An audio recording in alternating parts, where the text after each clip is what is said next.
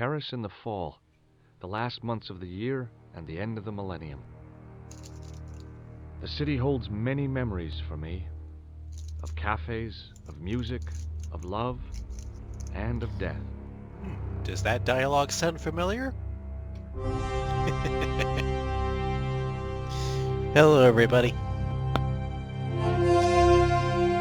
Today we're playing a classic point-and-click adventure game, Broken Soul, The Shadow of the Templars.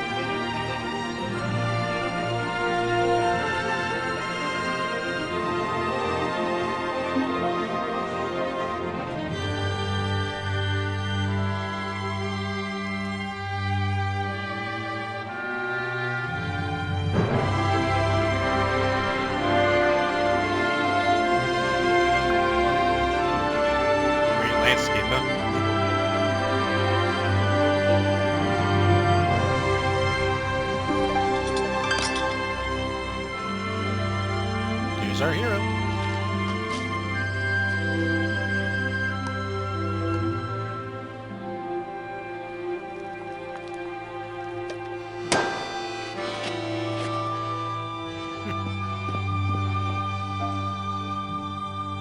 He's like, what?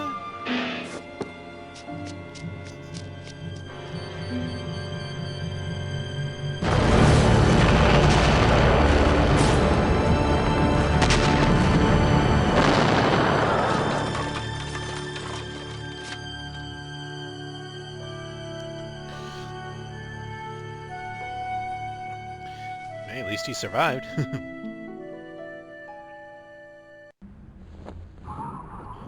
Looks like the start of an adventure, doesn't it? As I picked myself up, all I could hear was the ceaseless drone of traffic. Life went on around me. But the explosion was to change my life forever.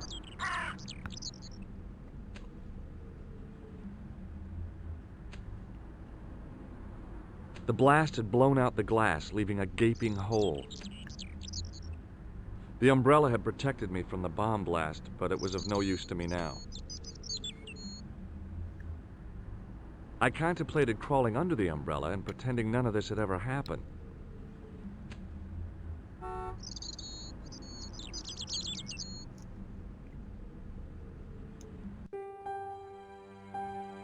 The pretty young waitress was unconscious.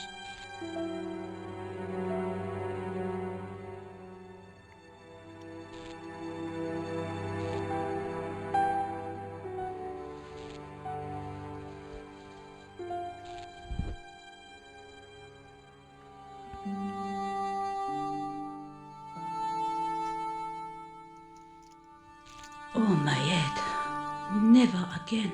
How much vodka did I drink? Oh, no, don't tell me. What is your name, Sherry? George Stobart, ma'am. Oh, American. She asked the question quite innocently, but I could sense her reserve. It was something which seemed to afflict all Europeans. You look like you could use a little help. I could use a little drink. I feel sick, dizzy, and bruised. I don't even remember the party. Just relax and take it easy. You've been knocked out. You don't say. What happened? There's been an explosion. You should try not to move. Are you a doctor? No, but I used to play hospitals when I was a kid. Can you remember anything at all? No. I need a drink. Pour me a brandy. You could be in shock. No alcohol. What about the old man? Is he dead? I think he might be. I've never seen a real-life corpse before, except for Grandmaman. That was different. She was family. Has he gone stiff? I shouldn't think so. He's only been dead a few minutes. Did you know the old man? No, monsieur. I never saw him before. How did the old man behave? Well, agitated. He kept looking about him at the door, at his watch. As if he was waiting for someone? Yes, I suppose so. He was worried about something, that's for sure. If you ask me, he was having an affair. He had that look about him, like a guilty husband. Do you remember what happened when the clown entered? I remember that horrible tune he played all right. It was like a funeral dirge. I'd never liked accordion music either. Did the clown speak to the old man? No, he just laughed at him. Then he grabbed the old man's briefcase and ran out of the door. Did you see what the old man had in his briefcase? No, he didn't open it. What did the old man do when the clown snatched his briefcase? Nothing. He just sat there like he was frozen. Did the old man try to stop the clown? Oh, he didn't have a chance. The clown dropped his accordion and ran out of the door. That's it. That's all I can remember. Stay here, mademoiselle. I'm going to look around for evidence. And let's start by looking here. It was the body of the old man. It was hard to believe I'd seen him alive only minutes before.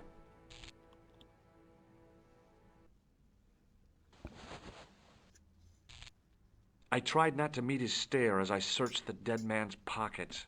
No wallet, no papers, no credit cards. The guy's past was a blank page.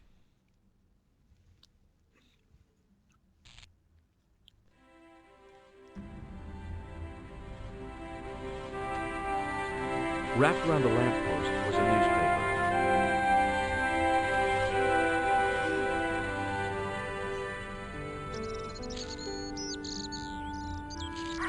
The leading article referred to the visit of a Nobel Prize winner from some unpronounceable Eastern European state. That was the only news story. The rest was rumor, gossip, and sensationalism. Then I noticed the writing at the foot of the page. It read Salah ad-Din, 1345. May be useful later. I considered climbing the lamppost, but it wasn't going to shed any light on the affair.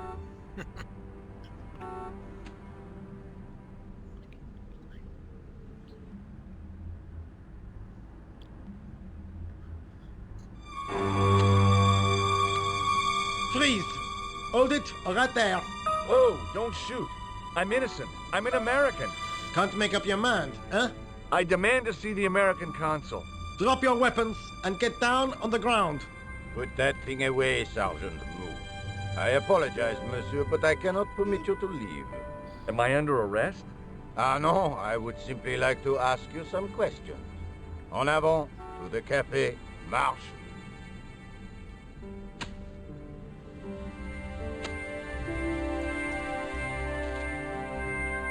What a mess. This bombing is an outrage, is it not? Stop that, monsieur.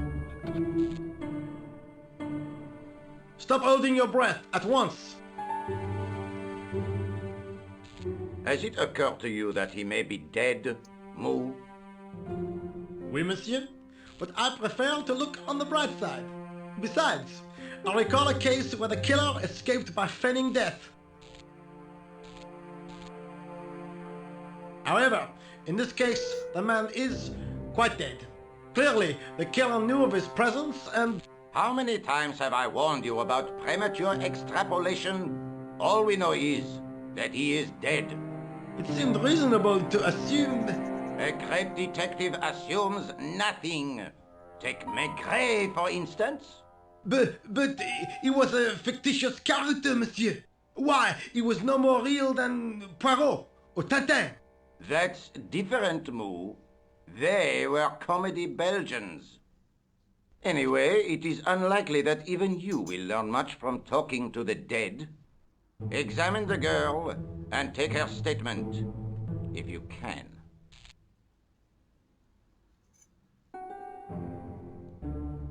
Et maintenant, to business.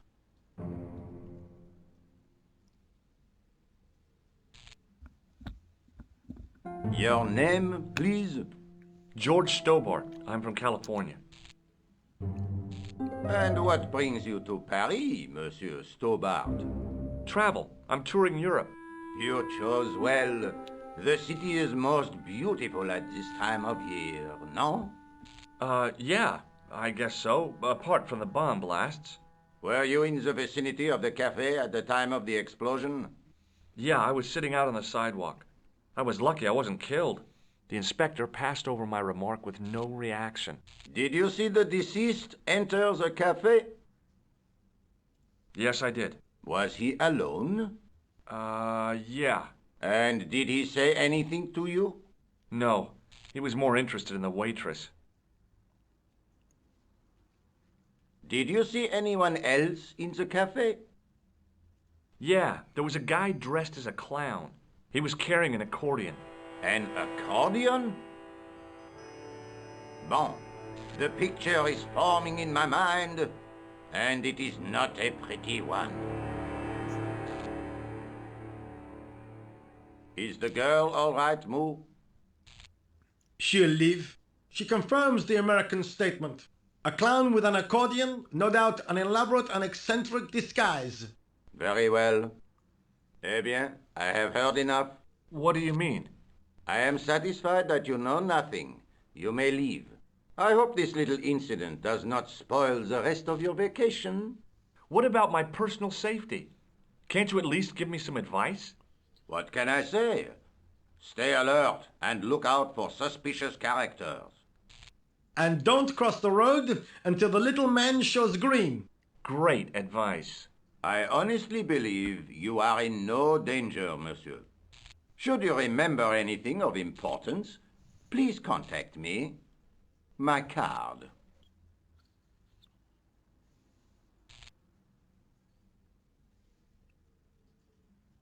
Thanks.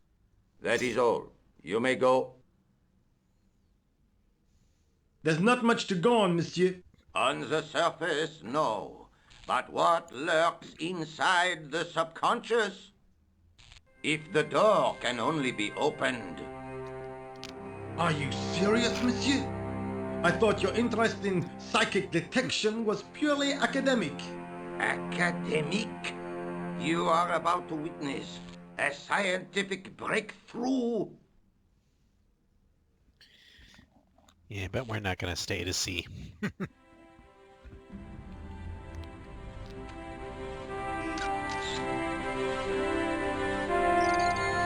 The girl presented a confident but sullen mask to the world, an expression more suited to the face of a delinquent youth.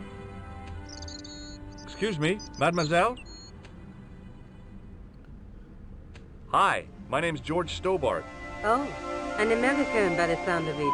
Yeah, that's right, on holiday in Paris. Some holiday, huh? You were here when the bomb went off? Sure was. Sat right out front of the cafe. Did you notice a middle-aged man, maybe 60, with an hat and overcoat? I couldn't believe it.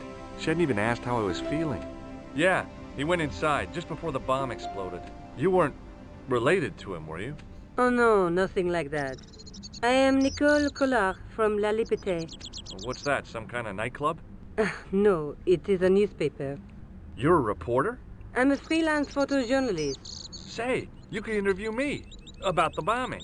You know, an eyewitness account. Minutes after the outrage that shook the whole of Paris. You know, real-life drama, human interest, that kind of stuff. I'll just stick to the facts, thank you. Did you see who planted the bomb? I know it sounds crazy, but he was dressed like a clown. Oh God, it's him again. Have you met the clown before? It's a long story. I have plenty of time. I don't. Do you know a police officer called Rosso? Rosso? Our paths have a knack of crossing. If I didn't know better, I'd say it was deliberate. Have you seen Rosso? Is he here? He's inside, attempting to question a witness with his psychic powers. What? That guy is weird. Yeah.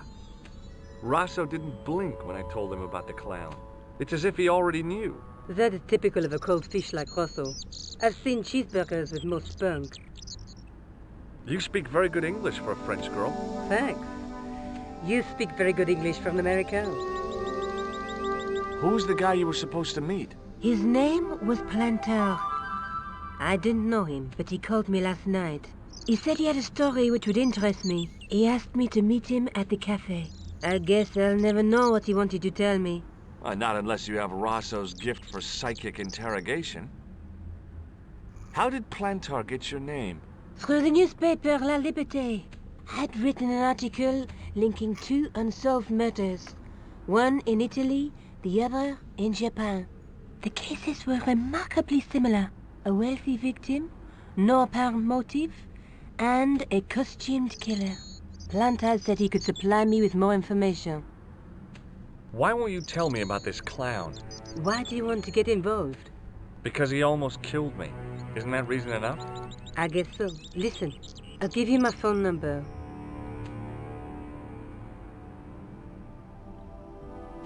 You help me with my story, and I'll let you in on what I know. And let's get one thing straight right now. This is strictly business. Okay, it's a deal. I have to go develop these pictures. Bientôt, monsieur. Fine, I'll, see you soon.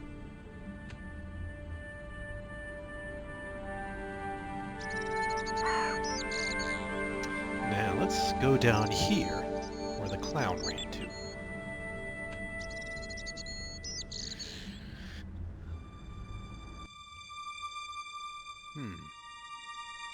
No one here now. The drain pipe looked as if it would bear my weight. I took a deep breath and prepared to climb the drain pipe. I guess the clown had an escape over the rooftops.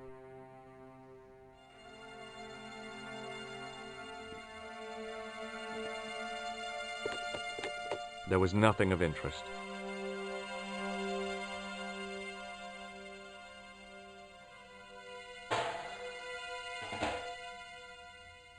It smelled like someone had dumped a truckload of fish in a locker room on a hot summer afternoon.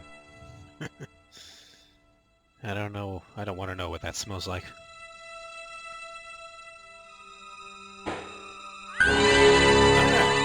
Kitty! So that leaves us with one other option. He went into the sewer. I tried to lift the cover with my fingers, but couldn't gain any leverage.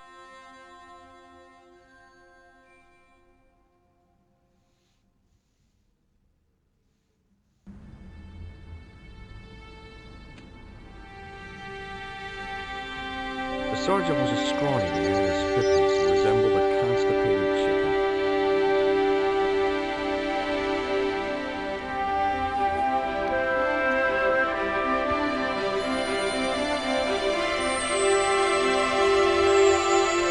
Excuse me, Sergeant. You heard the inspector. Go on, monsieur. Did you find the victim's briefcase yet? No, sir. The inspector gave me specific instructions to guard this door. Until he countermands these orders or backup arrives, here I stay.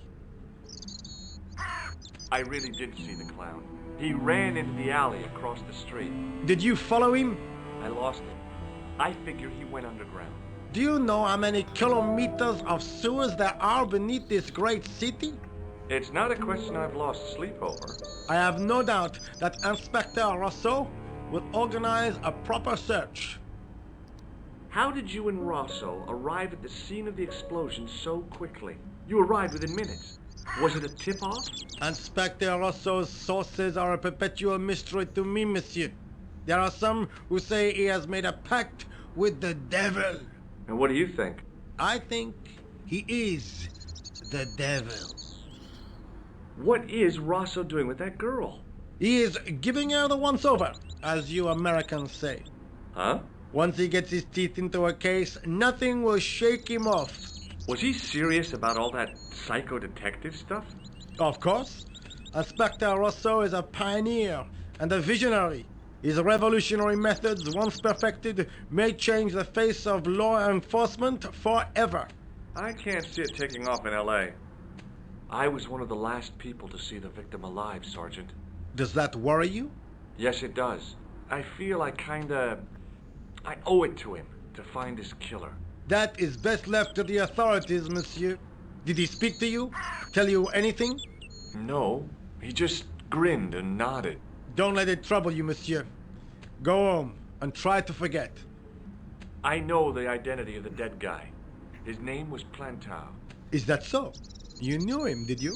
No, but We'll know everything there is to know about him soon enough. I'm trying to be helpful here. The best way you can help us is to go home, monsieur. I found this in the street, Sergeant.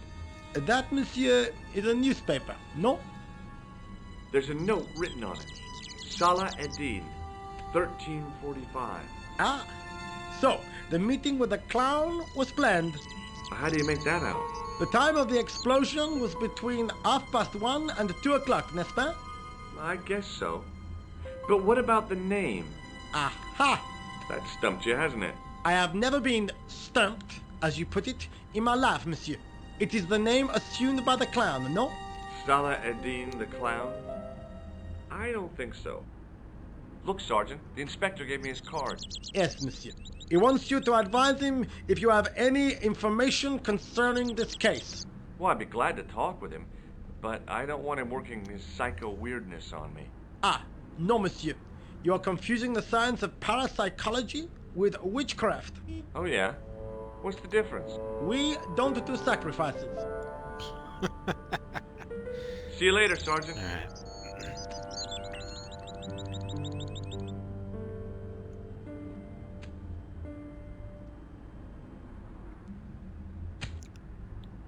It was a tent made out of plastic sheeting.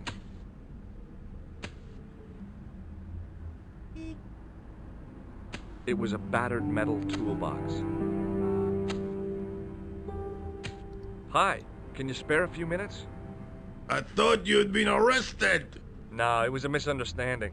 When he pulled that gun, gah! I thought that was it. Those automatics pack quite a punch, you know?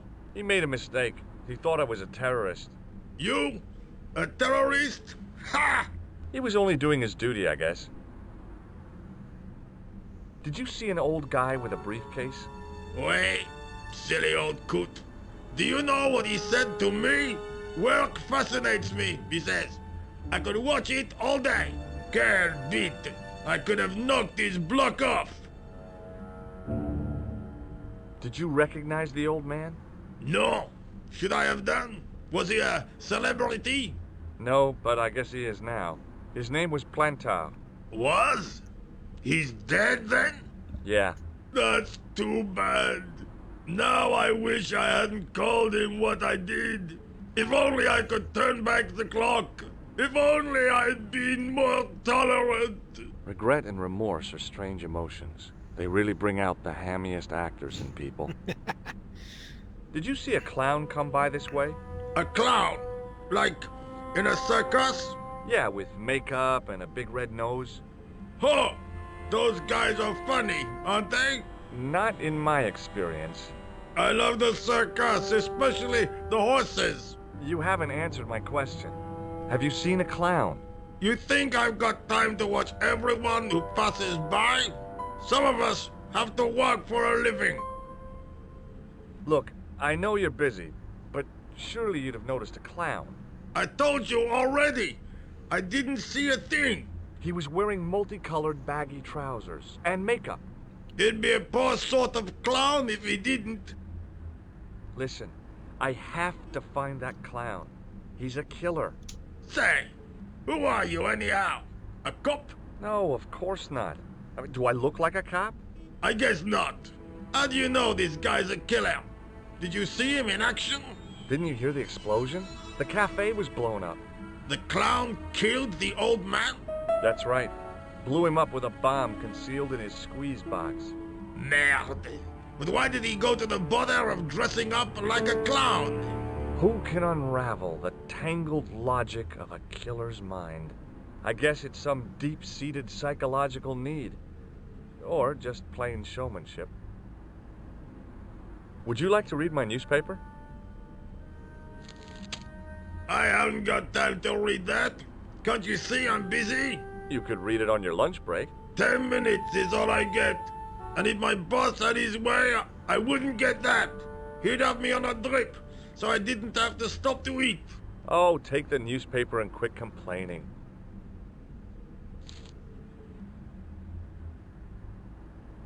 Bah! Look at this! Damn bleeding out liberals! Tja! Save the dolphins! Catch them and eat them, I say! All that fuss over a bunch of fish!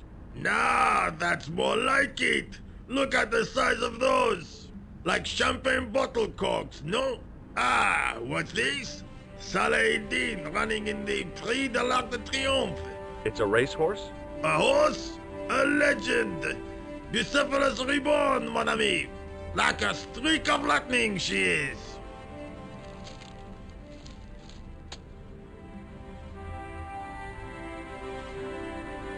Do me a favor, won't you? Keep an eye on my hole. I'm off to put some money on that nag.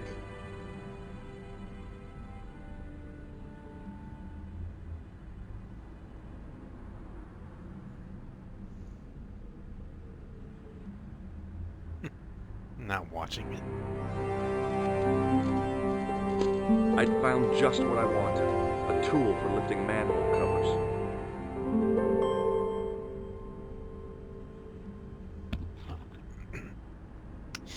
Yeah, we have our own business to do.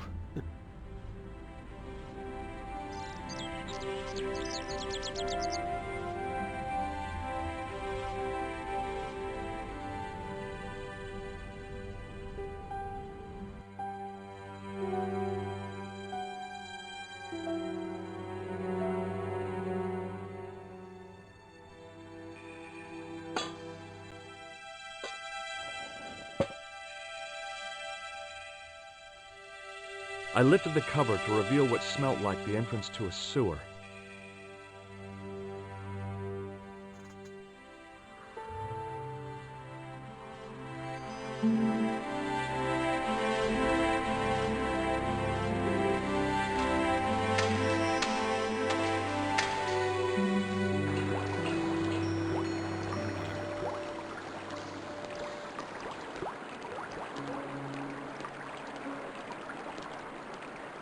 It was a shiny red plastic ball sat incongruously on the slippery green-slimed floor. As I picked up the plastic ball, I realized it was intended to be worn. It was the clown's red nose.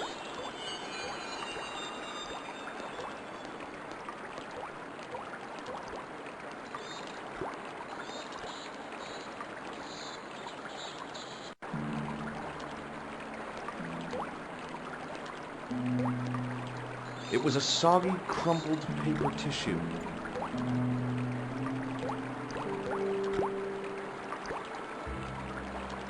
I scooped up the sodden tissue. It was cold and greasy, like breakfast leftovers.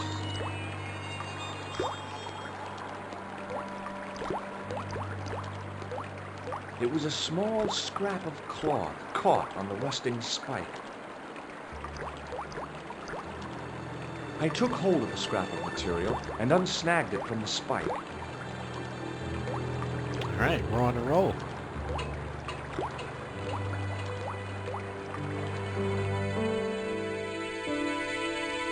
Hi there. Hold it right there, you sewer rat. I knew you'd come back, and now I've got you. What are you talking about? You're trespassing. Come out of there, immediately. That's what I'm trying to do. Give me your hand. Ha! You won't catch me with tricks like that. Keep your distance, monsieur.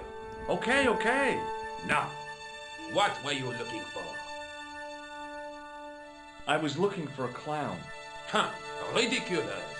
Do you really expect me to believe that? He planted a bomb in the cafe and blew it up. What? The cafe? Blown up? Mon Dieu, that is awful. And you say the person responsible was dressed as a clown? That's right. He blew up the cafe, escaped into the sewer, changed his clothes, and came up here. Ah, mon Dieu! Then, the man I chased, Do you think that man and the clown are one and the same? Well, yes, it had crossed my mind. Ah, that still does not explain what you are doing down the sewer. For all I know, you are in league with him. Oh no, I'm just a tourist. Haha, most tourists are content with the Eiffel Tower, the Louvre, or the Pigalle. I didn't realize my waste pipes were such an attraction. Now, he won't give you any information unless you show him this. Perhaps you'd like to take a look at my card?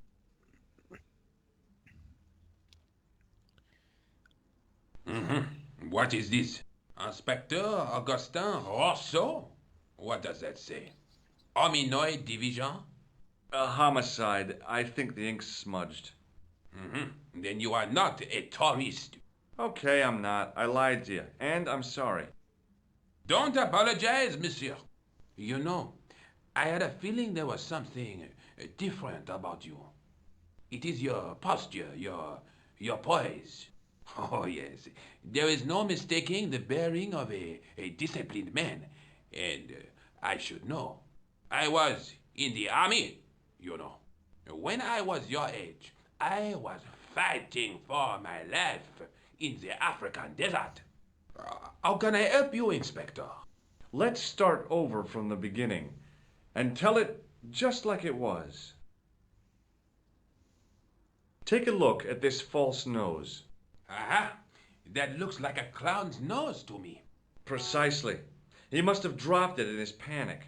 Unless he wanted you to find it. Why would he want to do that? To put you off the scent. Tell me about the man you apprehended.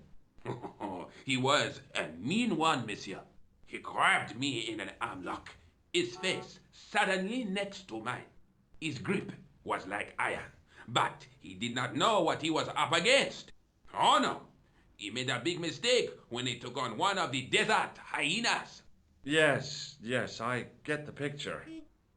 Does the name Plantar mean anything to you? No, it doesn't. Do you know the waitress at the cafe?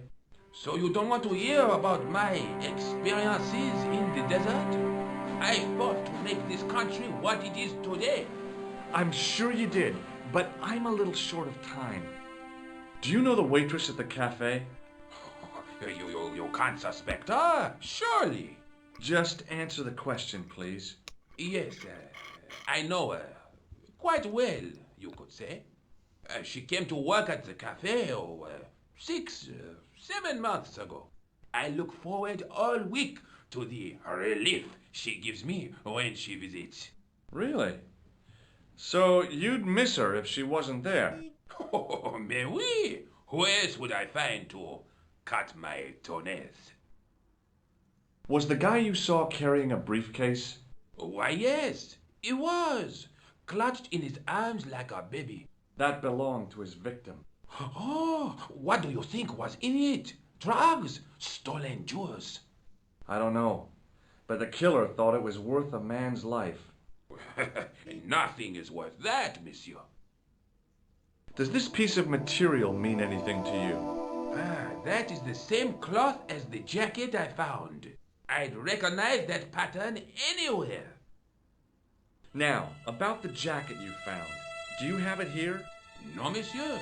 One of the sleeves was badly torn, so I sent it for repair.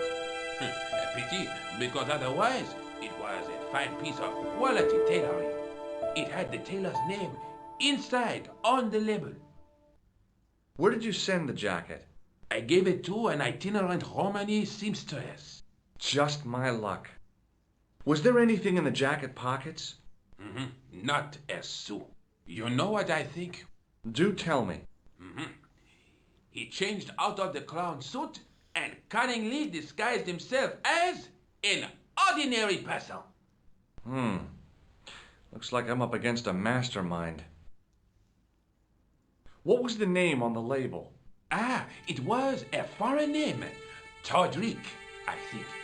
Did you get the address? There wasn't one, monsieur. Only a telephone number. Well, I don't expect you to remember a phone number you've only seen once. 74 98 08 59. You're kidding. That's his phone number? Yes, that's it. A little secret number that I learned in the desert. I was taught the technique by a Tuareg shaman. That's incredible. It comes in handy at the supermarket checkout. Do I get a reward? Honesty, monsieur, is its own reward. Then I'm glad I do not rely on honesty to pay the bills. I have to be going. Thanks to your help, the citizens of Paris can sleep a little easier tonight. Raymond, I was only doing my duty, monsieur. Good luck, Inspector. I hope you catch that killer soon. I'll let you out.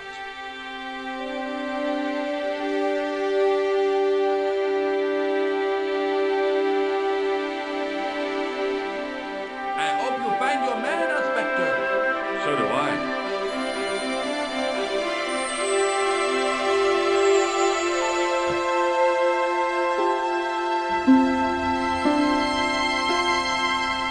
It was a huge and weighty-looking engineer's telephone.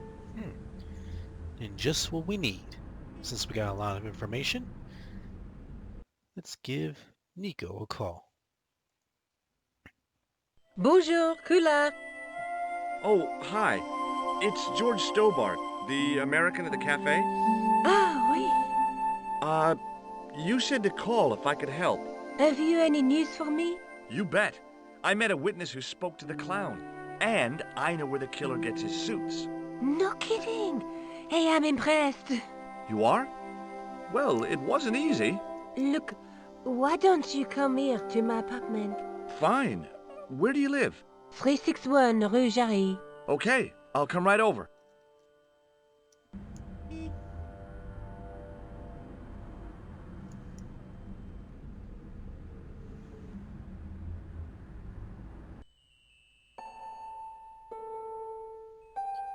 Let's go over here first. The policeman was not much older than me. His face wore an expression of intense concentration. There's some funny dialogue here. Excuse me. Excuse me. Not so fast. I'd like your personal details, please. Huh? What for? In the event of an accident, it would help us to know where to send the body. Look, is this really necessary? I came in here to talk to Rosso. Why did you not say? May I see Inspector Rosso? He's not here. But Do you wish to leave a message for him? I have a choice of blue or black pen. I'd recommend the blue for a less formal communication. I'd prefer to talk to him in person. As you wish, monsieur. Do you know anything about Rosso's psychic techniques? I cannot comment on my superior's methods. All I will say is that Inspector Rosso has an impressive record. He's a good detective?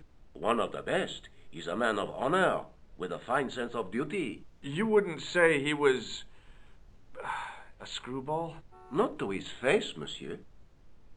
Is Sergeant Moo available? What? You want to speak to him? Yes, please.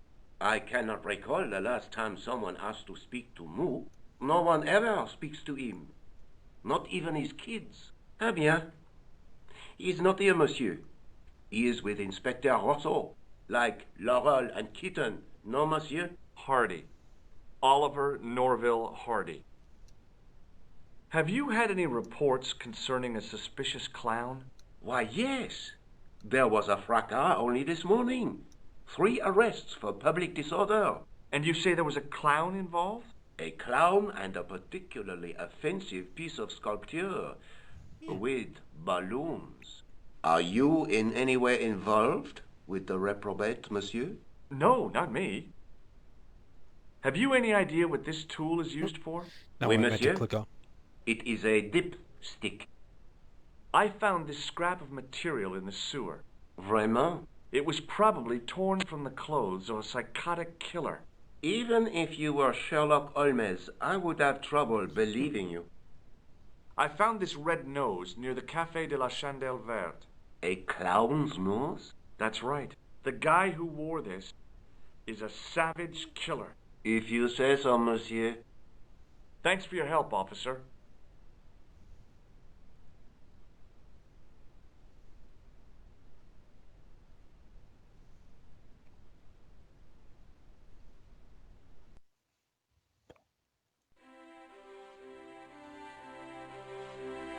The shop window featured a display of gowns and women's stuff.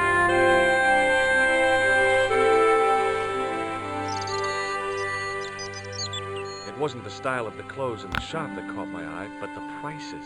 The same amount of money would feed a starving family for the rest of their lives. I guess people who buy that kind of stuff don't have a problem with their consciences. They were lilies or tulips. Some kind of flowers anyhow. Pretty, I guess, if you like that sort of thing. Me? I couldn't see the point of buying something that was already half dead. The woman was doing something with a pair of needles that couldn't be described as knitting. She was a cheery old soul, the kind you'd walk across the street to avoid.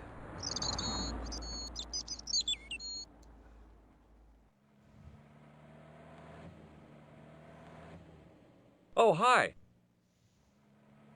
Bonjour, monsieur. Would you like me to foretell your future?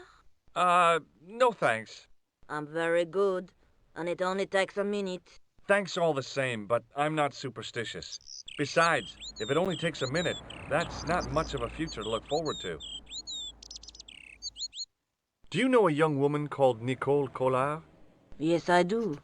She lives upstairs from me, in the apartment block across the street. The door isn't locked, but you'll need to give it a gentle nudge. It sticks, you see, because of the damp. The landlord said he'd fixed it before winter sets in. He's been saying that for 3 years. How long has Mademoiselle Collard lived here? A few months. She's in for a shock when the cold weather comes. Drafty windows, insufficient heating, it's a struggle to keep warm. The only reason I stay is because the rent is cheap. Your young lady, she deserves better. I thought Mademoiselle Collard was a successful photographer. Not as successful as she makes out for all her fine clothes. Oh, I've heard her crying herself to sleep at night. That's awful. Now don't you let on that I've told you. She's proud, that one. Too proud, if you ask me. See you later. That's right, monsieur. You will.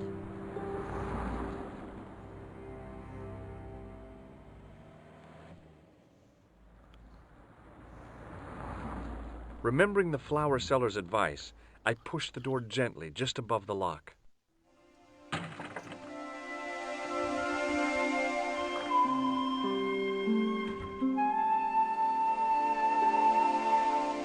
Bonjour. I'm glad you could make it, monsieur. Please, call me George.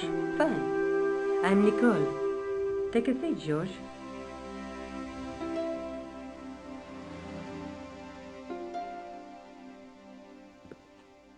Eh bien? And what have you been up to? I've been exploring the sewers beneath the cafe. I thought I could smell something bad. The clown used the sewer to escape and to change out of his costume. I guess he was in a hurry. He left his jacket behind. And? I got his tailor's phone number. You had better luck than I did. Luck, she said. Luck! Hard work, I'd call it. What happened? I took my photographs to the editor, but he wasn't interested. Can you believe it? He told me to drop the story. But you're not about to do that. Oh, no. I am going to find out what's behind these killings. You know what I think? It's a conspiracy. The police in 3 different countries have kept very quiet about the murders. The press don't connect them at all.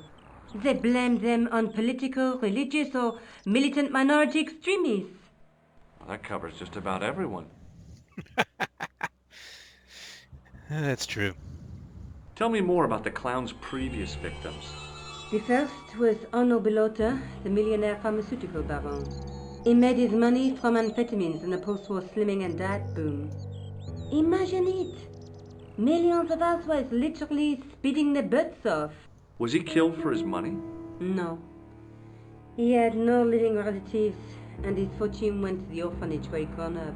The only witness in the case was his Filipino au pair. She swears he was led to his death by a snowman. What about the clown's second victim? Yamada, the controversial Japanese green politician. He inherited his fortune from his father's electrochemical consortium. He was committed to dismantling Japan's automobile industry. I can't see him gaining much support with a loony policy like that. Yamada was a man of vision. He was years ahead of his time. If you say so. How did he die? At the hands, or should I say, flippers, of a giant emperor penguin. A snowman, a penguin, and now a clown. You know, I hate to admit it, but this is scary. And I'll tell you what, I won't be accepting any invitations to costume parties. I don't blame you for being scared. I am too. But this story could be my only chance of a big break. Or a premature death. I found a piece of material near the cafe.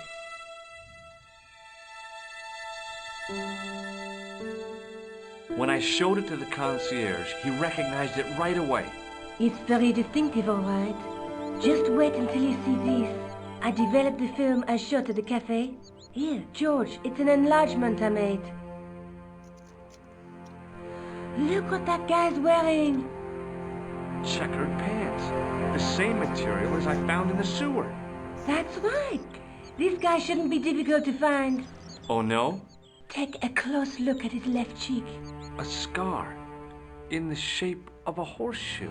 Oh, a crescent moon. Now we have an idea what he How looks come like. you enlarged this photograph of me? Because I noticed the guy behind you, of course. Tell me more about yourself. Oh, there is not much to tell. Well, how did you get into photography? I guess I owe that to my father. He bought my first camera. I was 8 and my parents had just split up.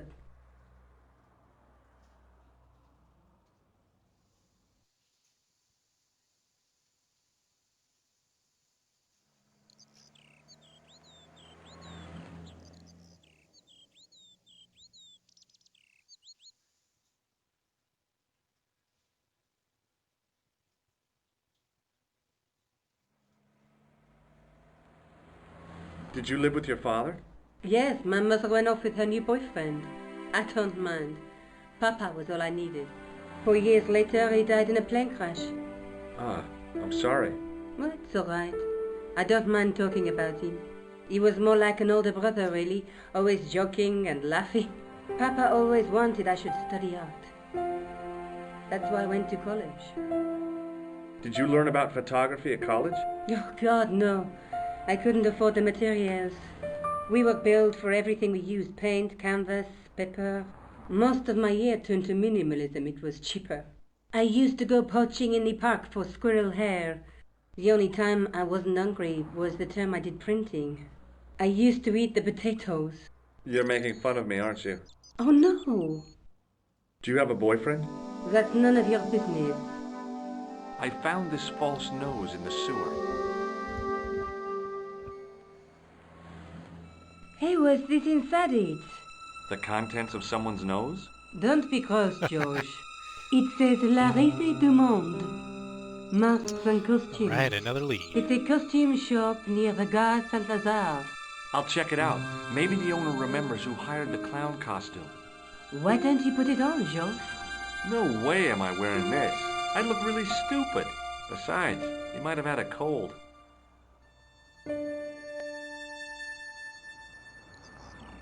I'm going back out to search for that clown.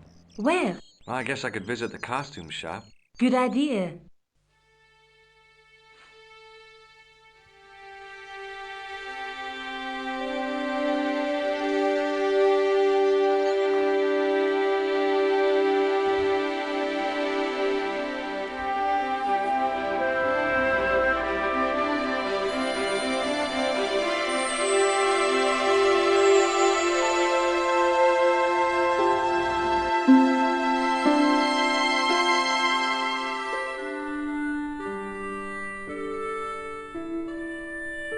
The guy's spoon-shaped face was mournful and humorless. He looked like a vegetarian in a slaughterhouse. Excuse me, Bonjour, monsieur. Please, come in. Welcome. Leave the mundane world behind, for in these four walls, fantasy is king. I don't want a costume. Didn't you ever dress up when you were a child? Not that I remember. Incredible! You'll be telling me next that you never shared your elder sister's lingerie. I don't have a sister, and I think I'd look pretty silly in a brassiere. I just need some information. Of course. How can I help you? I'm looking for a man who hired a clown costume from you. Oui, monsieur. I do not see how I can help. Don't you keep a record of costumes that you've rented out? Of course, monsieur, but... Well, then, I'd like to check your records. Give me the names of everyone who's rented a clown suit. Impossible. There are too many. The clown I'm looking for is a cold-blooded killer. Give me his name, and I'll see he's brought to justice. I'd help you if I could, but you can't expect me to remember all my customers. You see, the clown costume is our most popular line, monsieur. On average, we hire out more than 30 clown suits a week. You'll have to give me more to go by. A description, perhaps? Do you recognize this man? Ah oui, he was here this morning. Does this dirty tissue mean anything to you? Let me smell that.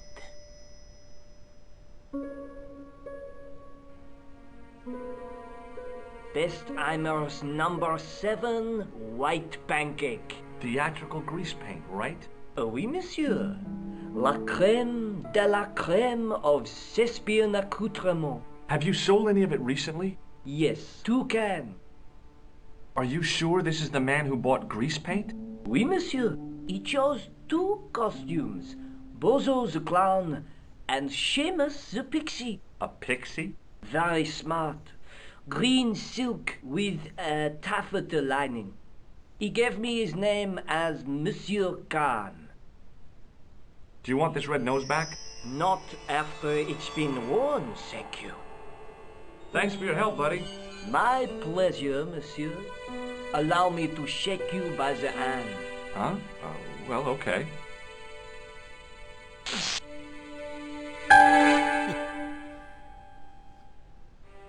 What are you trying to do, kill me?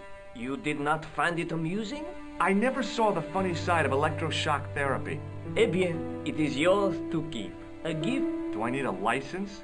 No, but I give you a word of warning, monsieur. What? Remember to switch it off before you visit the toilet.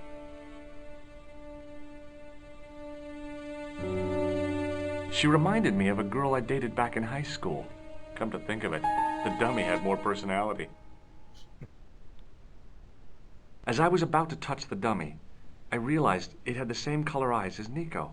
The strange thing was, I hadn't realized I'd noticed the color of Nico's eyes. The dummy wore a traditional Puro costume.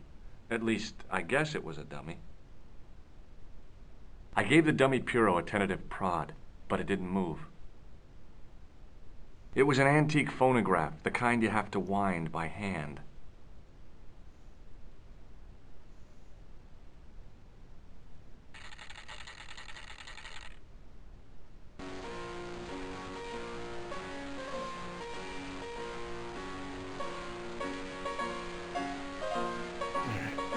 Let's go. We got all the information we need.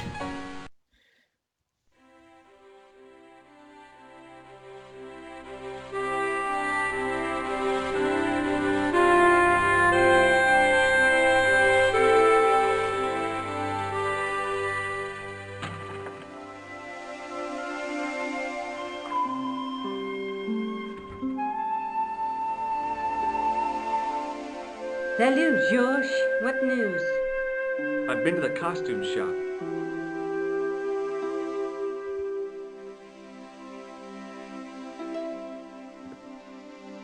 Yeah, I like it. What are you supposed to be? I didn't hire a costume. These are my clothes and you know it. Did you ask about the clown? Yeah. He used the name Khan. He hired 2 costumes, the clown and a pixie. Then we're one jump ahead of him. How do you make that out? He probably plans to use the pixie suit next time he kills. Oh, God, don't let it be me. I don't deserve to die at the hands of a pixie. Don't be silly, George. That won't happen. Oh, no? No, because every time you see a pixie, you're going to run like hell. What are you doing to help trace the killer clown? Research, George. Yeah? You have a copy of the clown's yearbook? I have a telephone and lots of contacts. Oh, well, did you find anything useful? Not yet. I'm employing my first and most useful weapon. What's that? Patience. Oh, I've heard of that. Isn't it a substitute for decisive thinking? Have you found out any more about the murders? Well, it may be nothing, but both the clown's victims visited Paris earlier this year. When? The second week of July. They were both here at the same time. Did they meet? I don't know, but I can't imagine it was coincidence. May I use your telephone? Sure, go ahead. Thanks.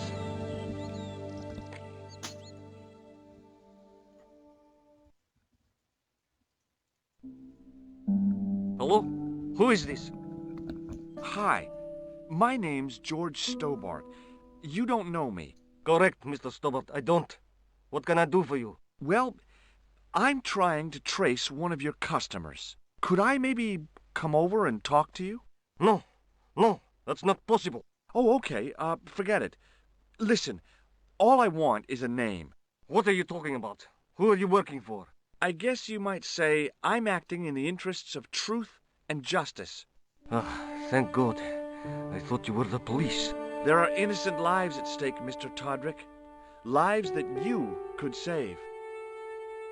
You're collecting for charity, yes? No, I'm not. All I want from you is information. Go on. I'm listening. The man I'm looking for is called Khan. He bought a suit from you, remember? Mr. Khan. Yes, I remember him. Yes, I delivered the suit to his hotel. The Hotel Ubu. I don't remember the room. It was upstairs. The second room on the right-hand side of the corridor. Thanks, Todrick. That's all I wanted to know. Now I've got you, Mr. Clown. Now we're getting somewhere. Do you know the Hotel Ubu? The Ubu? Yes, I do. That's where the clown stayed. Good work, George.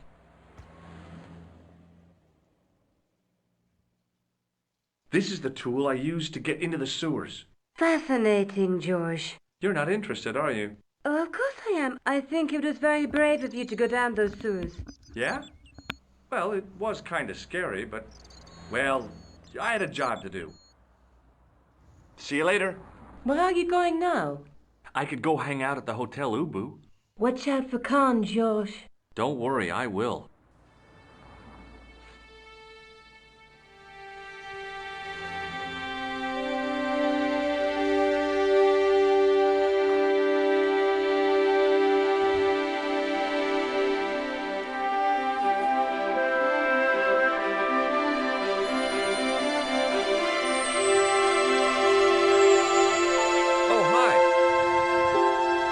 Hello, my handsome friend. Are the flowers for sale? Oui, monsieur. Okay. I'll take a bunch of those white ones. I wouldn't do that if I was you. No? They are lilies, monsieur. Some people associate them with death. Yikes. Thanks for telling me. What other flowers do you have? Dahlias? What do they signify? Insecurity. I don't want to give her the wrong idea about me. What about the tall yellow ones? Those are iris, the flame of passion. And the little yellow ones? Sensuality. Well, they're no use to me. I want to make an impression, not jump down her throat. Do you recognize the man in this photograph? What a hunk. He's a killer. I can see that. His eyes say it all. Do you recognize this nose? Non, monsieur. See you later. That's right, monsieur. You will.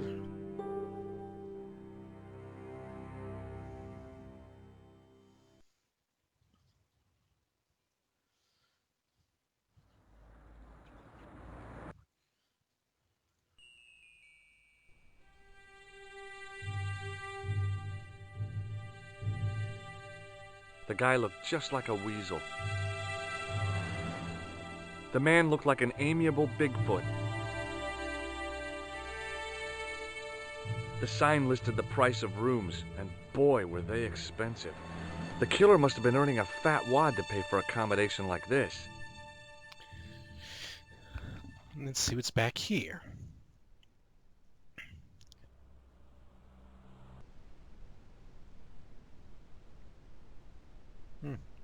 Nothing.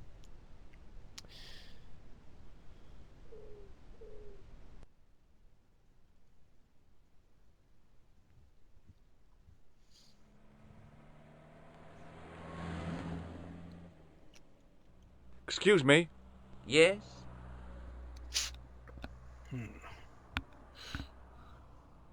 I'm looking for a clown. Are you trying to be funny? No, I really am looking for a clown. There are no clowns here except you. Do you know a man by the name of Khan? No, I don't. It's very important I get to see him, and... I told you, I don't know it. Do you recognize the guy in this photograph? No, I never saw him. Have you heard of a guy called Plantar? No, that name means nothing to me. Forget it. Excuse me. Yeah? You ever meet a guy called Plantar? No, I ain't. You missed your chance. If you're quick, you'll catch him at the coroner's. Do you happen to know a guy named Khan? That ain't nobody I know. I'm sorry to be a burden on your brain. Do you recognize the guy in this photograph? Is this a trick question? No, I simply asked if you recognized him. Okay then. Nope, I don't. Have you seen a guy dressed as a clown? No, I ain't. Don't tell me I missed him. Oh, that's too bad. I love the clowns, don't you? I've seen daytime television that was funnier. I love it when the little guys get hurt. That figures. Custard pies, hose pipe down the pants, then smack! A plank in the kisser. Shake my hand. Nah. Oh, rats. Do you recognize this tissue? Think carefully now. Ooh, ooh, ooh. I'm gonna have to hurry you. Ooh. Time's up, so I'll tell you. It's a used tissue with a liberal dump of Bestheimer's number 12. If you say so.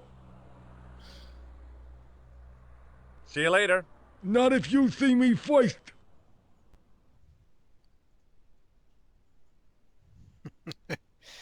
The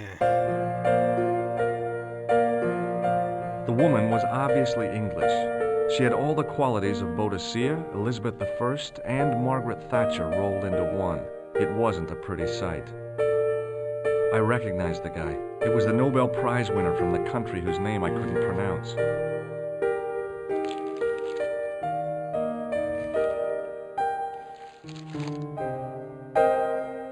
Excuse me, didn't I see your picture in the news? You're that Nobel Prize winner from some unpronounceable Eastern European state. Yes, that is me, in person. I don't want to worry you, but have you had any threats on your life? You know, mysterious phone calls, letters made up of headlines cut from the newspaper. I don't know what you're talking about.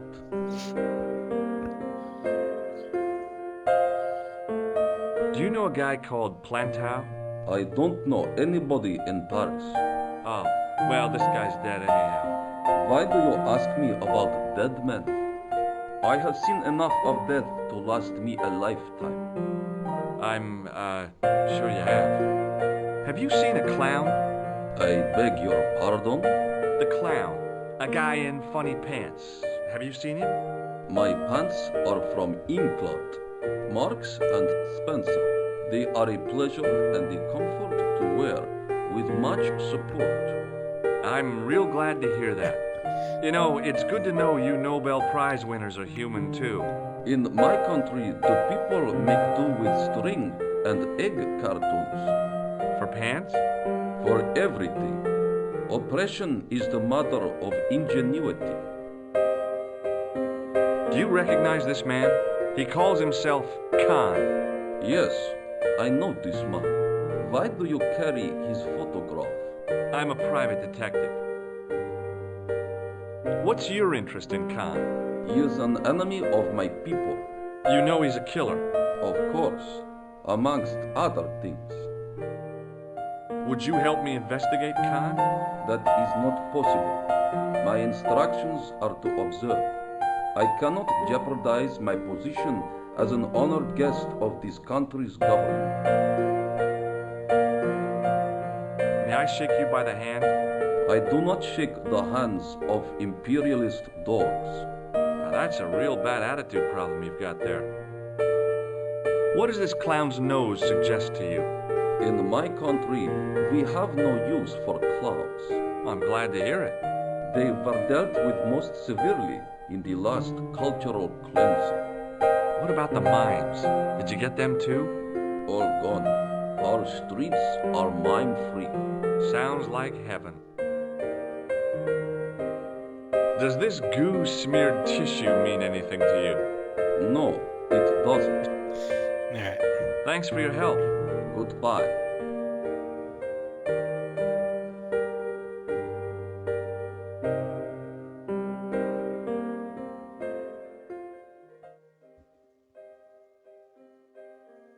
The sign on the door read 21. The sign on the door read 22. If the tailor's description was correct, this was the killer's room. The door was locked. Room number 23.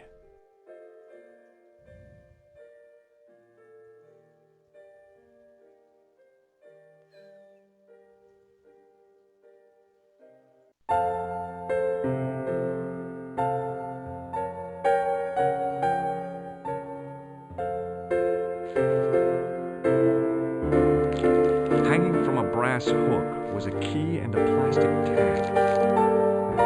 The clerk wore a disdainful expression, like he'd been born with it.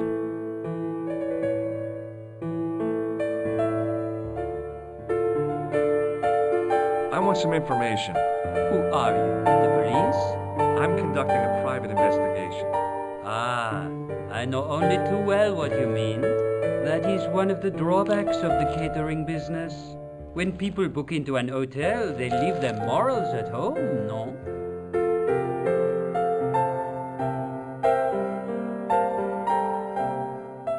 I'm looking for a man who dresses like a clown. This is a highly respectable hotel, monsieur. There are no clowns here. If you say so. Do you have a guest by the name of Khan? No, monsieur. Perhaps you would care to check the register. The man who calls himself Khan has a scar on his left cheek. Vraiment? I tell you, I do not know a man named Khan. Maybe not, but I noticed a change in his expression when I mentioned the scar. Do you recognize the man in this photograph? Yes, monsieur. That man is one of our guests. What name? I cannot tell you that. Do you know a man named Plantar? No, monsieur.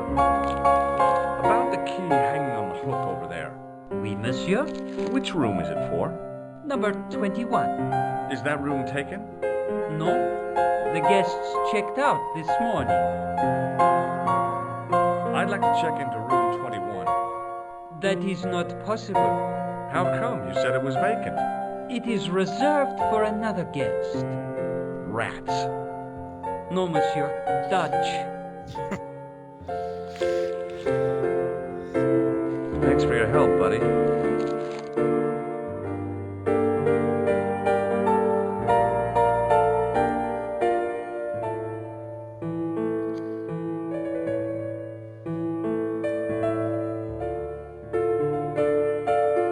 Hi there, ma'am. Well, hello. What can I do for you? I'm looking for a man. You disappoint me, my dear. For one foolish moment I thought... But never mind. Aren't you going to tell me your name? George. George Stobart, ma'am. How sweet!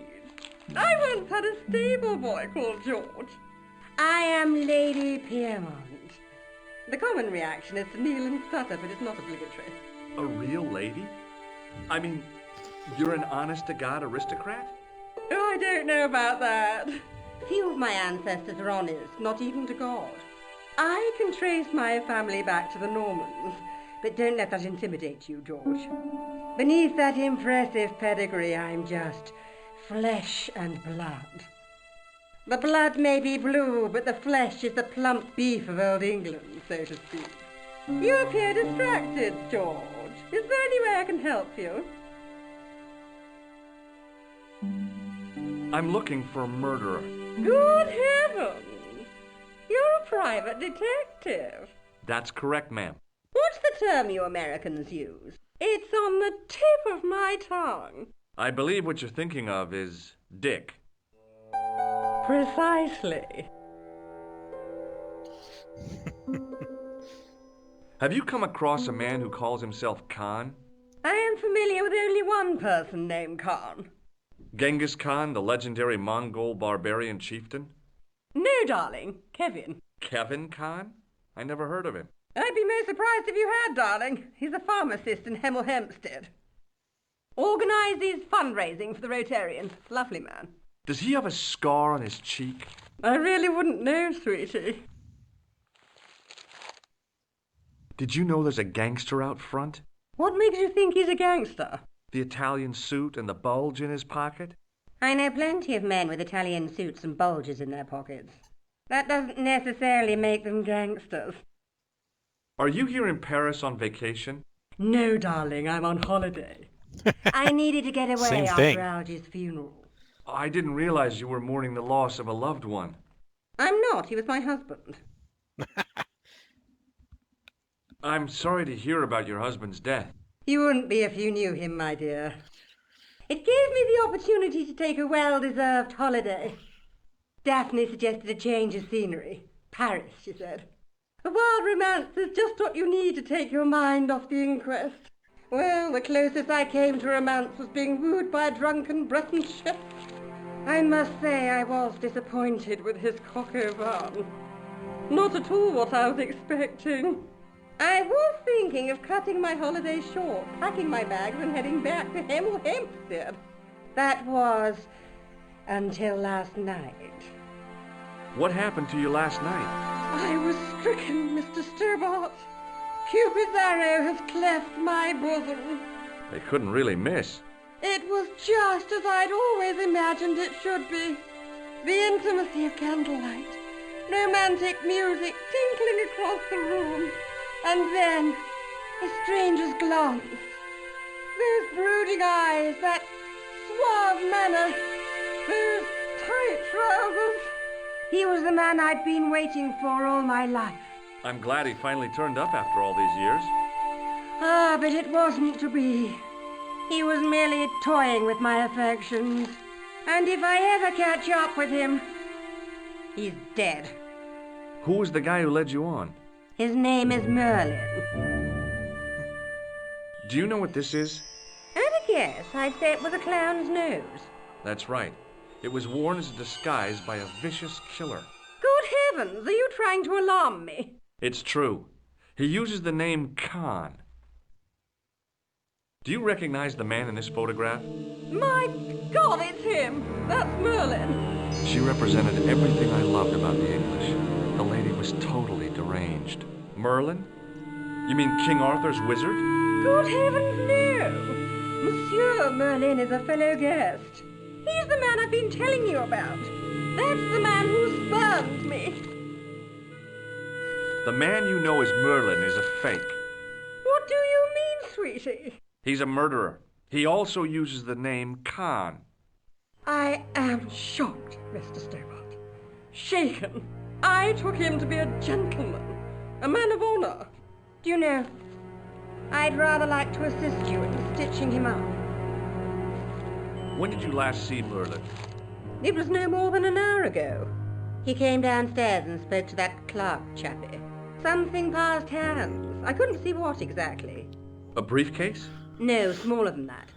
A bundle of papers, perhaps. The clerk put it in the hotel safe and Merlin went out. Are you sure you saw Merlin putting documents in the safe? Yes, darling, positive. I wonder what they were. Obviously something of great importance. Yeah. I'd sure like to get my hands on whatever it is. I'll bet they had something to do with Plantar's briefcase. Has Merlin returned to the hotel? No, he hasn't. Are you going to search his room? If I could get in there, I would. Would you distract the clerk while I borrow a key? Are you asking me to aid you in a criminal act, darling? Oh no, it's the key to an empty room. And why, may I ask, do you wish to gain access to an empty room? Do you plan to squat? No, ma'am. Scouts honor?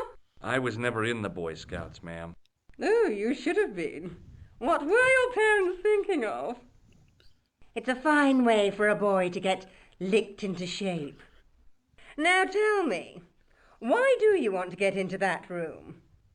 It's next to the room the killer is using. Ah, so you plan to eavesdrop on Merlin? I was hoping there might be a connecting door. I shouldn't think my feminine charms would be much use in this case, but a good dose of English arrogance might do the trick.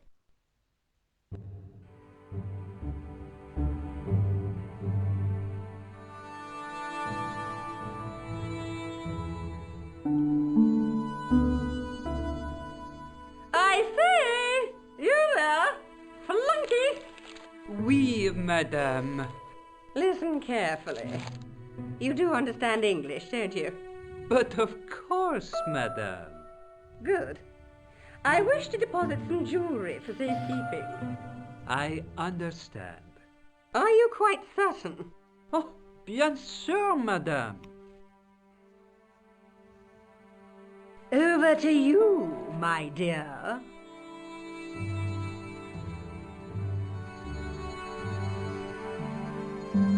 All right, I got it.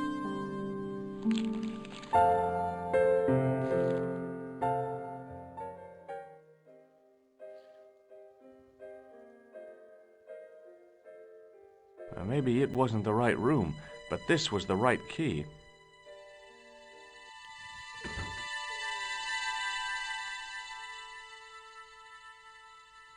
It was a massive mahogany wardrobe.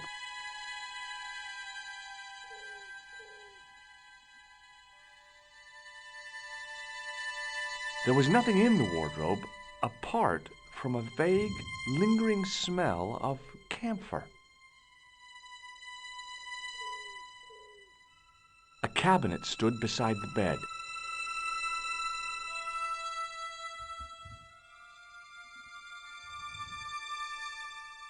The cabinet was empty, but it smelt of onions. No kidding, it really did.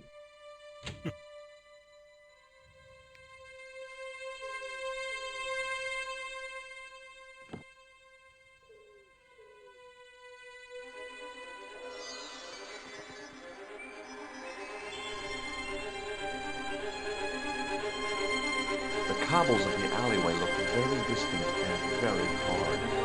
If I wanted my shin sticking out of my shoulders, I could have jumped. Mama Stobart didn't raise no suicidal fools, though.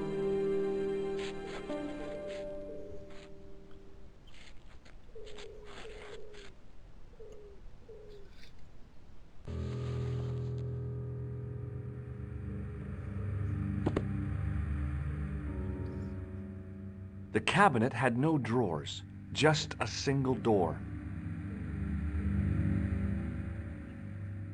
The assassin had been too smart to leave incriminating evidence beside his bed. The bed was several times larger than the narrow cot I'd been given at the place I was staying.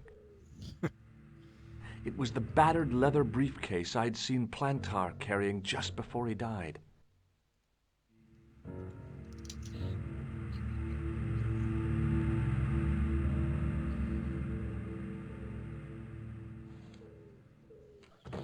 I searched the interior of the briefcase, but as I'd half expected, it was empty.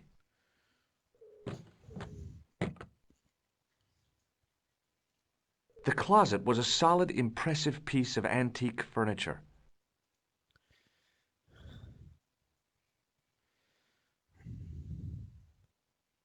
There was nothing in the pockets of the pants. The door led back into the hall, idiot. I was surprised to hear that the first time I played this game. The door led back into the hall, idiot.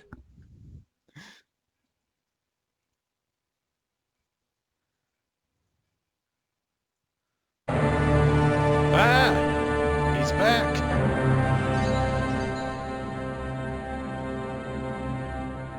I had the kind of feeling in my stomach that would usually send me running to the bathroom.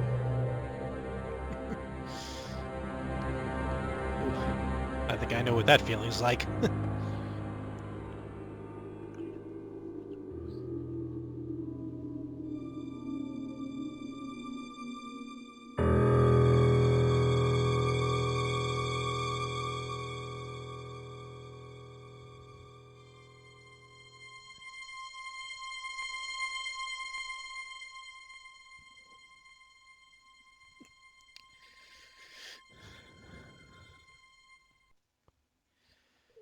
Whew, that was close.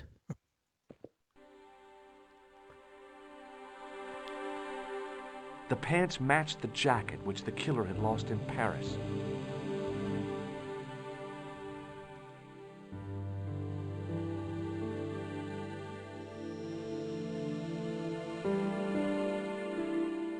I couldn't believe my luck when I found 2 items in the pockets of the pants. The first was an ordinary matchbook. No matches, no clues. The second was a pass card which read, Thomas Merlin, Gruber Electronics Corporation. Alright, let's click on this one more time. The door led back into the hall, idiot. Alright, let's go.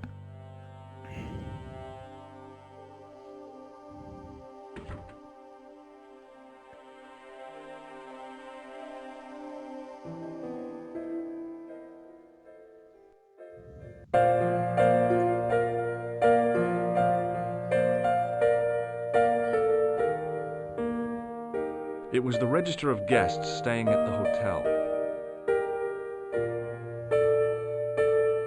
There was no one registered under the name of Khan, but the name in the book for room 22 was Merlin.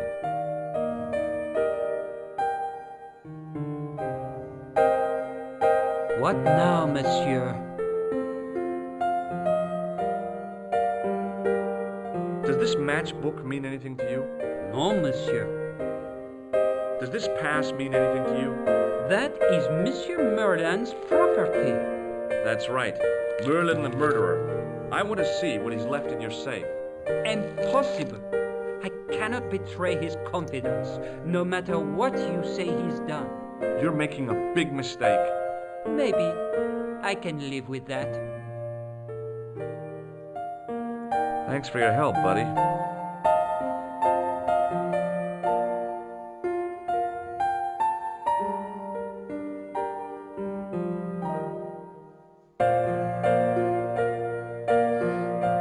Hi, ma'am. Hello, George. What can I do for you now? I found this pass in Merlin's room. So, that deceitful little man is passing himself off as an electrician, is he? Uh-huh. This guy probably has 1,000,000 faces. I showed the pass to the clerk, hoping he'd give me Merlin's papers. But he wouldn't buy it. He's too scared. I'll give him something to be scared of. Follow me, George!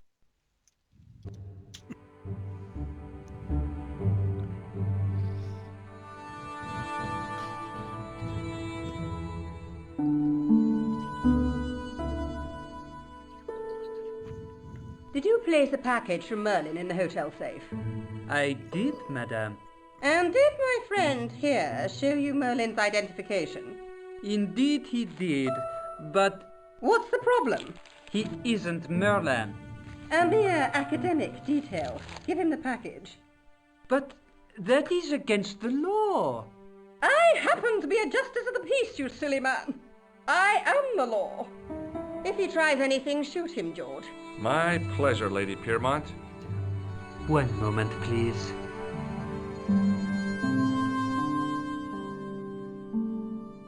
You know, I haven't enjoyed myself this much since Greenham Common. I don't know what I would have done without you, Lady Piermont. Voilà, monsieur. Le manuscrit de Monsieur Merlin. Thanks. How satisfying. An Anglo-American alliance that actually worked. The clerk had given me a tightly rolled sheet of parchment. I decided not to unroll it until I was safely back in Nico's apartment.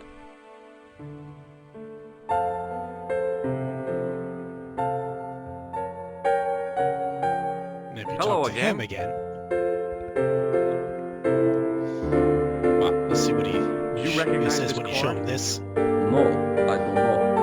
But if you show him this, Have you ever seen this old manuscript before? You know what it is, don't you? You are in great danger. Put the manuscript back and leave here. What's going on? I can say no more. Thanks for your help. Goodbye. gives you a little hint.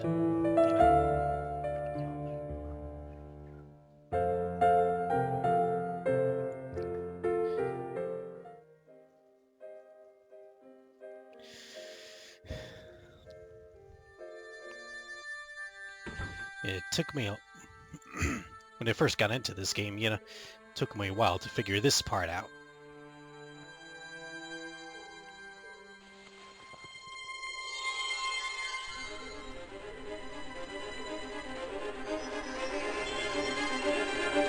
I knew this was no way to treat an ancient manuscript, but I couldn't let it fall into the hands of the readers waiting outside.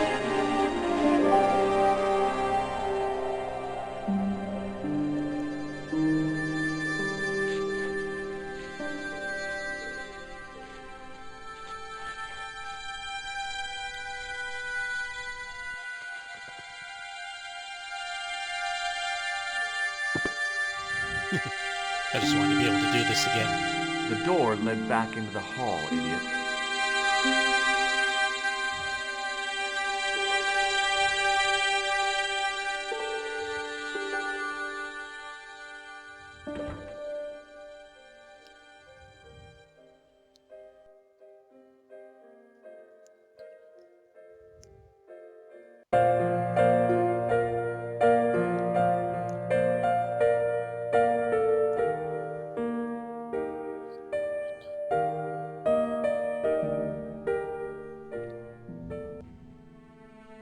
Just a minute, monsieur.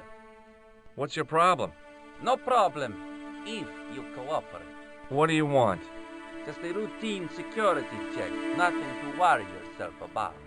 Oh, well, all right. Search him, Flap. You bet.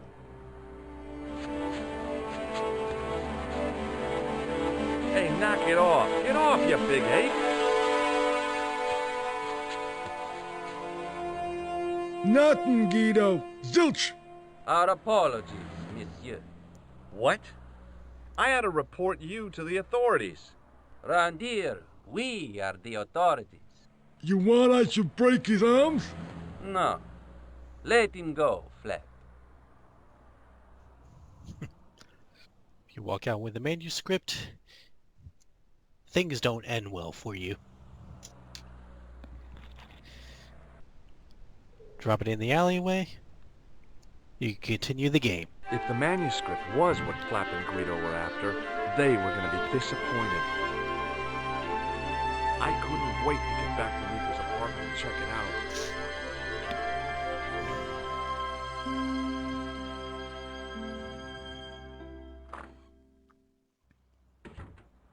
You're just not going to believe what I've found. It's not another part of the clown's costume, is it?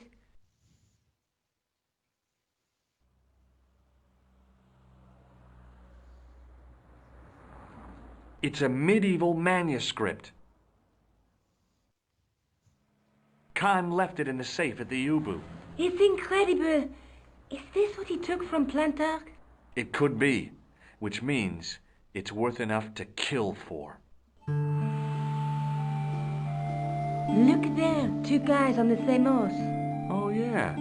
Maybe they couldn't afford one each. What of it? Have you ever heard of the Knights Templar? Their official seal was an image of two knights sharing a horse. Whatever this manuscript means, it's connected with the Templars. How come you know about these knights? I learned about them while writing an article on the Crusades.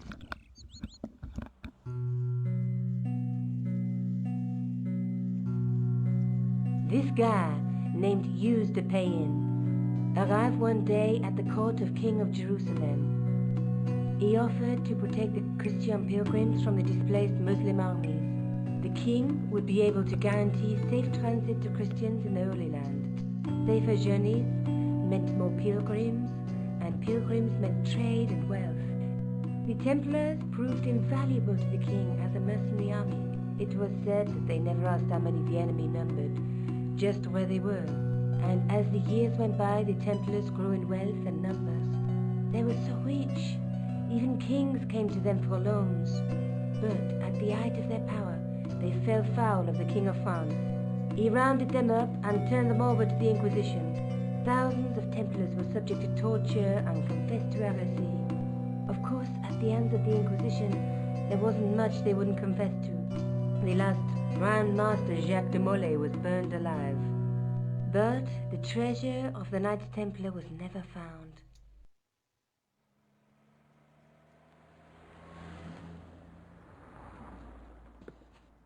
Jeez.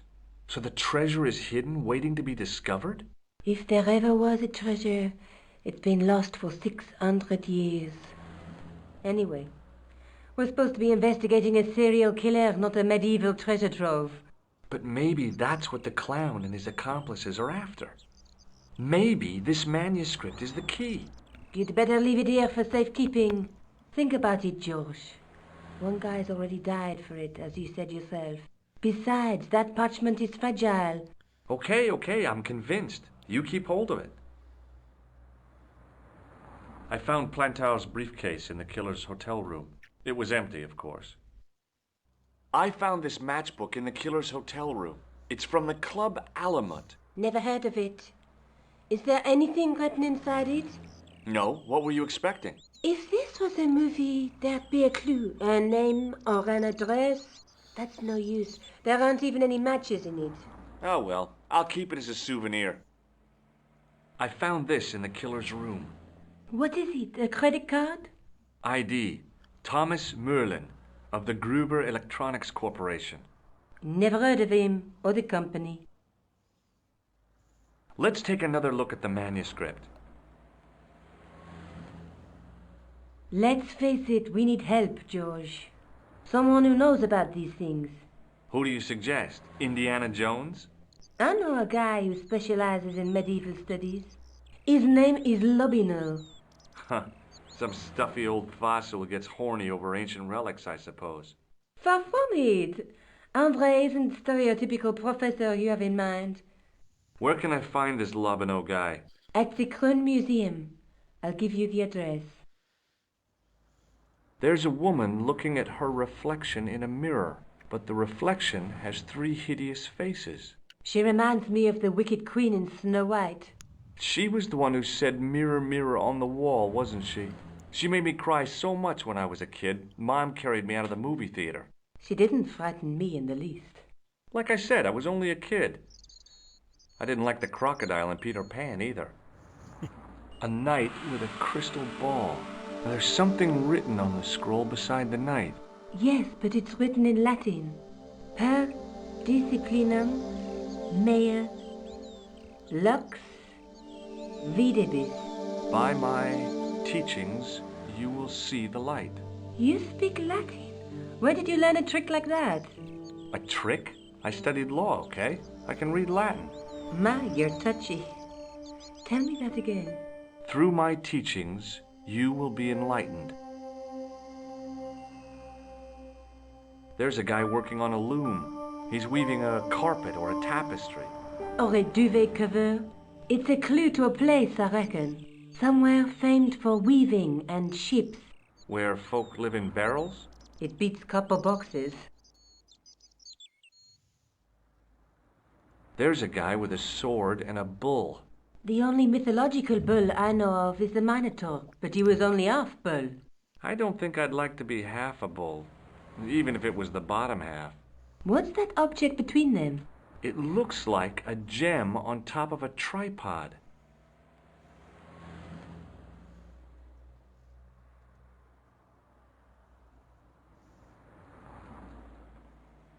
Maybe I'll check out the Kroon Museum. I'm sure you'll find it useful, George.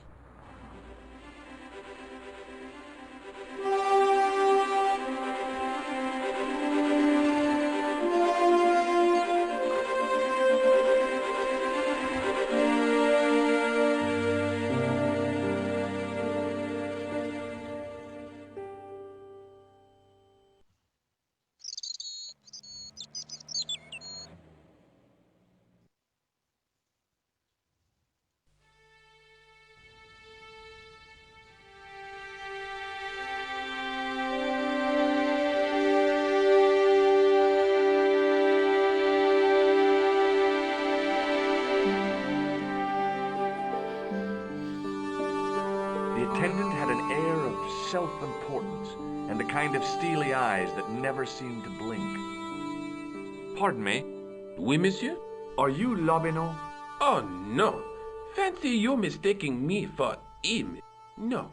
I am the deputy custodian. But Lobineau does work here. Work?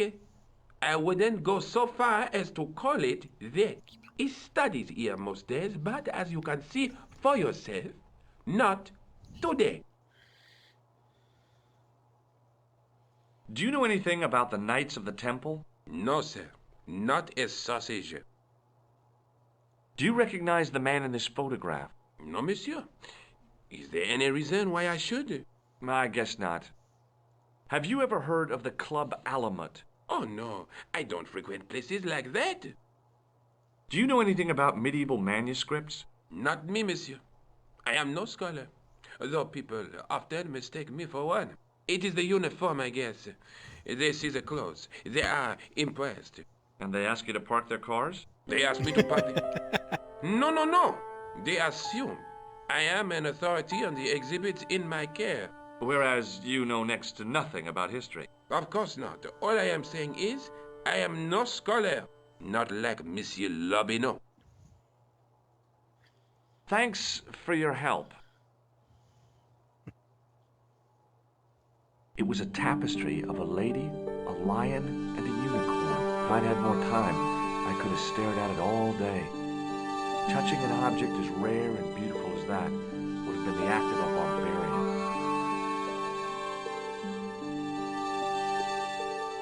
The case contained 2 rows of silver coins. Each coin on the lower row showed a portrait of a guy with a huge nose.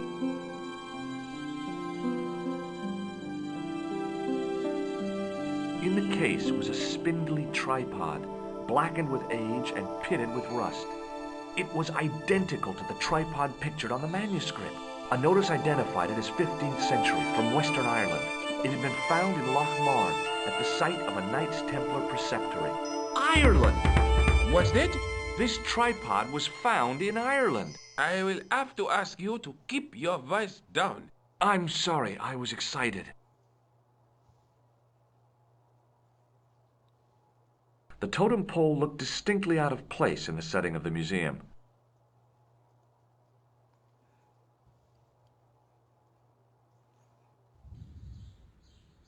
The tripod was definitely the one in the manuscript. The Templar connection confirmed it.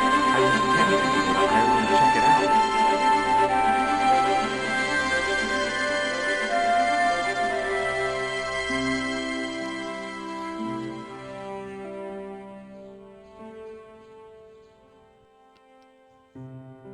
Whoops. Wrong place. Well, let's talk to him. Hi. You're the guy who gave me the tip, aren't you? Huh? The racehorse. Salah-ed-Din. Oh, yeah, but... I put every franc I had on that horse. Listen, My lifetime savings, next month's rent, everything. Oh, God. She won by 3 lengths. I'm a rich man. Call me Lucky George, the punter's friend.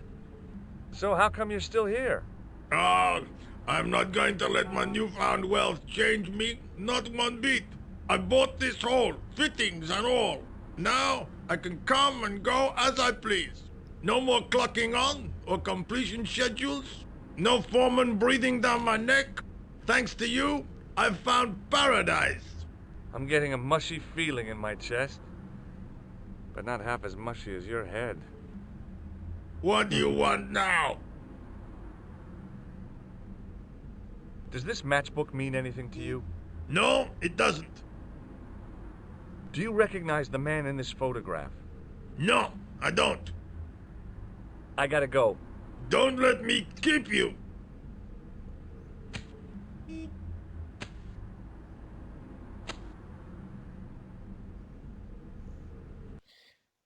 Here's where I meant to go.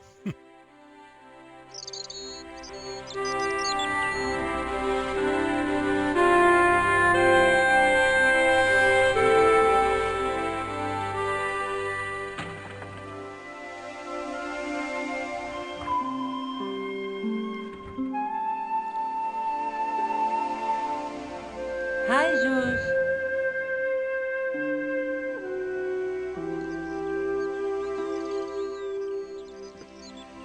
I found the tripod. Where? In the museum. It belonged to the Templars. It was dug up in Ireland at a place called Loch Marn. I have heard of Loch Marn. I read an article about the castle. Take a look for yourself.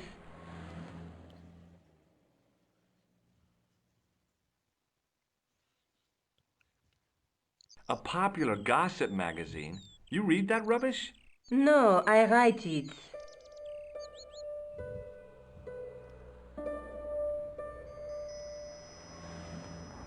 Professor Nigel Pegram, excavating the medieval castle at Loch Marn.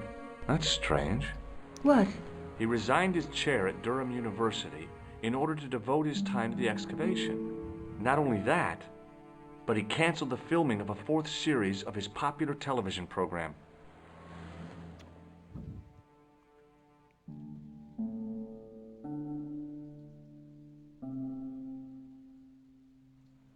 This site at Loch Marn must be awful important to him. He's a professor of history. They're all cuckoo. All the same, I'd like to talk to this Professor Pegram. How do you feel about a trip to Ireland? Disappointed. Huh? That I won't be going. I want to follow up the Bellotta case. If you really think Pegram's gem is important, why don't you visit Loch Marn? On my own? I'm not so sure about that. Where is Ireland exactly? What do you know about Professor Pegram? I've seen a television program, Pegram's Past. He's written a book, The Crusader Families of Ireland. I'll bet he'd be interested in the manuscript. I'll see you later. Okay. Keep me informed if you find anything new.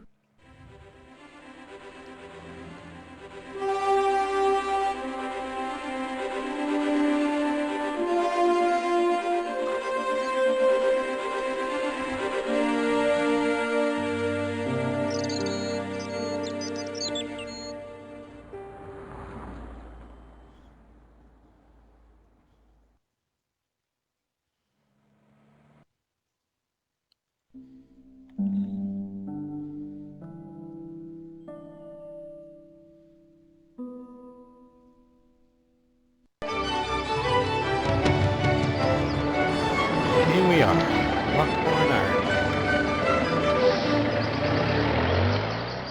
Several hours later, I arrived in Ireland, the Emerald Isle. I'd been lucky to get a bus from Dublin to the tiny village of Loch Marn. On the way out, the driver told me there was only one service a day.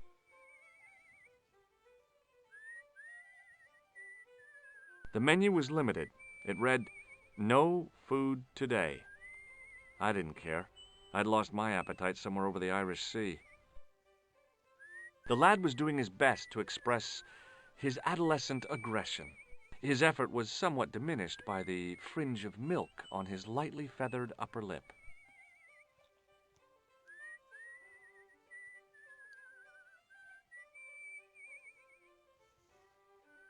Hi there. What? What's your name, kid? Who are you calling kid? Who the hell are you? I'm George Stobart, and I'm with the good guys. You're a head case, mister. A few sandwiches short of a picnic. Cut the crap and tell me your name. Liam McGuire. What are you doing hanging around the bar, McGuire? I'm on the run from me dad. Why? Did you do something bad? I ain't done nothing, boss. You can tell me, kid. Is it your dad? Oh, sir. He drinks every last penny down his evil throat. And there's me poor old mother, bedridden and dying of presumption. I tried to buy her medicine. Chopped firewood for Father Mahoney till me fingers bled. The old skinflint cheated me too. But I took the pennies he gave me back home. Look, Ma, says I, see what your darling son has earned with his own sweat and blood. When suddenly, me dad appears and grabs the loot. I'm off to Dublin, heavy drinking, says he. Watch out till I get back. That's why I runned away. Something in the grin on his face told me he wasn't being strictly truthful. Compared to him, Huckleberry Finn was a candidate for Altar Boy of the Year. Have you seen a guy dressed as a clown? Here in Lochmarn, they all dress like clowns. The man I'm looking for is a dangerous psychotic. Jesus. It's just like that film I saw. There's this clown, see, and he's after this kid who saw him kill a guy. He tries to warn the sheriff, only no one believes him. Then, while he's in the tub, the clown cuts him up with a chainsaw. My God, that doesn't sound suitable for a kid like you. Who are you calling a kid? I'm 25. Yeah, right. Yeah, right. You're not a day over 14. Oh no, it's 25 that I am. Married with a car and 3 kids. 10 kids if you count the wives. Do you know a man called Pegram? Can you describe him like on the telly in the cop shows? He's an English archaeologist. I know the man you mean if he's the one. Can you tell me where I'd find Pegram? No, I can't, 'cause he's not here now, but if I sees him, I'll ask him. What can you tell me about the castle, McGuire? What do you want to know? Well, can I get inside? No, it's locked up. Does anyone live there? No, only... What? Oh, nothing. You know something about the castle you're not telling me, don't you? No. What is it you're covering up? Is it something you're scared of? I ain't scared of nothing. I'll give you one last chance to tell me about the castle. Oh, yeah? And what if I don't? Then I'm taking you back to school. Oh. There's a ghost. It's called the Phantom of Lochmarn. You're not telling me you believe in ghosts, are you? Mister, I seen it with me very own eyes. Last Tuesday night, I went up to see what that dig was about. I just reached the top of the wall when I hears this awful noise. What sort of noise? A horrible snuffling and snorting, like O'Brien's pig, only worse. It was coming from inside the castle. Did you find out what was making the noise in the castle? No fear. I just sat there on the wall like Humpty Dumpty. The moon was cracked and greasy like an old dinner plate. The yard was full of shadows. I could have been hiding anything. I would have gone home, but me legs had lost their stuffing. Did you get to see the ghost? Indeed I did. And a fearsome sight it is too. I sat on my arse, waited while the moon went down. Then out it comes from the shadows, all grey and tattered and hunched over like an old bent willow. Then I hears the spluttering and splashing and horrible laughter in the dark. I was so scared. Well, I fell off the bloody wall. I'm sure there's a rational explanation for what you saw at the castle. There is. The bloody place is haunted. Do you know what Pegram was doing in the castle? Digging for buried treasure. Jewels and gold and skeletons, like in the films. Do you know anything about Pegram's dig? He wouldn't let me anywhere near it. I offered to help, but he chased me off. I didn't want to see his smelly old hole anyhow. Did anyone from the village work at the dig? Pegram brought some students and bums with him. He reckoned no one in Lochmarn would know what to look for. The only local guy who worked for him was Sean Fitzgerald. What does this Fitzgerald guy look like? Big head, big ears, and face irons. What? You know, spectacles, glasses. He's blind as a bat without him. Have you ever seen this man before? What a slimy character. No, I never seed him.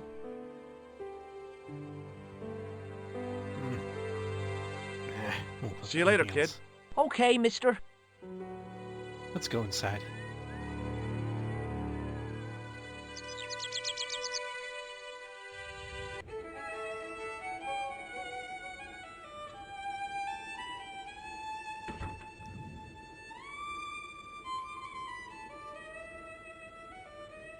I recognized the guy from McGuire's description.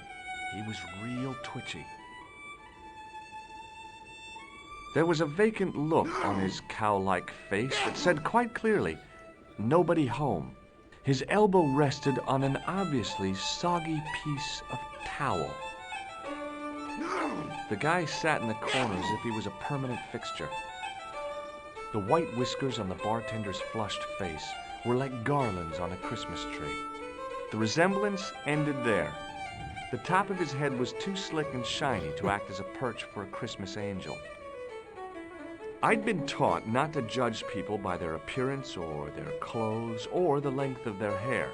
Nobody ever said anything about runny noses. The guy with the fiddle seemed oblivious to everything except his playing. Meanwhile, everyone else in the bar seemed oblivious to him.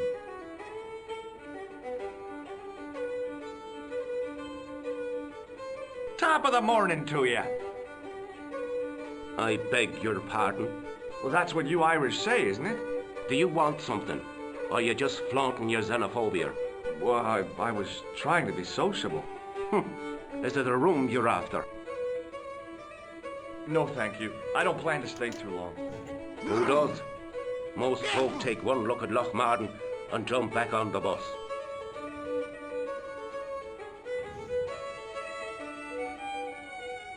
Do you know a man called Pegram? Indeed I do.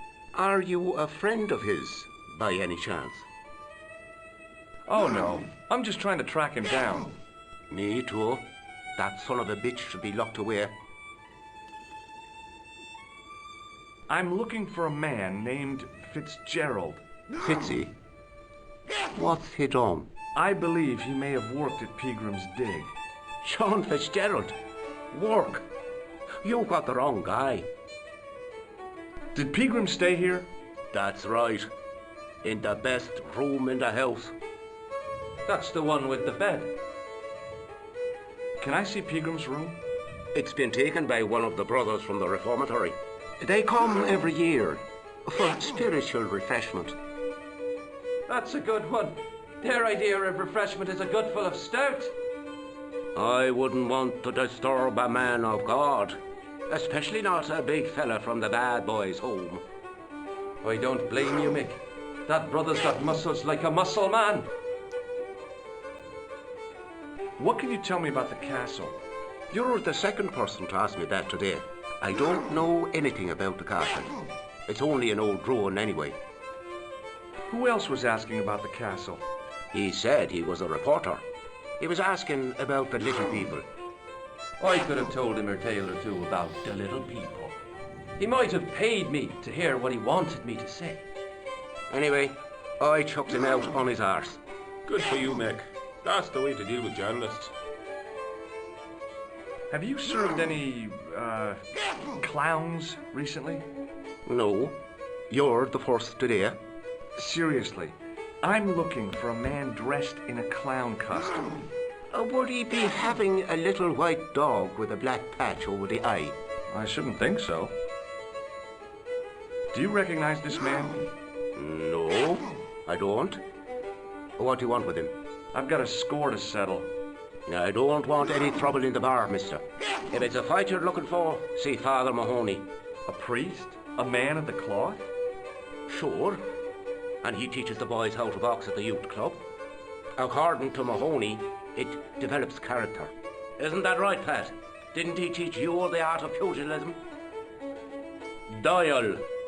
Sorry, Michael. I was miles away. What did you say? Never mind. Thanks.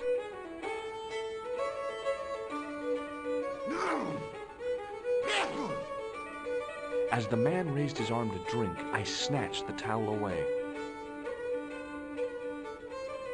Hi, my name's Stobart, George Stobart. Hello there, mister. What can I do for you? Do you know Professor Pegram? Do I know him? Do I know the good professor himself? No, I don't. I mean, I know who he is, but I don't know him to talk to. Do you know anything about Pegram's excavation? Only that he didn't have the right tools for the job. What he needed was shovels and a JCB. Pegram was digging for historical remains, not coal. Is that a fact? What the hell for? It's the science of archaeology, Pat. Understanding how people used to live by what they've left behind. One day archaeologists might be digging up our remains. Imagine that, Mr. O'Brien. I wonder what they'll find. Well, it won't be arrowheads and beakers.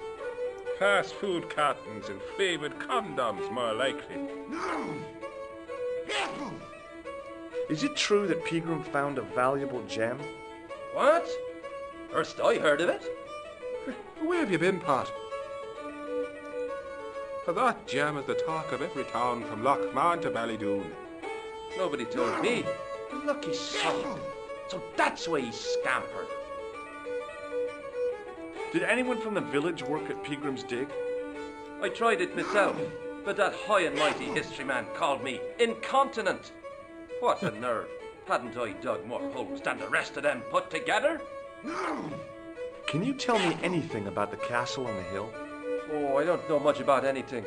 You should ask Mr. O'Brien here. He does joined-up writing. Would you be one of them history fellas yourself? Oh no, I'm here on vacation. What's that? A vacation, Pat. It's what the Americans call a holiday. Oh, right. In Lochmarn? You come to Lochmarn for a holiday? Sure, it's a very pretty place. Where the hell are you from, mister? California. I know it. That's where the Bruins come from. Yeah, amongst other things. Bye for now. Hello there. My name's George Stobart. Pleased to meet you, I'm sure. I'm O'Brien. Can I help you? What can you tell me about the castle, Mr. O'Brien? It's a fine site now, isn't it? Dates back to the 10th century, you know. Most of the existing building was added much later, of course. Are the ruins open to the public? Oh no, it's much too dangerous. Anyway, there's nothing of interest remaining. Pegram thought otherwise, didn't he? Ah, but it's not difficult to get them history boys excited, is it? Give them a bone to play with, and they're happy as puppies. Was it Pegram who dug up the tripod at the castle? The same man, if he wasn't his twin brother. And can you guess what he did with the tripod? He sent it to a museum in Paris. I've seen it. Have you heard of the Phantom? More than that. I've seen it. And let me tell you, it's a dreadful spectacle. So it's not just a local legend. There really is a Phantom of Lochmarn. Oh no. I was talking about the Phantom of the Opera. Do you know where I can find Pegram? You're too late to meet that fella. Is he dead? Not that. But he's gone from the village. A sore point with our esteemed host, I might add. Why has Peagram's departure upset the landlord? He's lost a paying guest, that's why. More than that, there's the question of an unsettled bill. Poor Michael's seen red over the business, and I don't blame him. Can you tell me more about the landlord? Mick Leary is what you call a would-be sophisticate. The trouble is, his idea of sophistication extends as far as putting paper in the lavatory. I never worked out why he did that. It's much too dark in there to read.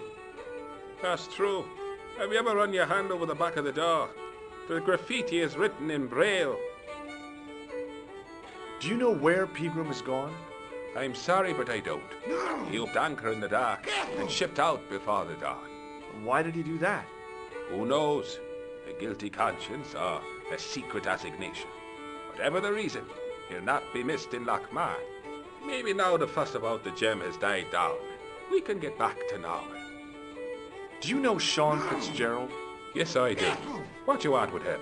I want to talk to him about working at the dig. What makes you think he did? The boy outside told me. I can't imagine anyone employing Sean Fitzgerald on a dig. He wouldn't know a post hole from his elbow. What can you tell me about the gem which Peagram found? Now there's a gem which should never have been taken. A man would have to be full of greed to covet that stone. What's your interest in the jewel? You're not a reporter, are you? Oh no. Thank the Lord for that. Goodbye for now.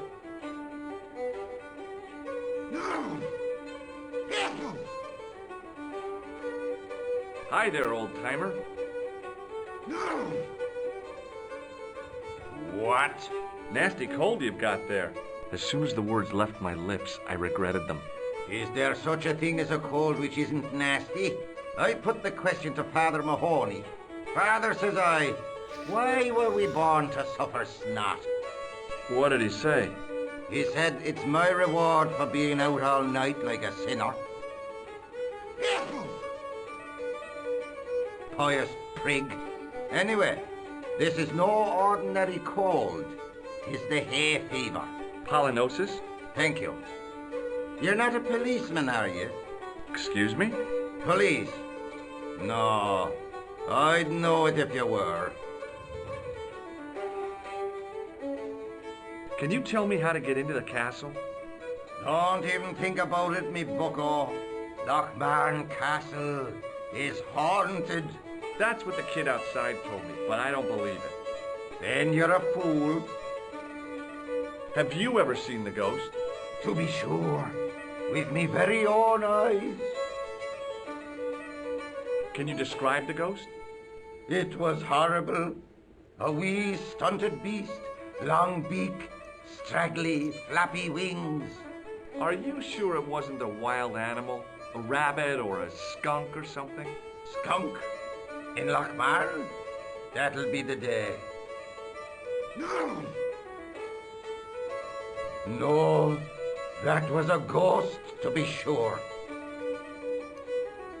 I think I know what you saw on the castle wall. I know what I saw. I don't think so. It was the kid, McGuire. What? He was up on the wall last Tuesday night. He thought you were the Phantom of Lochmarn. Oh! I'm looking for Sean Fitzgerald. Have you seen him? Never heard of him. Don't you come from around here? None of your business.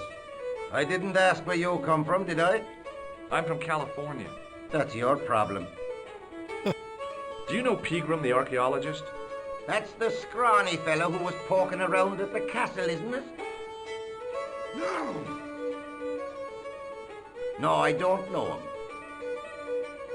Were you aware that Peagram was conducting an archaeological dig? I don't meddle in other people's affairs. They don't interest me. Do you know where I can find Peagram? I told you, I never heard of him. Ghosts don't bother me. I still want to visit that castle. You can't. It's not open to the public. There's no one around to stop me, is there? That's right. Nothing human, anyhow. Can I buy you a beer? Very kind, I'm sure. But I don't drink the stuff Leary sells. What's wrong with it? I've seen what it can do. I'll see you later.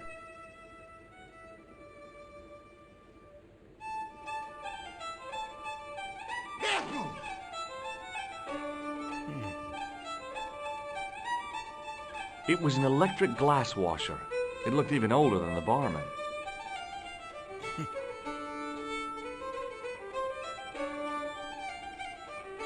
It was a short piece of wire, twisted into a rough circle.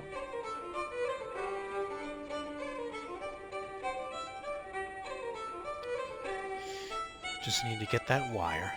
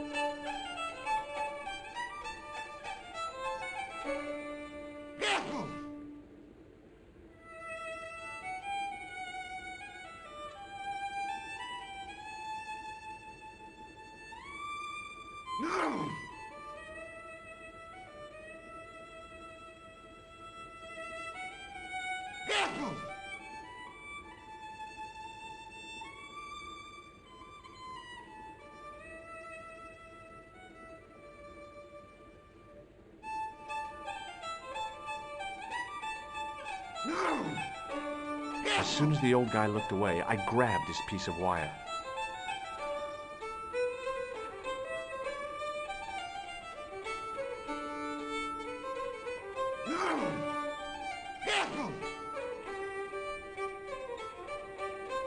Mr. Fitzgerald? What? I need to speak with you urgently.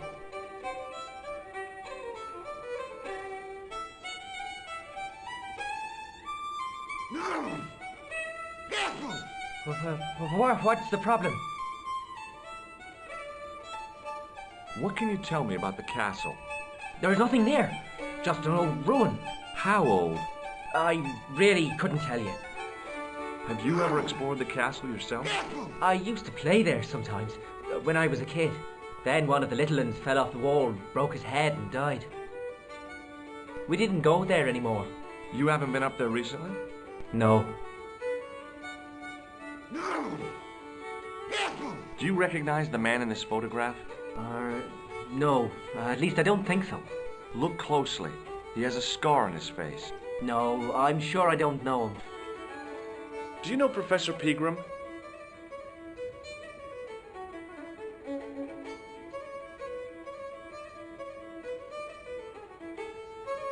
He's the archaeologist, isn't he? That's right. Where can I find Professor Pegram? I heard he's gone fishing. I don't know where. Did you work at Professor Pegram's dig? What gave you that idea? McGuire says you did. You don't believe that damned hooligan, do you? Why not? His probation officer could tell you a tale or two. Have you heard about the gem which Pegram found? I heard a rumor, but you can't believe everything you hear or see, can you? Notice his hand covered something? Can I get you another drink? Oh, no, thank you. I shouldn't be drinking at all. I'm on tablets for my nerves. More than a pint and I'll pass out. See you later.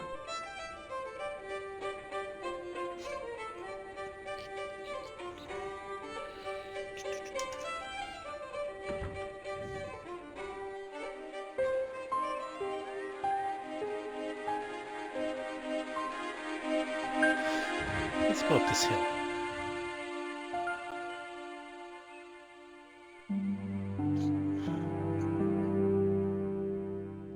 The gates were made of solid, age-blackened wood. The farmer's craggy face was set in a mask of aesthetic appreciation. His feet were set in a pair of manure-caked boots. On the back of the cart was a crazily stacked tower of hay bales, leaning precariously against the castle wall.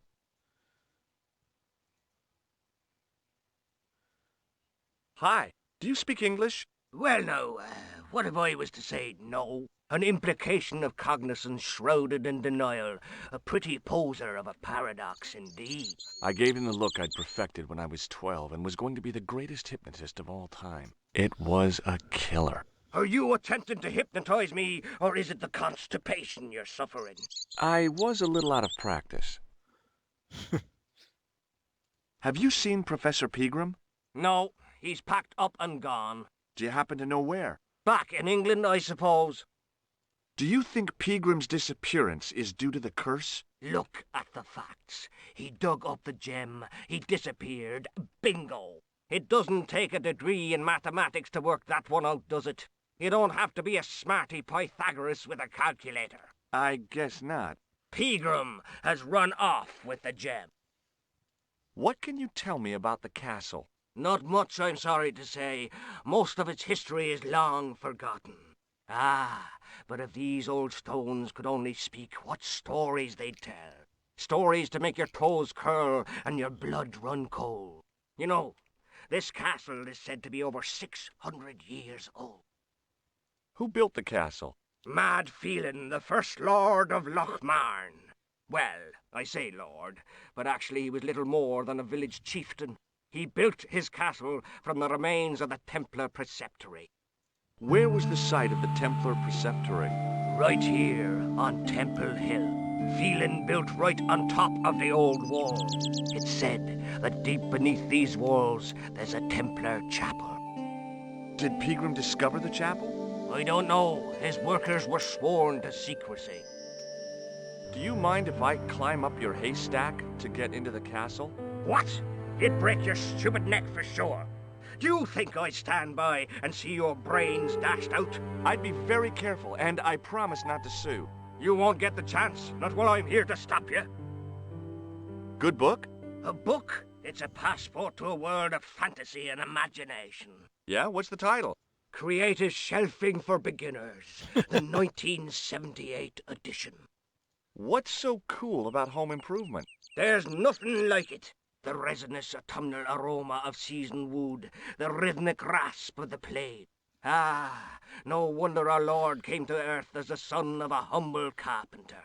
I bet he was a wizard with a chisel and a length or two before. Surely the portrayal of Christ's adoptive family as humble artisans is a symbolic metaphor. I don't know about that, but I know they were carpenters. Haven't you read the book? Well, no. But I have seen The Greatest Story Ever Told, and I don't recall Jesus putting up any shelves. Do you recognize the man in this photograph? No, but I wouldn't trust him. His eyes are too close together. He's not a friend of yours, is he? Oh, no. Far from it. In fact, I believe it's the face of a killer. I knew it! Piggy eyes. Can't trust him. I have to go now.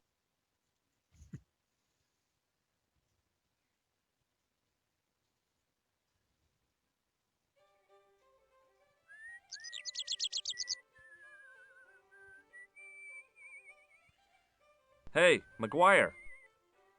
What do you want to know? Are you sure Fitzgerald worked at the dig? Oh, yes. It was him, all right. Would I tell a lie? Well, he denies it. I saw them together only last night.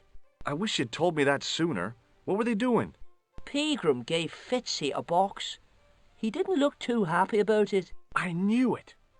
But how am I going to persuade him to part with it? Break his fingers. No, I couldn't do that. I could. Thanks for the offer, kid, but I'll try a more subtle approach. Chinese burns? Do you know where I could find Fitzgerald? He's inside, but you won't get no sense out of him. How come? Is he drunk? He's like a frightened rabbit. A real bag of nerves. Why, the fella's scared of his own shadow. What's Fitzgerald scared of? Everything and everyone. So I shouldn't have any trouble getting him to talk. He's a pushover, but don't scare him too much. Try the soft touch. Butter him up a bit. I heard that Pegram had found a legendary gem. That's right. It's been the talk of Lochmarn all week. You haven't seen the gem, have you? Hell no. I reckon Pegram made off with it. If I was him, I'd go to Amsterdam, chop it up and sell it. He could be living the life of Riley instead of digging holes. See you later, kid. Okay, mister.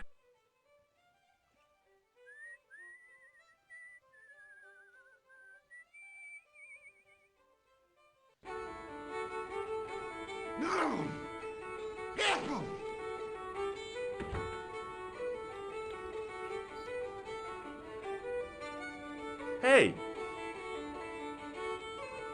Hello there again, mister. Do you remember seeing Sean Fitzgerald at the dig? Let me see now.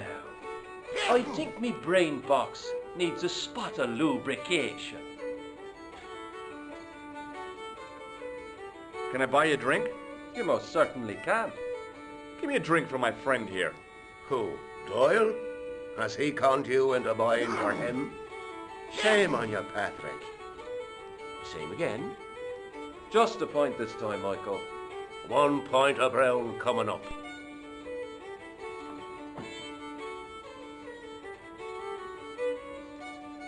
Do you remember Sean Fitzgerald now?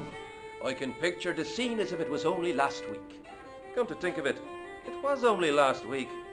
Fitzgerald was there all right. Him and a bunch of students. He was speaking with the boss man. Bye for now.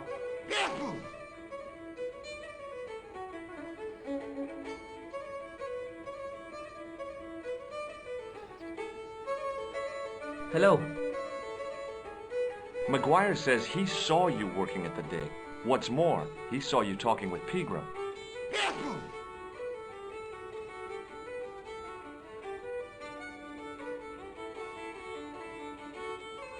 I knew this would happen.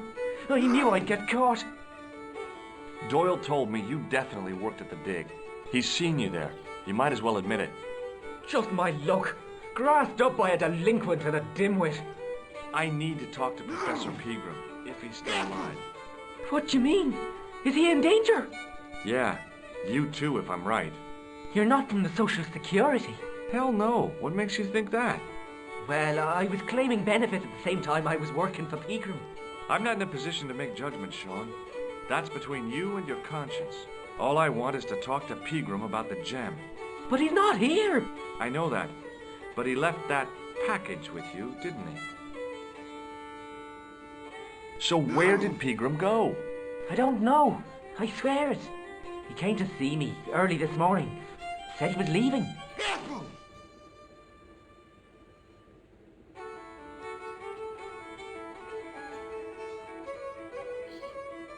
He asked me to give this package to a guy called Marquet. Show me what's in the package, Sean. I can't do that. Why not? I promised the professor. So what? You didn't have any qualms about your benefit scam. So where's the harm in taking a peek inside Pegram's package? You don't know these people. I can't. I don't dare. What did Pegram find at the castle? The entrance to an underground chamber. It was filled with earth and rubble, and Pegram had us dig it out. We uncovered a secret room, a hidden chapel. Did Pegram find the gem in the altar room? I don't know. He made us leave and wouldn't tell us why. Half an hour later he came out, white as a sheet he was. He closed down the dig and locked up the castle, sent us all away. From the sound of it, Pegram had discovered more than just the gem. This is your last chance to show me the package, Fitzgerald. I've been patient with you, but now it's time to kick ass. But he'll kill me. Who will? The man from Paris, Jack Marquet. Pegram told me if I gave him the package unopened, I'd hear no more about it. But if I double-crossed Marquet, I'd be dead. I'll deal with Jacques Marquet. Give the package to me. No, why should I trust you? I don't know who to trust anymore. I wish I'd never even heard of the Lochmarn gem.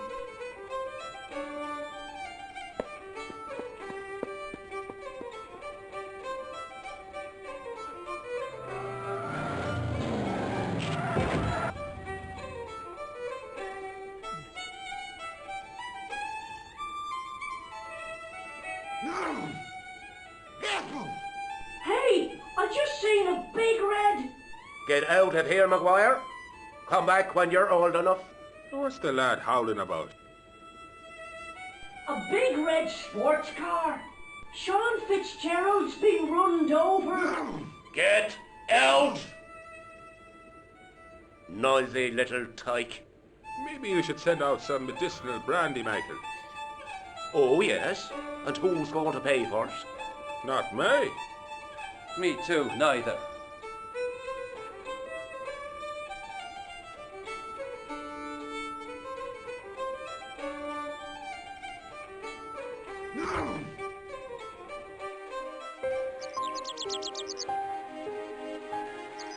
I was telling the truth about Fitzy, mister.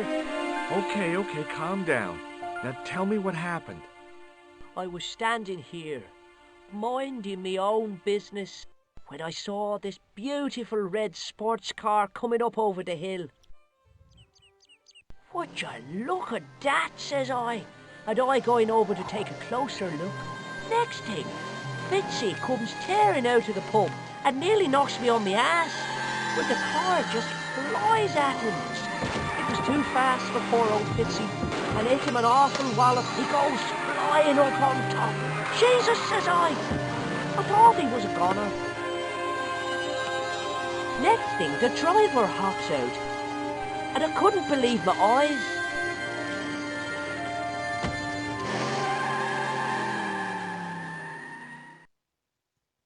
He was dressed like a bloody pixie. Did this pixie have a scar on his cheek? I couldn't see. He was wearing a stupid mask.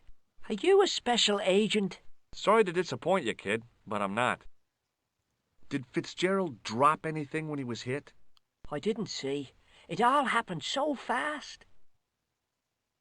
See you later, kid. Okay, mister.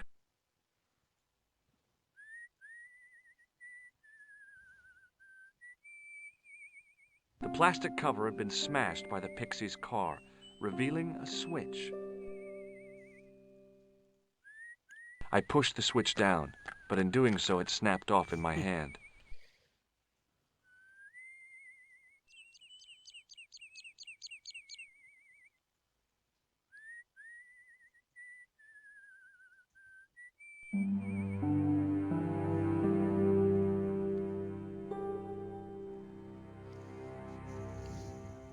Hi, it's me again. So I see. What now? Did you happen to see a red sports car down on the road? I caught a glimpse of a flash of red on the hill and heard the racket. Sure, it was an awful noise. A sports car, you say? A Ferrari, to be exact. A racing car? And what was it doing here? The poor fella must have been lost. The driver of the Ferrari was involved in an accident. Is that so? Yeah, he knocked somebody down outside the bar. What an idiot! How could a thing like that happen? He was traveling too fast. So fast, he ran right under the car? I mean, the car was traveling too fast. But you'd have thought the idiot could have heard it coming. Maybe you know the guy who was hit by the Ferrari. His name is Sean Fitzgerald. Oh, I know him all right. That's me nephew, the idiot responsible for the stacking of my hay cart. Was he killed by the car? Oh, no, but he has been abducted. Well, that's a relief now. Aren't you going to look for your nephew? What for? From what you say, it's too late. Well, you could report the matter to the police. Better not. Besides, what could they do? Well, they could mount a search. They have only the one bicycle between them. In a question of superior acceleration, I put me money on the Ferrari. I think you ought to know exactly what Sean has gotten himself into. I'm not sure I want to know. But you're his uncle, his own flesh and blood. You're right, but what can I do? If I'm not here to guard it, some idiot might try to climb the haystack. What a moral dilemma. Stay here and guard this potentially lethal agricultural construction, or to go off in search of the prodigal nephew, the very man responsible for said hazard? It'll need some thinking about. Why, there's no problem. You're right. Why didn't I think of it before?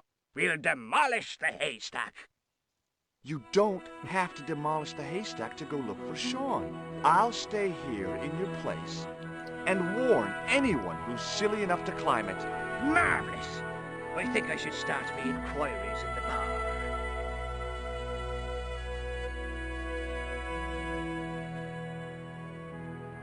He strode off in the direction of McDevitt's bar, leaving me to contemplate the stack of hay.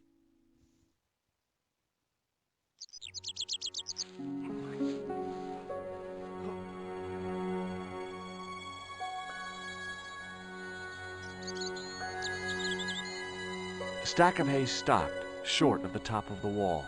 Even if I stretched as far as I could, the wall was out of reach. What I needed was a slice or two of Alice's Wonderland.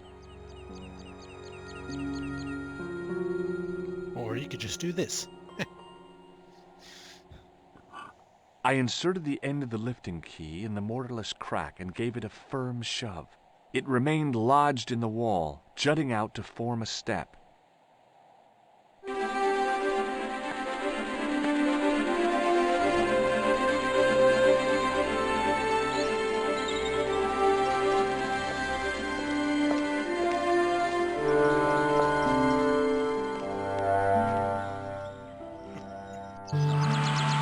Here it is, the infamous goat puzzle.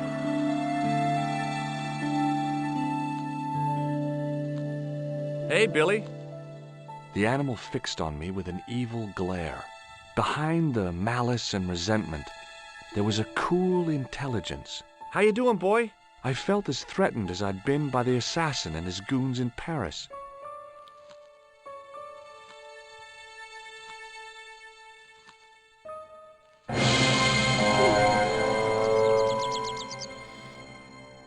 Even with a walkthrough, it took me a long time to figure this out.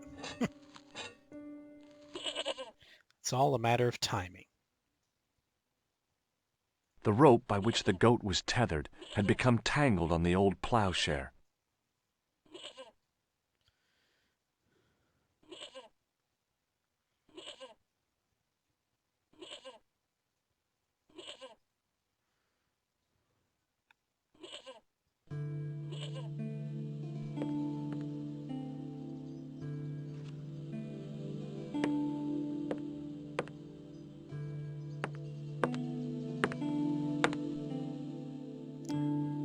Behind the altar was a carved panel decorated with animals, birds, and plants.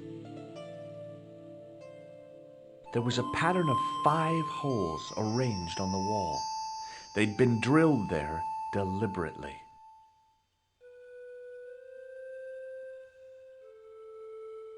The sack contained a fine white powder.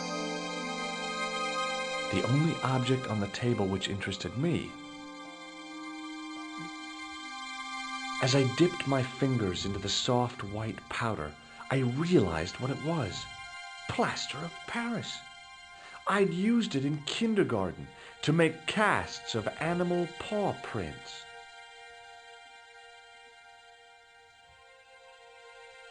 It was a statue which had fallen from its place on the wall, 5 fingers of stone projected from the back of the carving.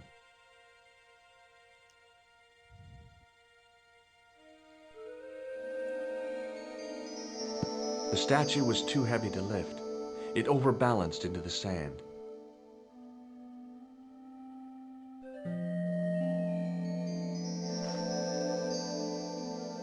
As I swung the stone upright, I noticed it had left a pattern of holes in the sand.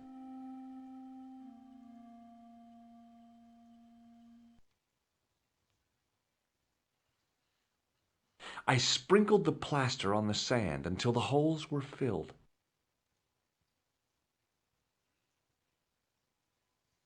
I smoothed the plaster level with the sand.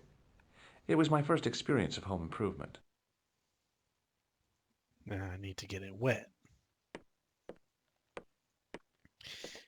Which means I have to go back to the bar.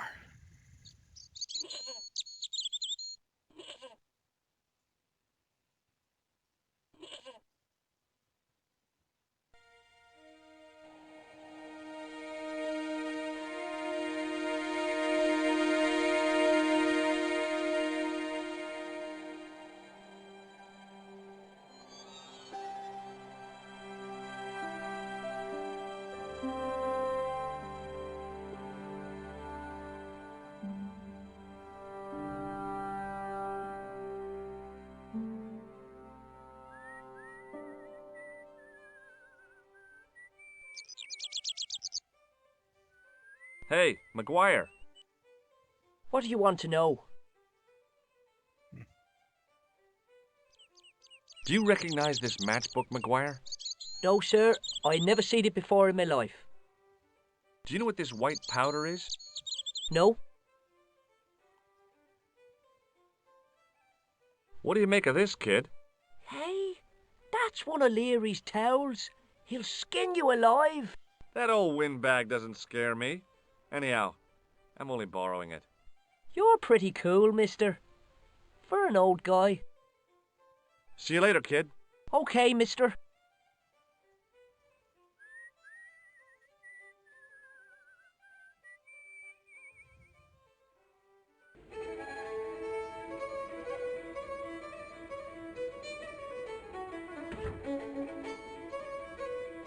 The farmer was drinking and chatting with his pals as if nothing had happened.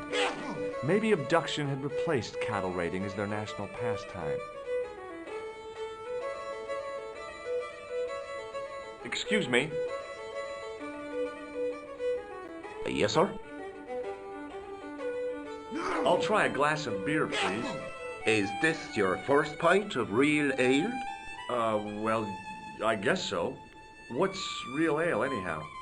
Beer that's brewed from natural ingredients to traditional methods. It shouldn't be kept under pressure or refrigerated.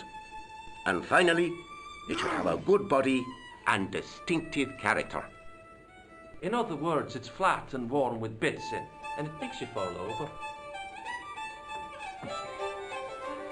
I'm sorry, but the pump appears to be broken. I could fix it for you. I don't think so. This is a job for a professional electrician. Oh well, at least the glass washer is still working.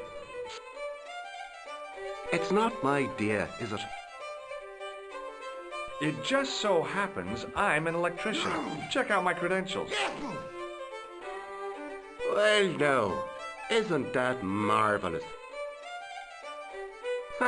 Here's a house bedeviled with faulty wiring of a wayward nature. Here's you, an electric man, with a little plastic card to prove it. I still want to see what you can do before I let you touch me beer pumps. You can make a start on the glass washer.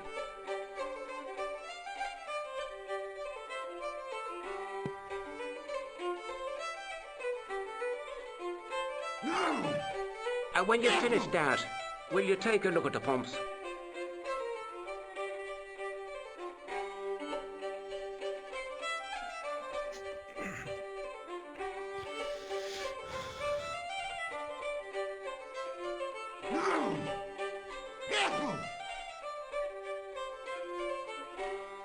I replaced the fuse with a piece of wire. I knew it was dangerous, but I was desperate enough to disregard everything I knew about standard safety precautions. Excuse me, Mr. Leary. I fixed your glass washer, no problem. Bingo! And a blessing to all the saints. A free half pint to that man, on the house. Now, could you take a look at the beer pumps? Well, I guess so, but I'm not making any promises. If you can't fix them, I'll have a riot on me hands. The pumps are in the cellar, right? That's right. You'll find a flashlight down there somewhere.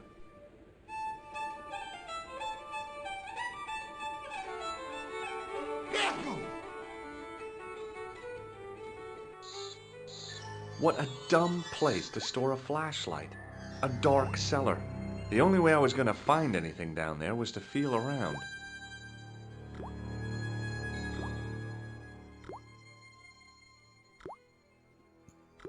My hand closed on a long metal rod. I pushed the lever and heard the grating of metal, but nothing appeared to happen.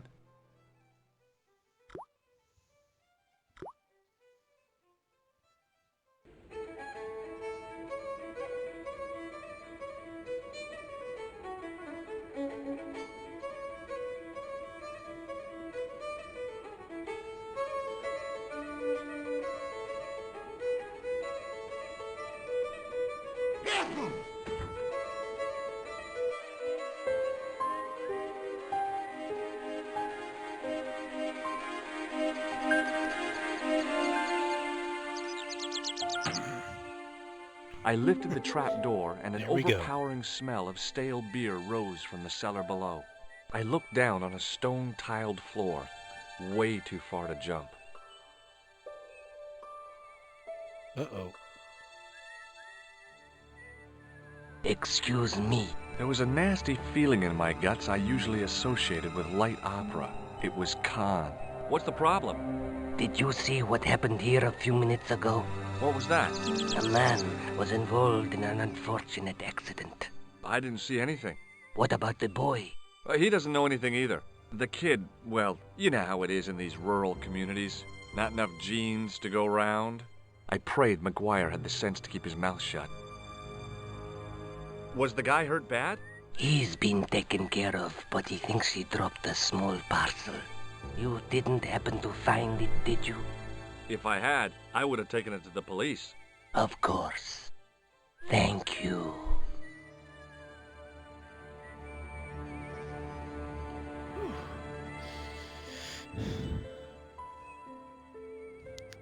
Well, this time an actual run-in with Khan.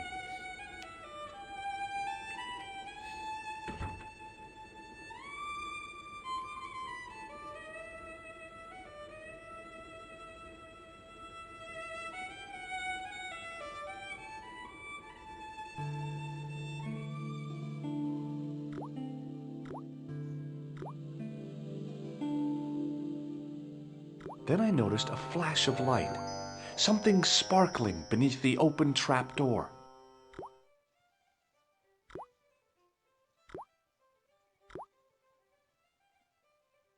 It was Peagram's gem, all right. A large, uncut blue stone. As I held it aloft, I realized the fascination it could command.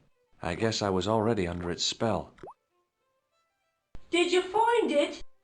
What? Whatever you was looking for. Yeah. Listen, McGuire. I want you to keep this to yourself. No problemo. Just chuck us up a crate of lager. No way, you're not old enough. We can sell it and make some cash. Forget it, kid. I couldn't betray Mr. Leary's trust. I could, for sure. That old misery guts deserves it. If you want to do me a favor, keep a lookout for that guy in the suit. Okay, but it'll cost you a packet of chips. Oh, and shout if you see that Ferrari.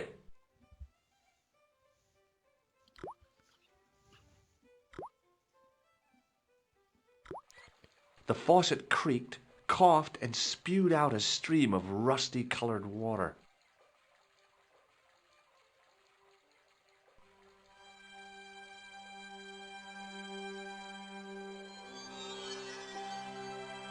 I held the towel under the faucet and soaked it with water.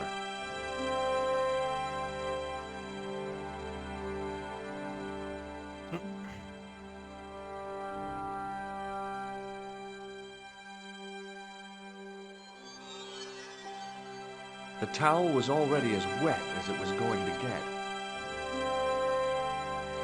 I shut off the faucet as tight as I could, but it kept on dripping.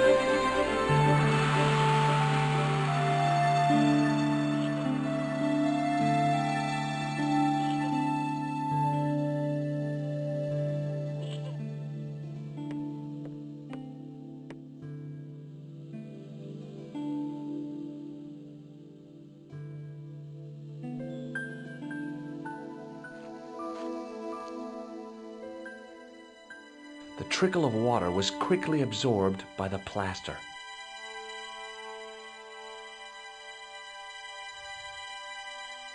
I eased the solid piece of plaster from the sand. Underneath, it had formed a perfect copy of the statue.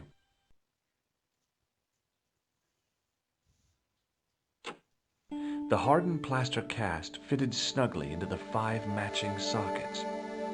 There was a soft thud, then silence. Well, look at that.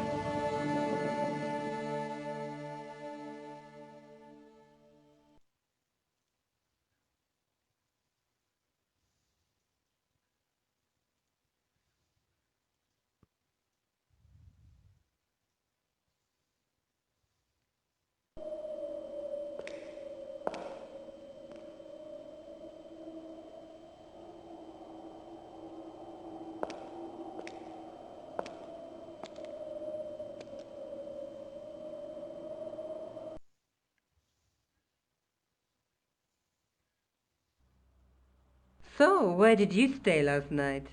At McDevitt's, I got to drinking with Doyle and a couple of the guys. That explains why you look so ill today. Did you get any sleep at all?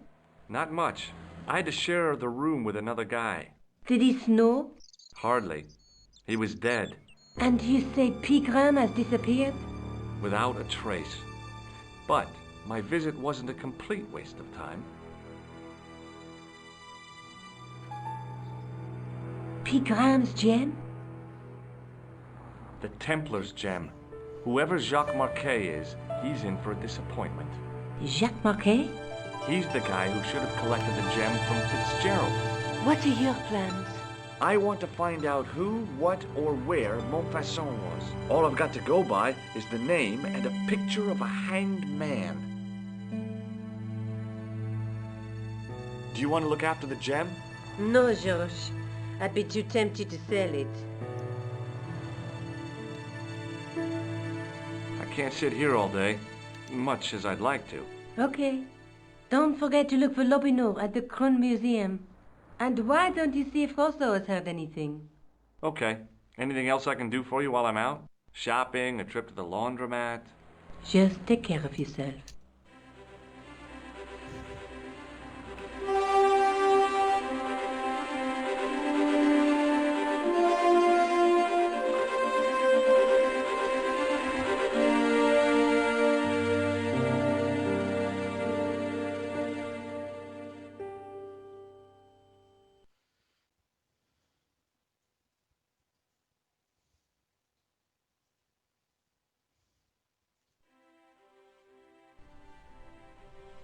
It was Rosso's sidekick, Sergeant Moon.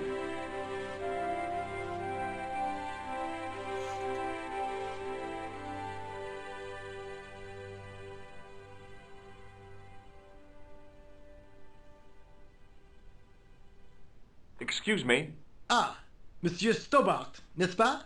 That's correct. You remember me. The retention of such data is part of my duty as a gendarme. That is how crime is fought, through attention to detail, not intuition. Yes, sure.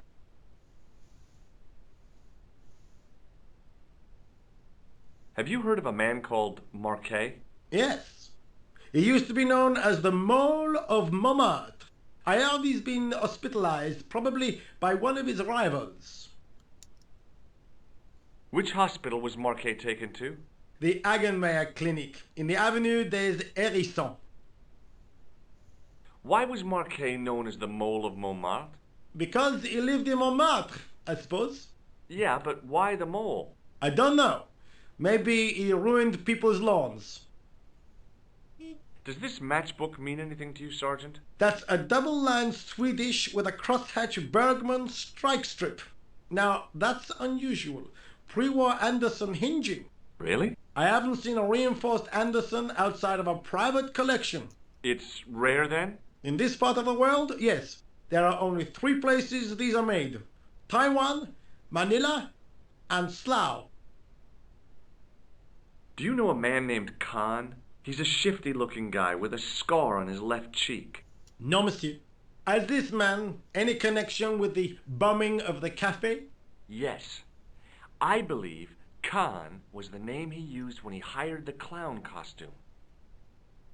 Is Rosso here? Yes, he is. You wish to speak to him? Yes, I do. One moment, monsieur.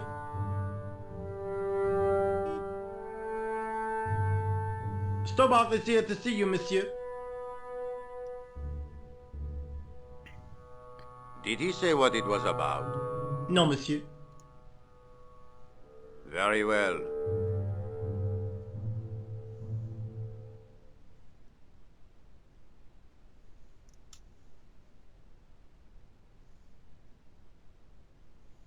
Hi, Inspector. Remember me?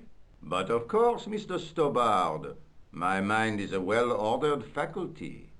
A mental classification system that's the envy of the Bibliothèque Nationale. No tricks, mark you, monsieur. Just exercise. Just as our muscles waste through inactivity, so our minds decay. But there is no need. If only people would learn to exercise their wits daily. If he was trying to impress me, it worked. He was pompous and patronizing, but he had style. Eh bien, if you called about the bombing, you're too late. Investigations have been closed. But I've been taken off the case. what about the murderer, the dead guy? It is out of my hands. Ever heard of a guy called Marquet? Jacques Marquet? Marquet? I know the name well. He has a record for suspected blackmail, kidnapping, arson, and art theft. An all-rounder, huh? How come he's on the loose? His bravado is matched only by the courtroom skills of his attorney.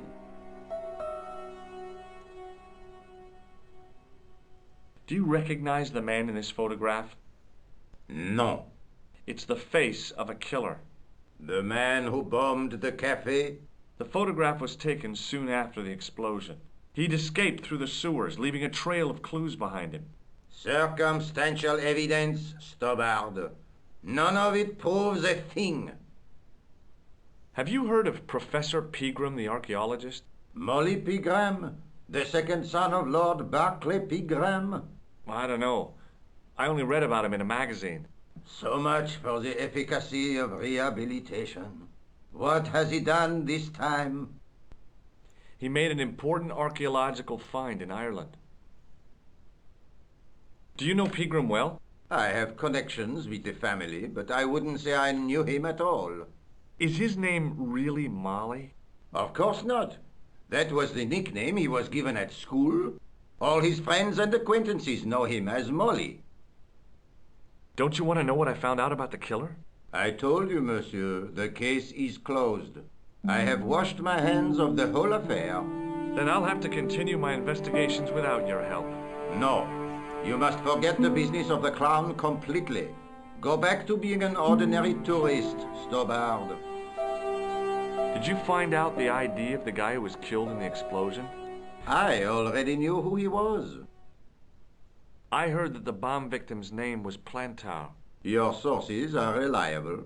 He was a big shot at the Treasury, wasn't he? Maybe that's why you've been taken off the case. I'm sorry, monsieur. I cannot comment. Do you know a pair of thugs called Flap and Guido? I have known those two since they graduated from special school. Flap is a nasty piece of work, but Guido is the real brains of the partnership. Where did you hear of them? I met them out front of the Hotel Ubu. What was that psycho-detective business you did in the cafe? It is my theory that the passions evoked in violent crimes create ripples in the ether, invisible to all but the possessor of a highly developed and receptive mind. I'm impressed. Can you bend spoons, too? I didn't think a man of your obvious intelligence would stoop to mockery. I'm not mocking. I've had personal experience of the power of the mind. I used to get ignored at parties until I read a book that changed my life. Really? What was it called? Hypnotism for Fun and Profit. He looked at me as if I'd farted at a funeral. The power of mesmerism is a rare gift, not a party trick. You're not gonna try any of that psychic interrogation on me, are you? Do you find the thought of my probing distasteful? Let's just say I'd rather you didn't. I've got more doubts than doubting Thomas when it comes to mysticism. Too bad. I think you would make an interesting subject under controlled regression. The day I let anyone mess with my mind hasn't dawned yet. What do you make of this, Inspector? Astounding.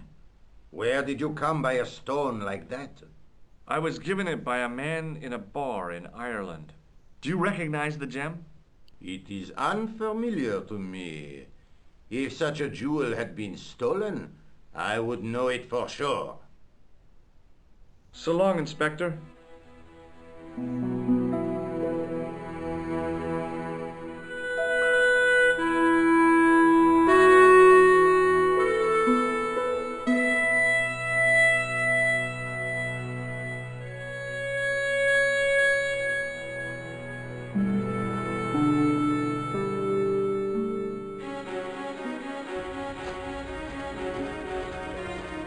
The old building managed to retain some of its original grandeur, but the modern additions look like a baseball cap and a statue of a medieval saint. There was no sign of the crew of the ambulance.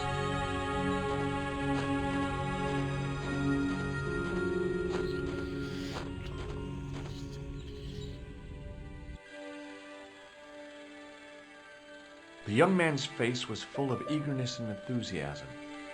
I figured he was fresh from college. The woman managed to look overworked and hassled, though she didn't appear to be doing anything.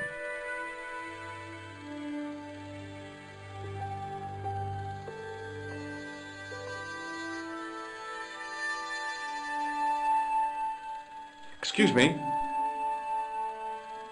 Yes, sir? Is this the Hagenmeyer Clinic? That's correct. I thought I was in a garden center.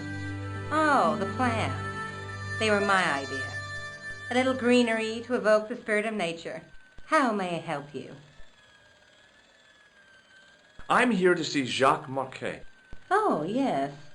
Are you related to our client, sir? No, I'm conducting a private investigation. Then I can't help you.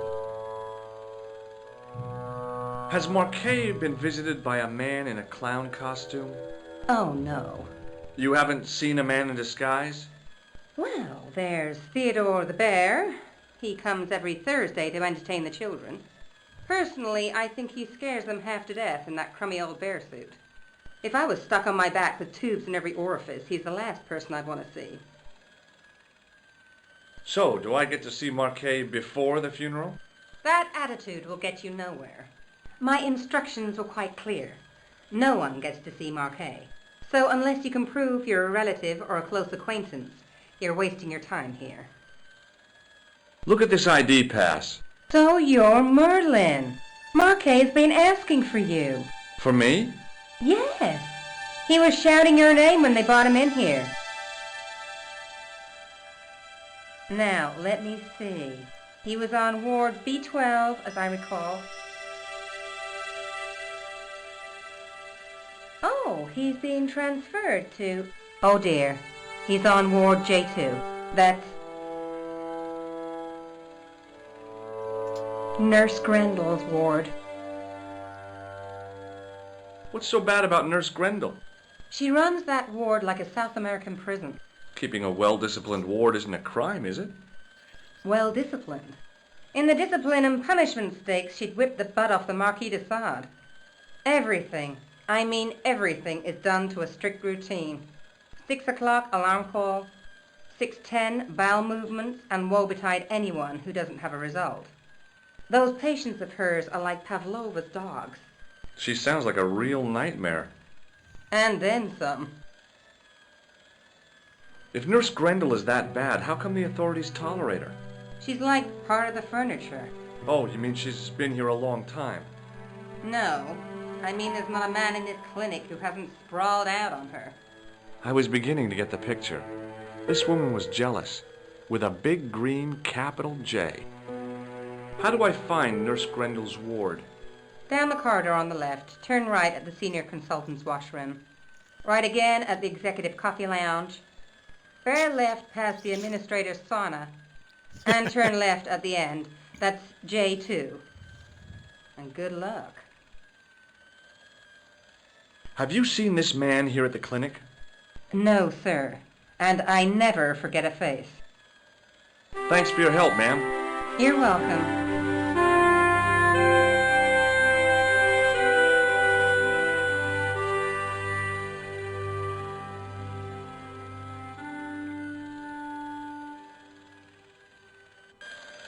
As I turned the corner, I saw the source of the hellish noise which echoed through the corridors.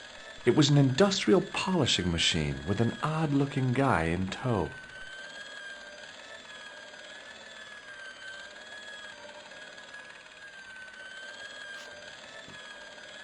It was a life-sized marble figure of a guy in robes. The sculptor had tried to give him a look of paternal authority and concern. To my mind, he looked just plain constipated. The door didn't have a sign or label or any kind of identification.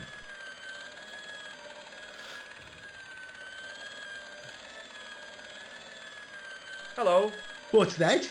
I said hello. Oh, hiya. I'd like to talk to you for a minute. That's what I thought you said. Don't look so down in the mouth. No matter how bad things seem, I never let life get on top of me. Oh, yeah? What's your secret? Why, it's easy. All you have to do is smile and whistle this little tune. You know what?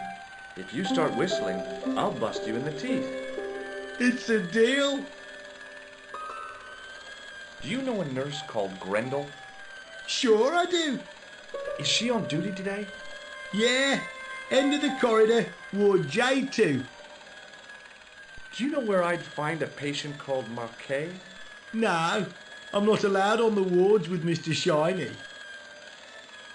Would Mr. Shiny be your polishing machine by any chance? Please, don't call him that.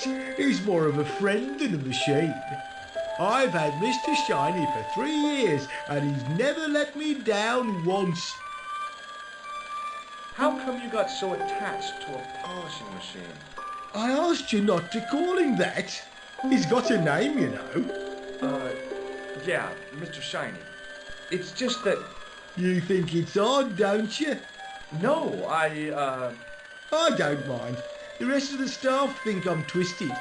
I heard them snorking behind me back when I gave Mr. Shiny his weekly pull through. Whatever you've got with this metal mop foot is probably a fine and noble thing. It is? Say, it's not every day I meet someone as crazy as me. See you later. Yeah, take care now.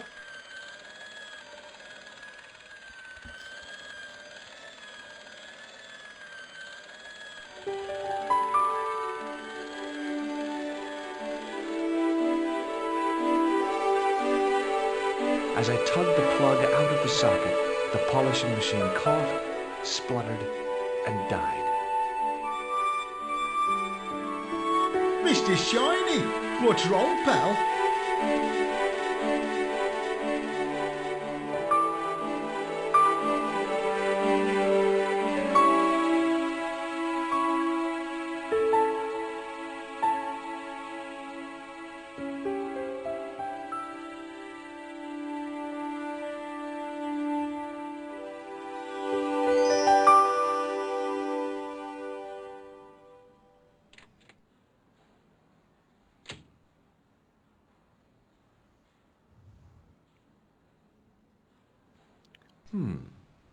Dr. Stobart at your service.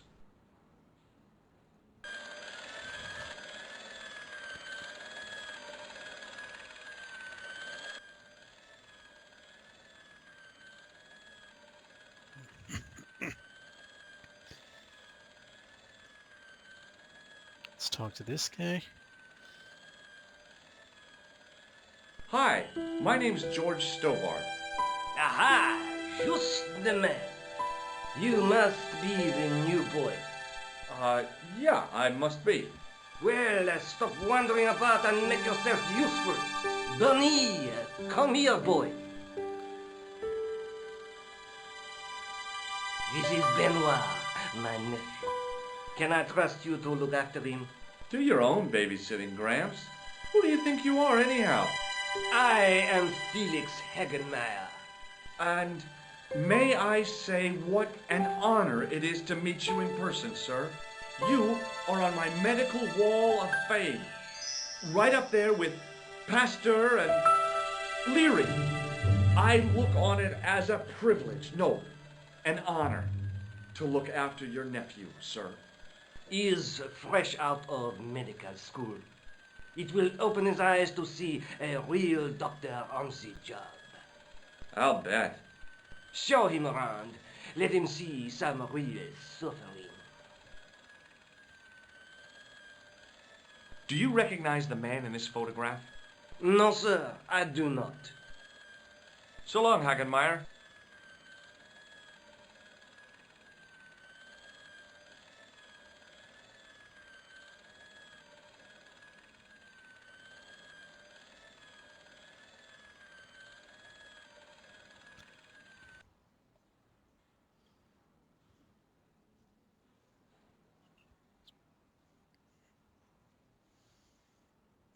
Good afternoon, Doctor.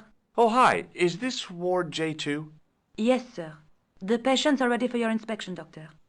Thank you, nurse. Well, who's first?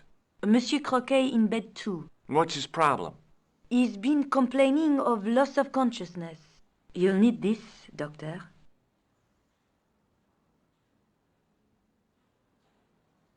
She gave me a long, narrow metal box and a stunning smile. Thanks.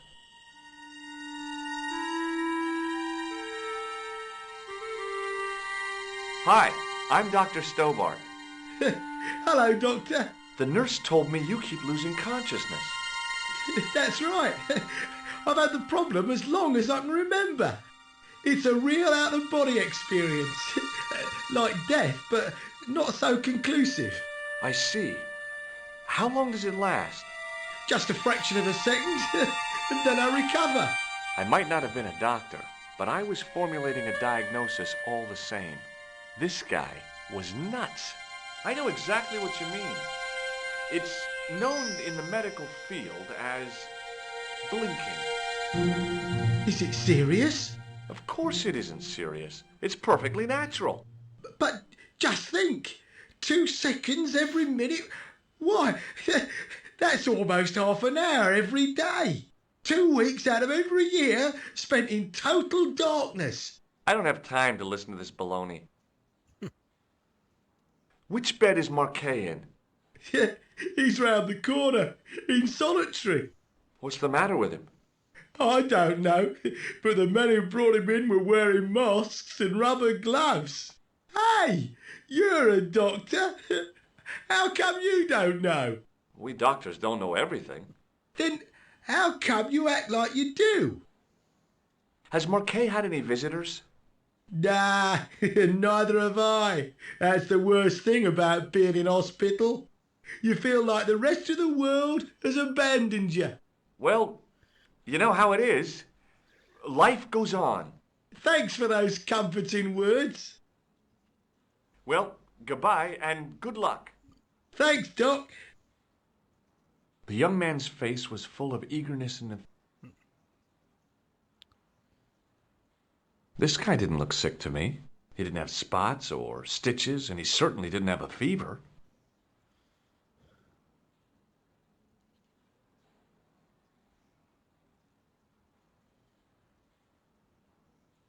The name on the chart was Sopmarsh. His temperature was normal, with little fluctuation either way.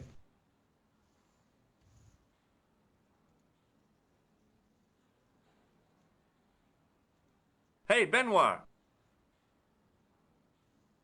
There's no need to shout. What do you want? Here, take this pressure gauge. Thank you, sir. What do you want me to do with it? Well, keep it safe until I think of something. Hey, Benoit. Yes, sir? Do you know anything about a patient named Marquet? No, sir, I don't know much about any of the patients.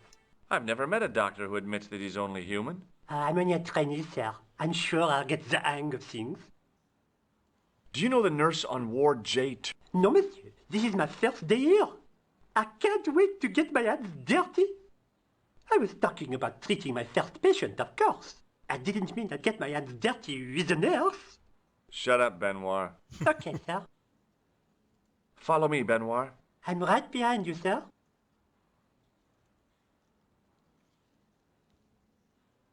Hello? Anybody home? Who are you? My name is Dr. Stobart, and I'm here to steer you down the rocky road to recovery. Dr. Monroe said there was no cure for what I've got. Your problem is you stayed in bed too long. Are you sure you're a qualified doctor? You better believe it. What can you tell me about Marquet? He's the man in the private room, isn't he? That room was mine before I was tossed out like a common squatter. Do you know what's wrong with Marquet? They won't even say what's wrong with me. Tell me, Doctor, what's your opinion? It's too early to say. But I've been here for 3 months. See you later. Hey, Benoit.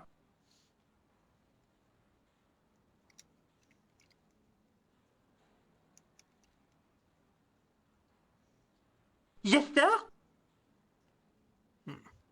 Forget it. Doctor! What is it? You haven't taken my blood pressure.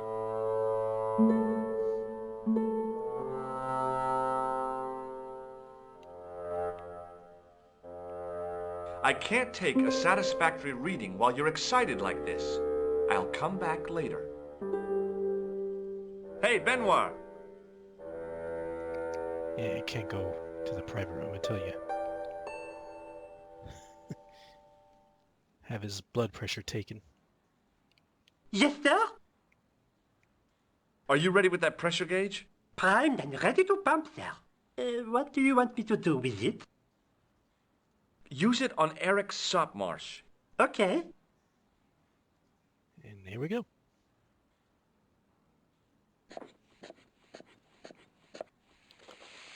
I'm Dr. Stobart. Bonjour, docteur. Have you heard of a guy called Marquet? He's in quarantine, doc, right behind this here door. Marquet is just the man I wanted to see. I wouldn't go in there if I was you. He has anthrax. I have to visit my patient. What for? Routine. I have to check he's still breathing. What if he's not?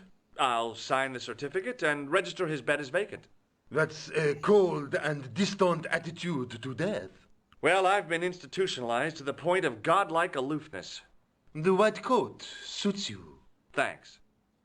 Catch you later, officer. Au revoir, doc.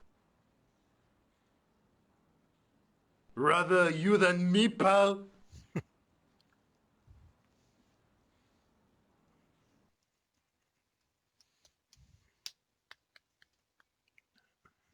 Marquet? Yes, I am Marquet. I've been expecting you. You have? Well, what are you waiting for? Get it over with. I just want to know what I should do with the gem. The Lachmar gem. Yeah, right here in my pocket. I thought you were one of the assassin. Not me. I never inhaled. So, you were sent in my place? Yeah. You could hardly make the trip to Ireland in your condition. What should I do with the gem? Deliver it to the Grandmaster. Quickly, tell him that I found the tripod. Right here in Paris. You haven't? Not yet. But it's being taken care of. I hired a couple of stooges with a flair for petty crime. Would that be Flap and Guido by any chance? You know them? We've met. What about the Hashashin? Is more likely to have followed Klausner. He'll stop at nothing to prevent the reforging of the sword. And that's bad, is it? As for Klausner, he is gone off to Syria on a wild goose chase. They have geese in Syria? He has a theory about the location of That's enough excitement for one day, Monsieur Marquet. What are you doing here? Talking to this patient, of course. Monsieur Marquet is my patient. If Herr Hagenmeyer was to hear that... Okay, I'm going. I'd learned all I could from Marquet anyhow.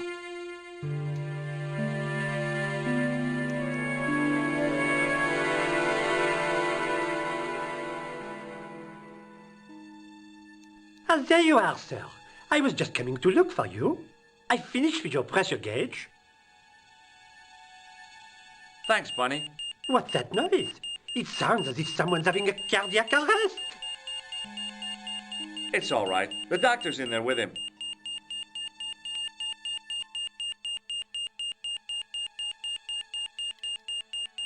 Are you sure he was a doctor? Oui, monsieur. He showed me his ID. It was Dr. Braille. There's no Dr. Braille working here. He's an imposter! The door's locked. Help me, officer.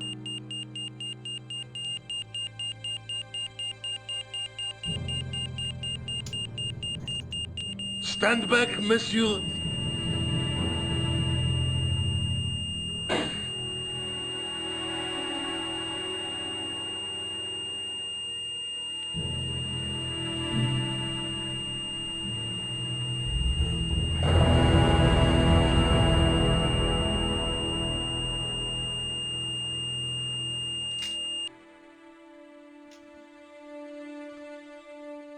I found Jacques Marquet. Did he talk? Yeah, he talked. For the very last time.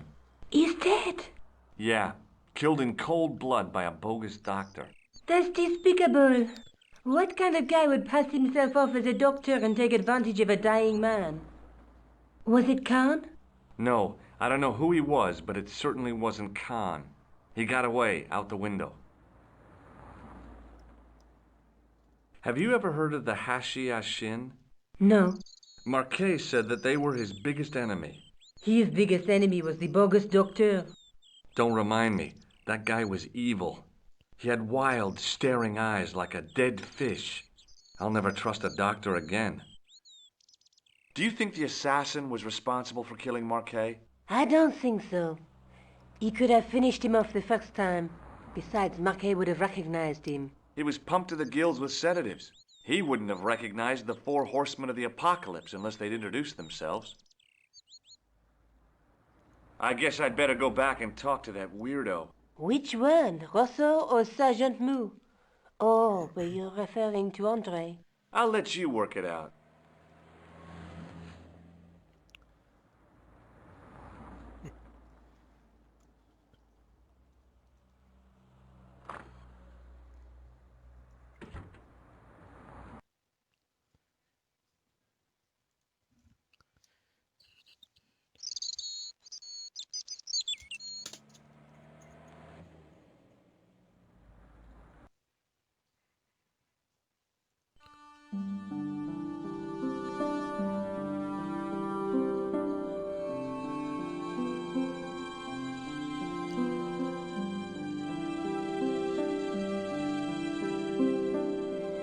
You have left it very late, monsieur. Late for what? Anything? I am closing the museum soon. You wouldn't like to get locked in. I can tell you. Not in this gallery. Why not? It is haunted, monsieur. You don't believe in ghosts, surely. Oh, yes, I do. 7 years ago, a lad managed to hide in here. He'd made a bet with his friends, I suppose. When I found him in the morning, he was cold as ice and stiff as a board. Well, what was the cause of death? They said it was a brain tumor. But on his face was a look of stark, desperate terror such as I have never seen before. Scary. The sign on the tripod says it was found at a Templar preceptory. It does? You don't know anything about the tripod, do you? No, I don't. I never had much of a start in life, you see. I owe what little education I gained to my uncle. He was an optician, but he also doubled as the village school teacher. He taught me the alphabet. Well, 19 letters of it. The bottom row of the chart was too small even for him to read, so he left them out. Why don't you start over and enroll for adult education? You know, I never thought of that. Do you think if I studied hard and did all my homework, I could be a professor of history? At your age? Dream on. Can you give me any further information about the tripod? Certainly, monsieur. It's infamous. That tripod, that belonged to John Dee. What can you tell me about the collection of coins? A rare example of silver coinage from the reign of Philippe le Bel.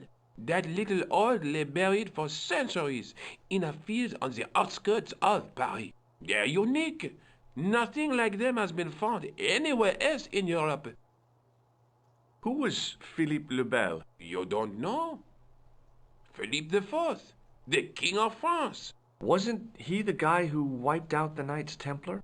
I have no idea, monsieur. All I know is he was King of France. I don't even know why he was called Philippe le Bel. What's the importance of John Dee's tripod? Dee was the most famous escapologist of the 16th century, the Houdini of his time. Don't you mean alchemist? Escapologists use ropes, chains, and handcuffs, not tripods. Well, whatever he was, that is the tripod he used in his experiments. Thanks for your help.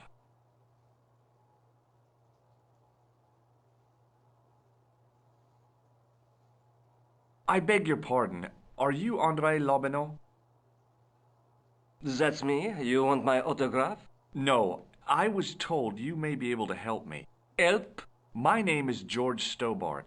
I'd like your professional opinion. Well, okay, shoot. I'd like your opinion on a medieval manuscript.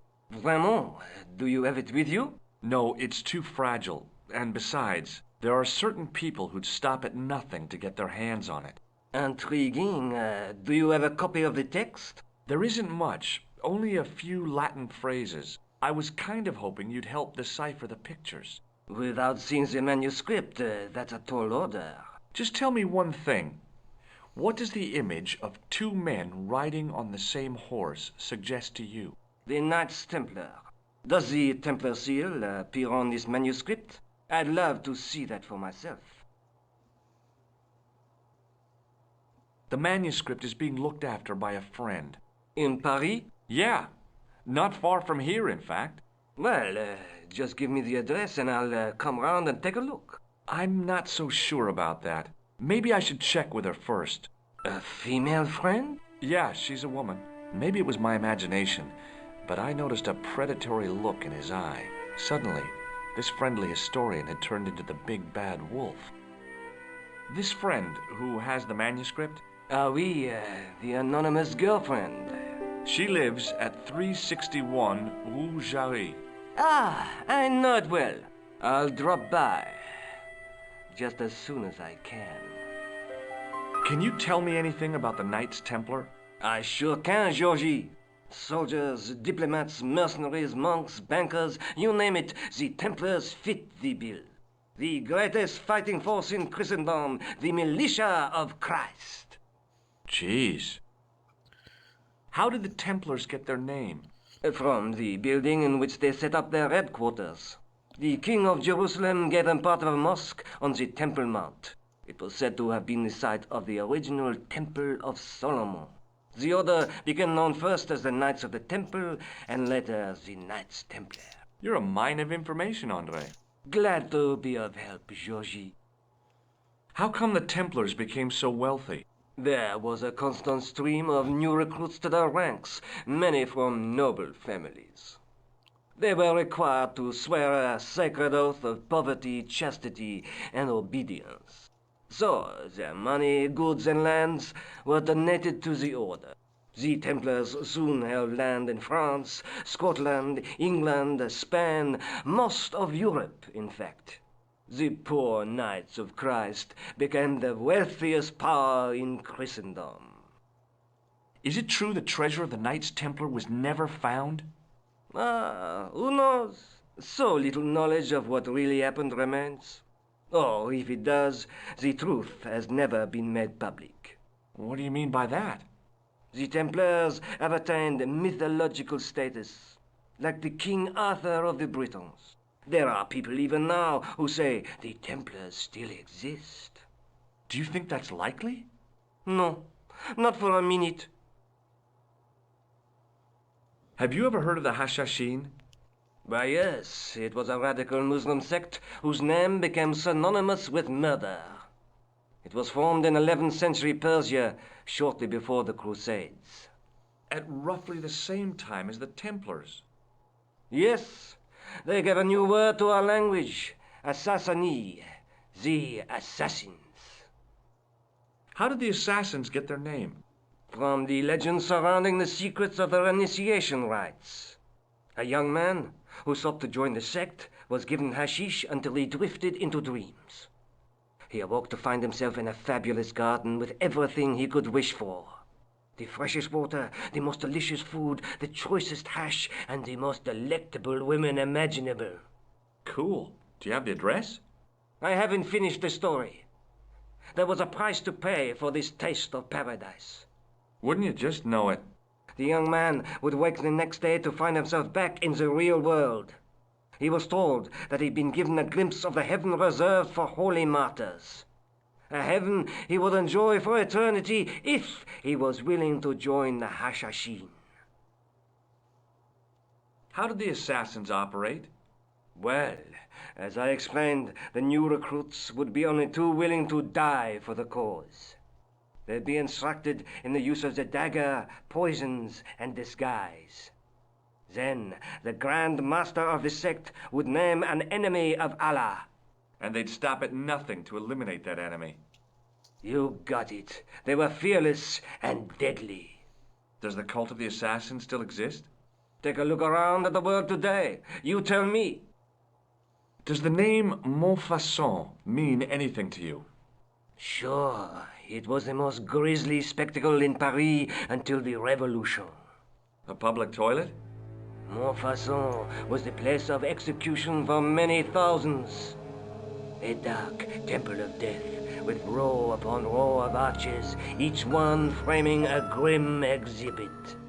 Scores of rotting corpses swung on creaking rope, while the crows devoured their flesh. That explains the image of the hanged man. I found a reference to Montfaucon in Ireland, in a village called Lochmarn. Lochmarn? That's where Pegram was digging. That's right. He'd left the excavation before I arrived. Do you know Pegram well?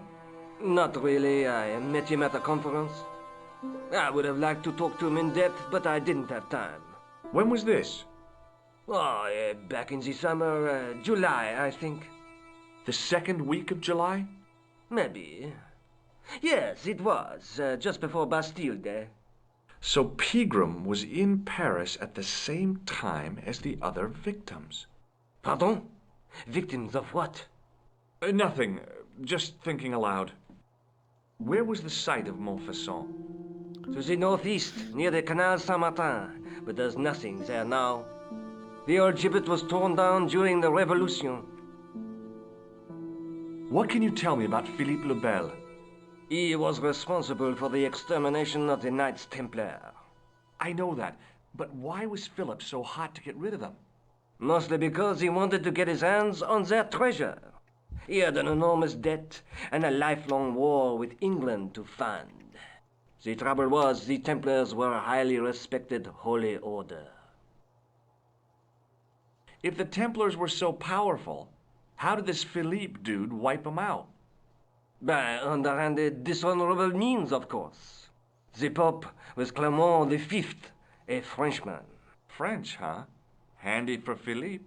Fate had nothing to do with it.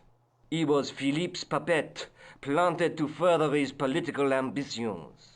Philippe wanted the wealth of the Templars and used Clement to get it. So what was Philippe's plan? What happened? Sealed orders were sent out all over France, not to be opened until the appointed day. That day was Friday, July 13th. That's the origin of our superstition regarding that date. At dawn, throughout the whole of France, the Templars were arrested. It was the biggest bust in the history of the world. What happened to the Templars after their arrest? Philippe was out for blood, so he handed the Templars over to the Inquisition. Not surprisingly, they confessed to a sensational and sordid list of blasphemies. Like what? Oh, the sort of things you read about in the gutter press.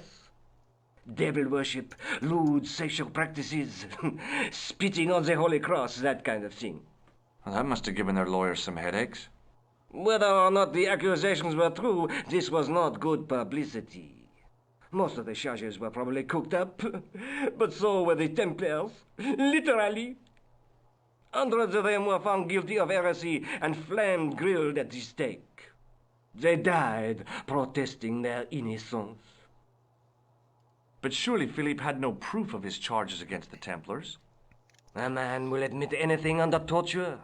The Inquisition fabricated some nonsensical demon called Baphomet, and then suggested to their victims that this was what they worshipped. But they didn't have to agree. The records show a Templar coming to trial with both feet burnt off. Fragments of flesh and charred bone falling from the stumps. What would you not admit to stop such torment? So there was no truth at all in the Baphomet accusations? Not a shred. Almost every victim described the idol differently. No, Baphomet never existed outside the sick minds of the Inquisitors. So Philippe stole the Templars' riches, huh? Oh no, they weren't stupid. The king's troops marched first on the temple in Paris, then to the Templar home port at La Rochelle. There was no trace of the treasure, and the fleet of the Knights Templar had set sail. I think you ought to know that the tripod is going to be stolen. The Lochman tripod? No. It's true. I can give you a description of the thieves. Before the supposed event has taken place? I heard them planning the raid. They're wasting their time. The tripod is protected by a state-of-the-art alarm system. Well, don't say I didn't warn you. Why don't you loan the tripod to me for safekeeping? Because I'd never see it again. Well, don't you trust me? It's not a question of trust, George. That tripod is hundreds of years old and extremely fragile. I get your point. Does the guy in this photograph look familiar to you? No. Does this matchbook mean anything to you? Alamut is the name of the place where the Hashashin were based. Where is it? Somewhere in what used to be called Persia. I'm not too hot on modern geography, I'm afraid. The most recent map I have shows America as an English colony. Thanks for your help, Andre. You're welcome.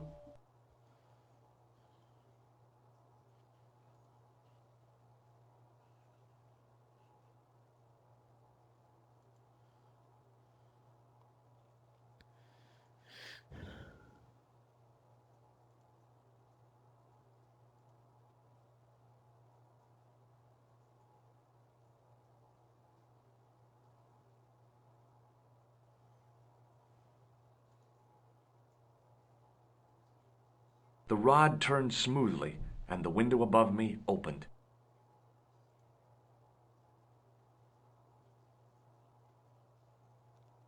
You gotta hide in the sarcophagus. And you have to before that, you have to distract them by opening the window. Alright.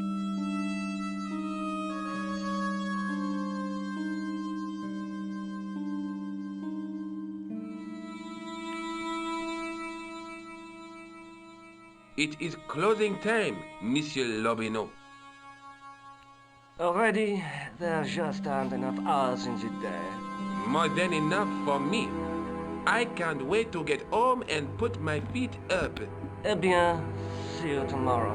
Good night, Monsieur.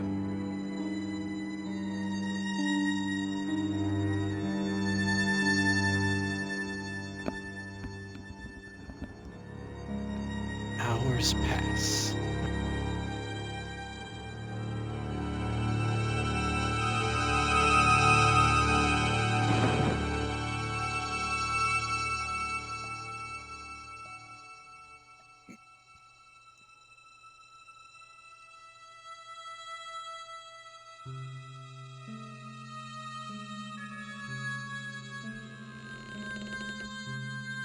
Hey, Guido! Look at this! Quit fooling around, you moron! Get your ass over here and bring that flashlight.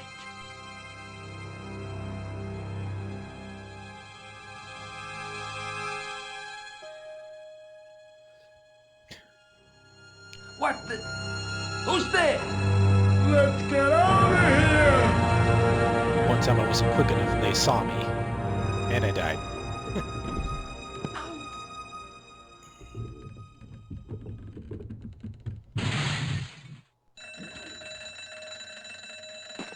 Out cold.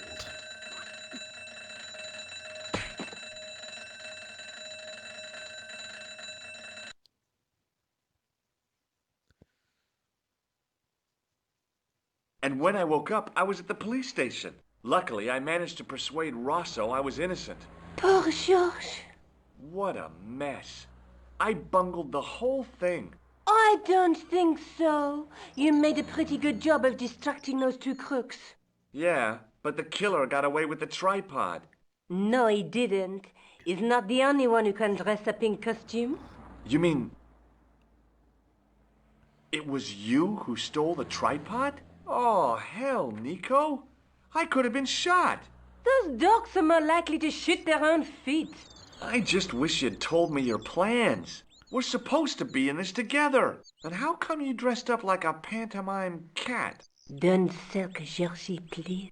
Oh, rats. And don't call me Georgie. Oh, I really thought you'd be pleased. After all, we've got the tripod. Aren't you going to try putting the gem on the tripod? I guess so.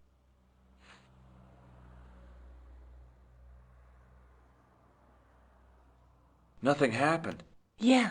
The gem fits perfectly, but what does that prove?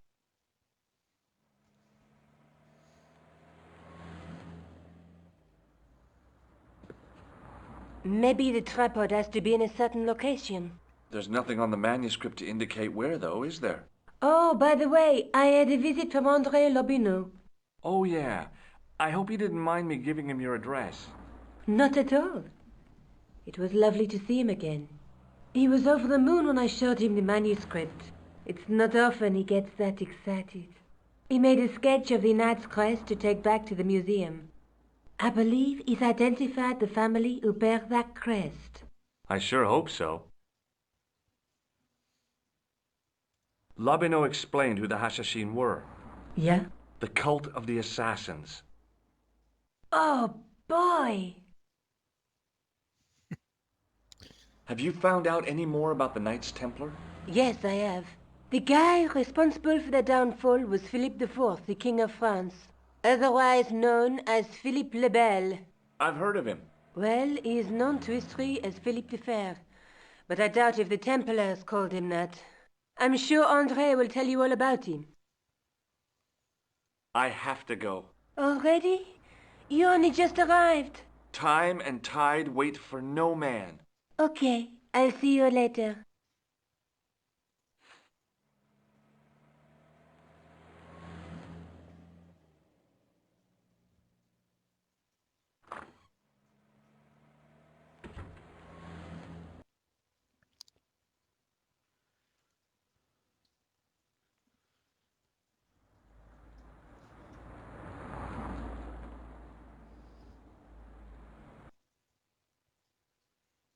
Let's go here. I once read a list of low-stress jobs. It didn't include police work. Obviously, this guy hadn't read the same list. The juggler was good. Why he couldn't put that kind of application into getting a real job, I had no idea. Maybe he just liked dressing up like a horse's ass. There was a small crowd of 5 sightseers. It's a weird thing, but you can take the most intelligent people in the world, put them in their vacation duds, and hey presto, they look like morons. Why is that?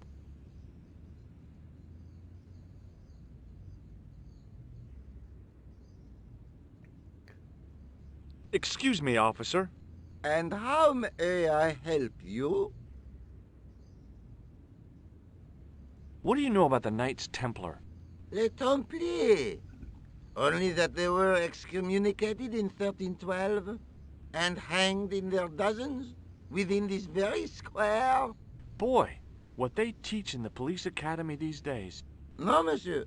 I read it on that board over there. Shouldn't you be off directing traffic or something? You have seen the Parisian traffic, no? Yeah, so? I could direct the traffic. The most dangerous, the east side of Rome. Or I can sit here and enjoy the sun, the architecture, and the Sauvignon. Which would you choose? Yeah, but I'm not a policeman. What happened to duty? An excellent question, monsieur. Have you seen this man before? No. Who is it? I believe him to be an international assassin. Oh. Is that all you can say? Oh. I did wonder if I should say that I believe you to be an international paranoiac, but it didn't seem polite. I'll see you around. Oui, monsieur. I'll be there. A typically Parisian sidewalk cafe. Last time I visited one of those, it blew up. I decided I was happy enough right where I was.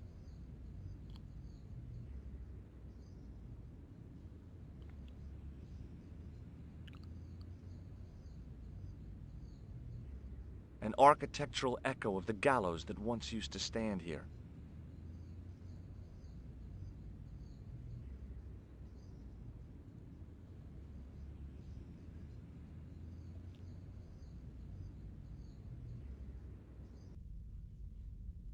A row of old pews, beautifully carved and glowing with polish.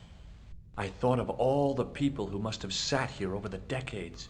All those Parisian derrieres, firm buttocks of the young ladies, the flabby flesh of the old men.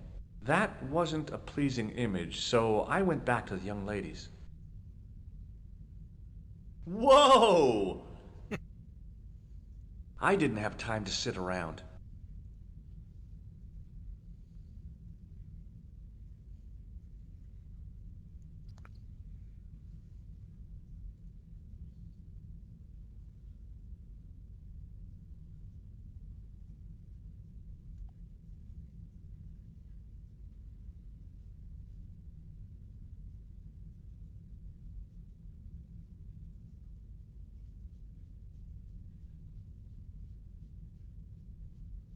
A huge stained glass window formed a magnificent centerpiece for its neighbors.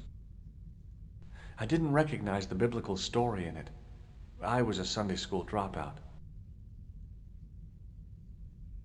A stone knight lay in full stone armor, blank eyes looking at the ceiling. Carrying all that armor around must have been hard work.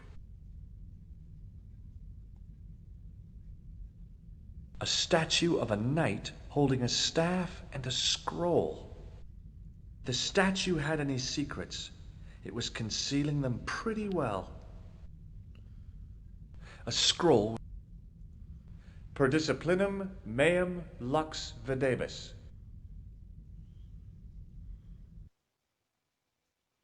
A bit of a stained glass window. Wow!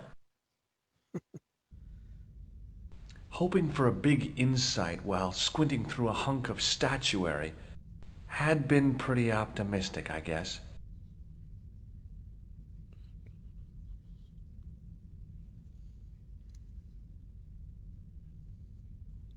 A knight there in the company of his fellows.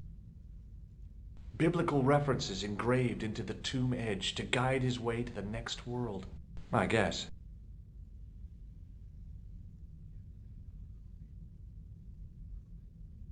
A knight's tomb, his effigy in marble lying in perpetual state, waiting in prayer for the judgment day.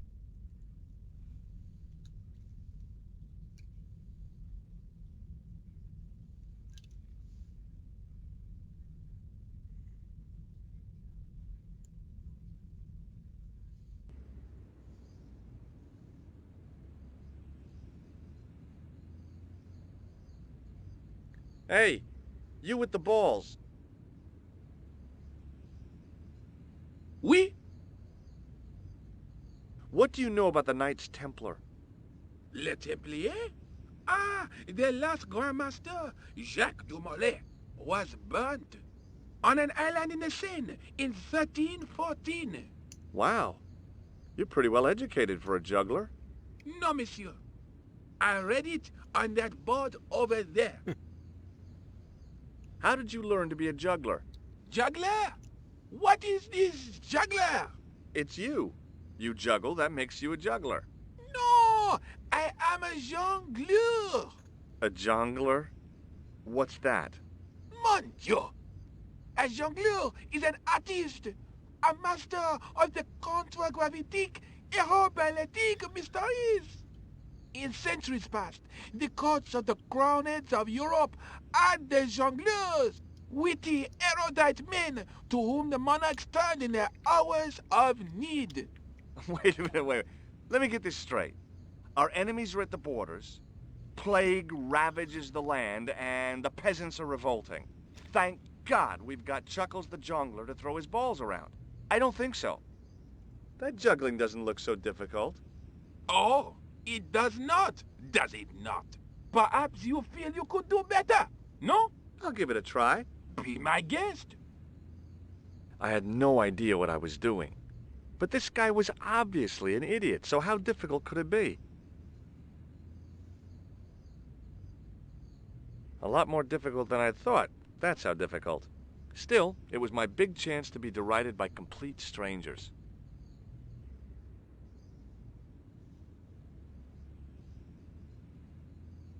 Not so easy after all, is it? No, I guess not. Catch you later. Au revoir, monsieur.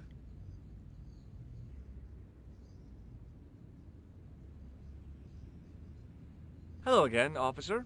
Hello again, monsieur. What do you think of the juggler?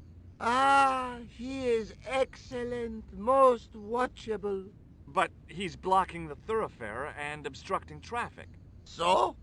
He is amusing. The traffic isn't. If he wants to block it, who am I to say no? You're a cop. Ah, oui. So I am. Ah, well. So you're not gonna do anything about this guy? No. He probably doesn't even have a license. Ah, a license. This I had not considered. So what are you gonna do? The instant I return to the station, I shall check. Return to the station? Why not just ask him? And spoil his concentration? What kind of a barbarian do you take me for? Does this red nose mean anything to you? Ah, you are a clown. Do I look like a clown? No, although you juggle like one. Now, if I'd known you were a clown, it would have been amusing. And not A humiliation for you. What do you mean?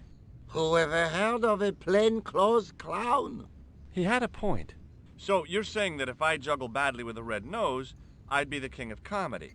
But if I juggle badly without it... You look like a pathetic loon. Oui, monsieur, you have it.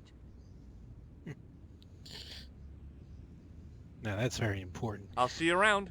To show him the nose after you've quote-unquote juggled.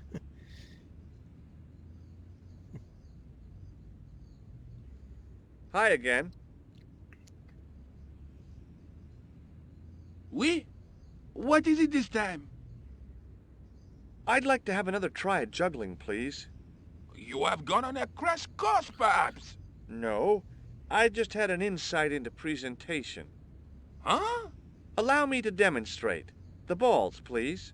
If you insist on completing your humiliation, monsieur. Okay, now for my secret weapon.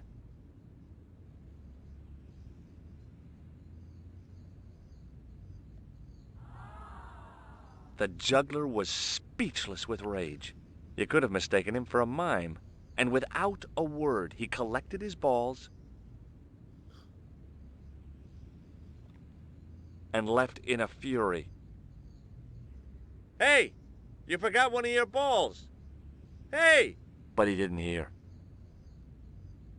Better still, deprived of his entertainment, the gendarme decided maybe he ought to do some policing for a change.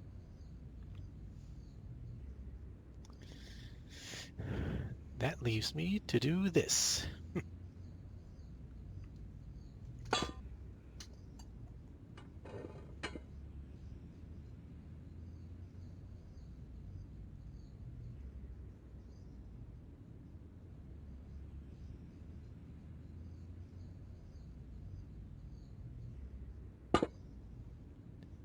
And the tourists don't do anything about it. Fine by me.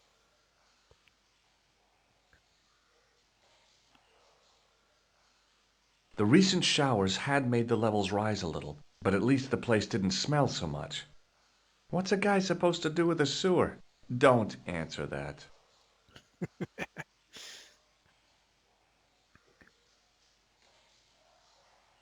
The wall had flaked, and anything once written on it had long since gone. There were 3 arches, each with an inscription. There were 3 arches, each with an inscription. The wall had flaked.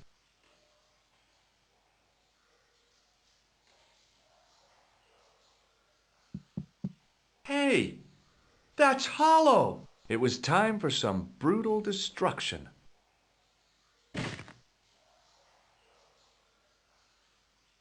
I'd poked a hole in an historical site. If any archaeologists came by, they'd lynch me for this. Close up, I could see the plaster was thinner where I'd broken through, and behind it were some cogs and a lever.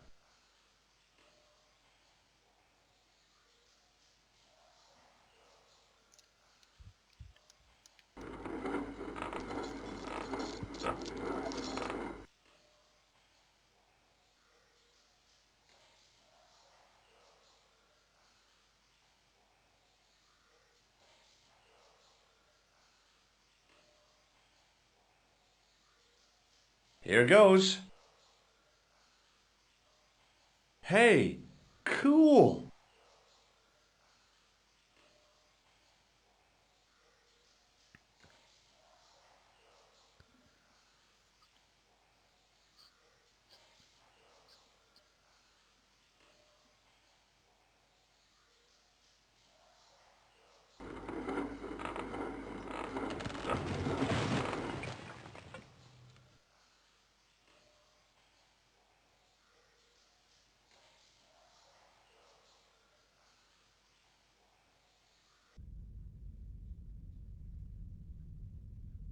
There was a crack in the wall. Through it, I could see a glimmer of natural light.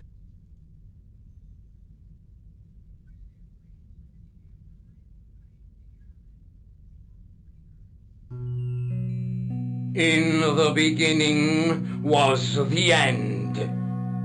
An end wrought by our enemies began our darkness.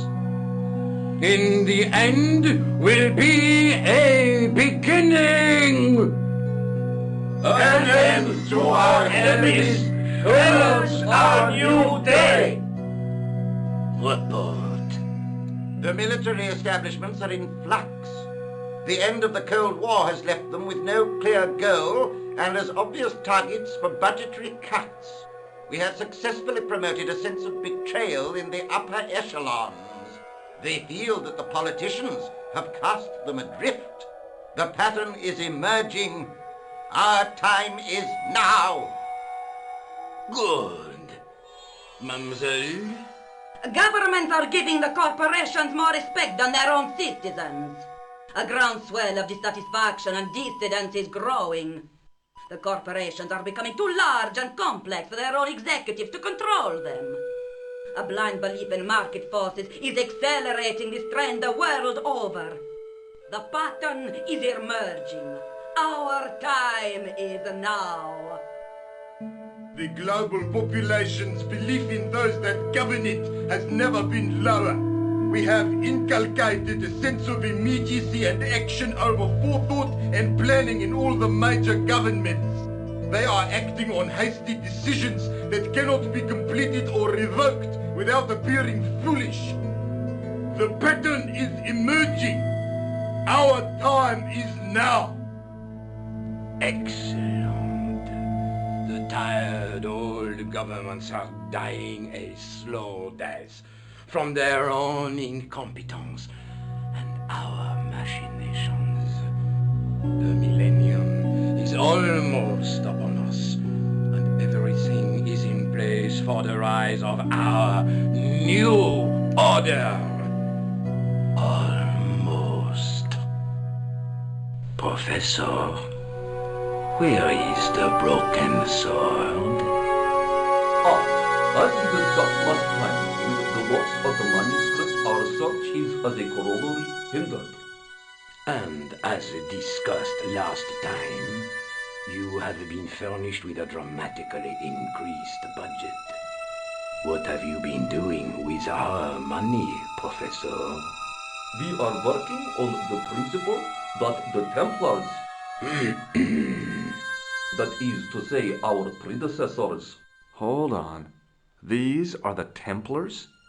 must have left a trail when they were hiding the clues to the sword of Baphomet's location. I have a small army of historians and archaeologists ferreting out that trail. I trust these historians and archaeologists are more trustworthy than your friend Pegram. Pegram was loyal.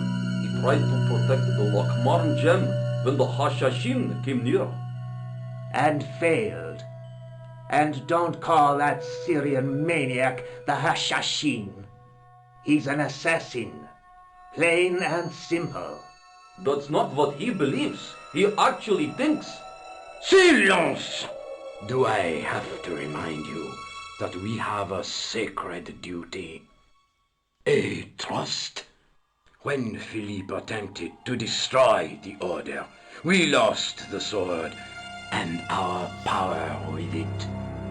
Now we have the opportunity to reforge it. But time is short. We need results, not petty bickering, not excuses. Now, Professor Baphomet. Yes, of course, my apologies.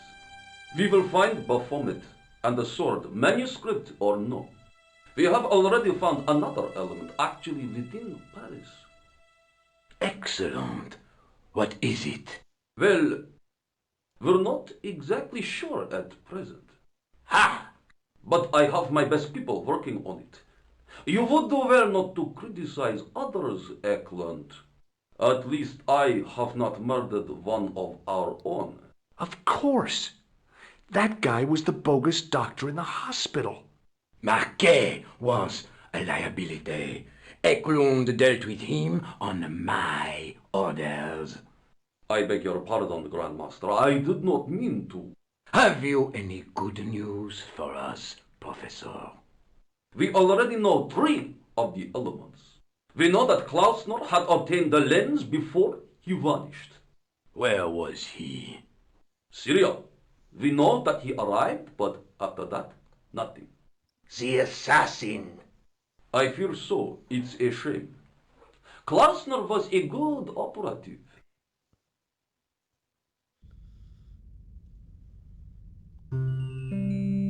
This will be our last meeting in person until we locate the sword of Baphomet.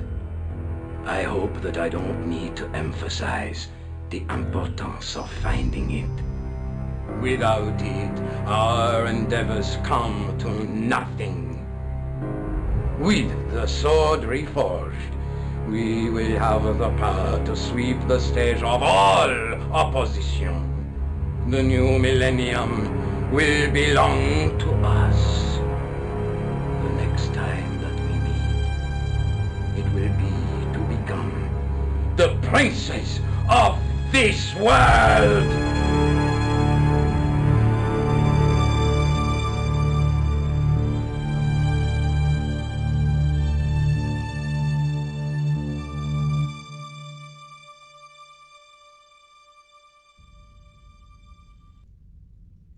Let's get down there.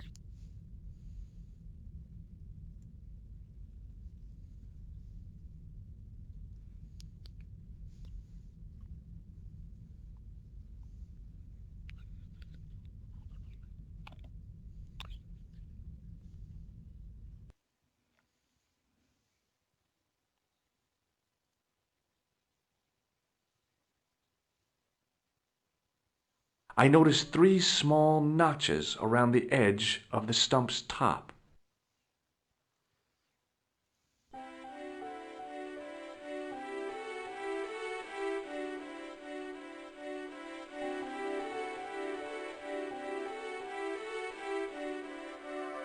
The light falling from above struck the gem and scattered in 5 neat rays, and each ray picked out a letter.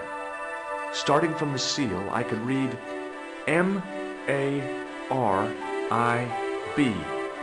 Marib. Now all I had to do was figure out what the heck that meant.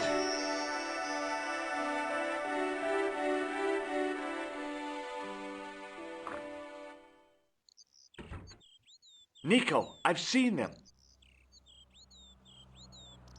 Who? The Templars. I spied on their meeting in the catacombs. And you saw the Knights Templar? I saw a bunch of guys masquerading as Templars.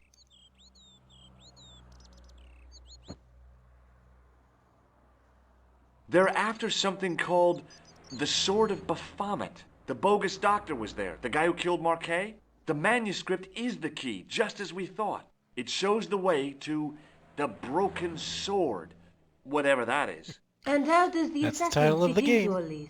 He's out to stop them. These Neo-Templars, they're men and women in influential positions. Don't you see? Plantar was one of them. The assassin killed him for the manuscript, to stop them finding the sword. But now we have got the manuscript. Yes. So, how do they hope to find the sword? I don't know. They said something about a lens and a guy called Klausner who's gone to Syria. But they didn't seem to realize the significance of the very site of their meeting. You see, after they'd gone, I discovered a stone pedestal and a carved inscription. I set up the gem on the tripod, directly below a beam of light. The gem split the beam and lit the letters M-A-R-I-B.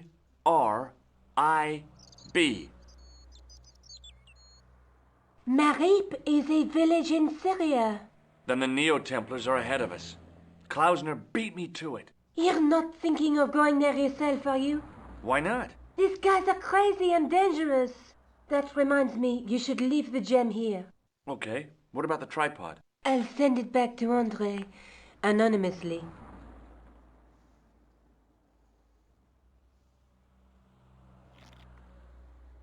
Would you like this juggling ball? Have you been drinking, Georges? No, why? Because you're talking crap. Do you think I should go to Marib? Terrier is a long way, Georges.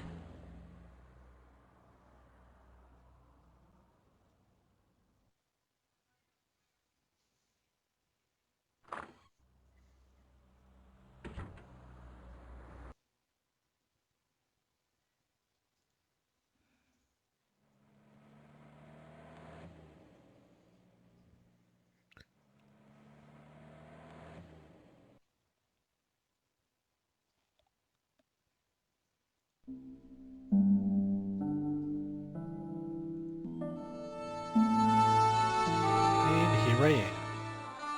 The stand was being watched by a young boy, maybe 12 years old. The cat was an ugly brute who looked like he owned the joint. Hey there, young fella. Speaky you the English? Speaka you the Anglais?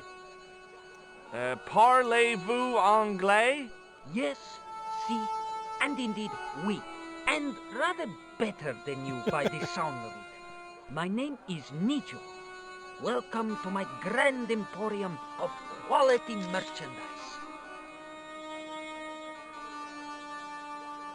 Does the word Templar mean anything to you? Templar. Ah, Templar. Templar! Why, yes, of course. It does? Yes, a splendid series of books by Mr. Leslie Chatteris, featuring the roguish Mr. Simon Templar. Great. That's a real help, Nijo. Anything else? The Saint television program, featuring Mr. Roger Moore of the quizzical eyebrow, and a stick man with a halo. Bing! So all Templar means to you is Roger Moore. I only watched it for the stick man with the halo. Bing! He was better animated. So I'm correct in saying that the word Templar doesn't mean much to you. Well, there was the Order of Knights who were wiped out in an Inquisition in 1312, I suppose. That's them. What else do you know? Just how much information do you think there is on a Trivial Pursuit card? A what? From the medieval edition. We had it on the stand a couple of years ago. Ask me what a feuter is. Go on, I know all this stuff. Never mind. Okay, forget about the Templars for a minute. What do you know about knights? Like the Crusaders, they came to the East on an insane and pointless mission. They sacrificed thousands of lives, including their own, for insensate pride. How anyone can find them romantic confounds me. So, this is your stand? Oh, yes, sir. Though stand does not begin to do it justice. The finest in this bustling metropolis. This is a bustling metropolis? Well, not per se, no. You speak very good English. Thank you, sir. I learned from tapes that my uncle procured. Oh, a language course. No, sir. Jeeves and Wooster. Gussie, Fink, Noto, Aunt Agatha. What ho? How much are those books there on the shelf? Have you any Syrian pounds? I think I might have a couple of Irish pund. Then they're too expensive for you, sir. What do you think of this, eh? Oh, sir, what a splendid plaything. One day, when I am rich, I am going to build a world-renowned collection of brightly colored balls. Are you serious? In deadly earnest. People will come from far and wide to see my Yes? collection. The Rockefellers and the Gettys can keep their hoards of so-called fine art. But answer me this. What good is a Picasso, I ask you, if you cannot bounce it off a wall? You may have a point. What do you make of this? Well, beyond the obvious, very little. That pattern seems very familiar, though. Have you seen this man before? No, sir, I'm glad to say. Cold eyes. So long, Nijo. Toodle peep, sir. Embarrassed as I am to admit it, you can spot an American tourist a mile off.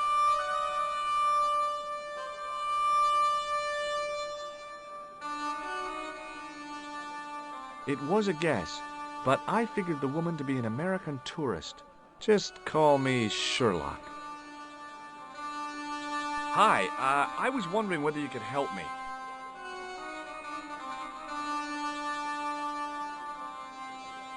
Why, sure, son. Always got time for a fellow American. The name's Henderson. Dwayne Henderson. Pleased to meet you, Mr. Henderson. Hell, boy, I'm not in the office. Call me Dwayne. Oh, okay. Dwayne. My name's George Stobart. You're a long way from home, Dwayne. Could say the same about you, George. Me? Well, I'm just sightseeing, that's all. Without a camera, kinda lags to come all this way and not take pictures. Mind if I take a picture of you, George? What? Why? Ow! You could have warned me. You don't mind, do you, George? The folks back home will be real interested. What exactly do you do, Dwayne? Didn't I say? Oh, I run a greeting card company. Yep, we're based in Cleveland, Ohio. Pearl writes the poems for 'em. You ought to ask her to recite some. Have you seen this man before? Maybe. Where'd you get it? I just picked it up somewhere. Sure. I'm always picking up photos of complete strangers and then asking around. Ow! Damn it! There. I've got another picture of a complete stranger. Maybe I'll ask around about this one. Do you mind if I ask you an odd question? Okay, but I might not answer it. Do you know anything about the Templars? The Knights Templar? Yep. Nope. Nothing at all. Well, you knew they were an order of knights. What I know and what I say are two different things, boy. I haven't lasted as long as I have in this business without knowing that. In this business? Sure. The greetings card business. Oh, please. I saw a medieval picture of a woman, royalty or nobility, something like that. She was looking in a mirror, but the reflection was of a man with 3 faces. What do you think of that? I think you should be in therapy. Have you talked to Nijo? Nijo? He's the youngster on that junk stand, right? Yeah, we've met him. He's a smart kid. Speaks 4 languages, and he's never had a day's formal education. He should go far. Kept trying to peddle garbage on us, though. You're not going to find much worthwhile around here. I know that, and you know that. But try telling Pearl. She reckons there's antiquities in them door stands. Does the image of a knight holding a crystal ball mean anything to you? Hell no. What would a knight want with a hunk of glass? I don't know. That's the problem. What's wrong, boy? It's not a crystal ball. It all came together in my head. What the conspirators had mentioned losing. The strange perspective of the manuscript. It's a lens. Do you think bulls have any significance around here? Weird question, George. Nope, I don't think they have. Where is your wife, Dwayne? Pearl? Oh, she's around, looking for bargains. How long have you been married, Dwayne? Hell, must be 30 years now. Okay, well, I'll see you around, Dwayne. Count on it, George.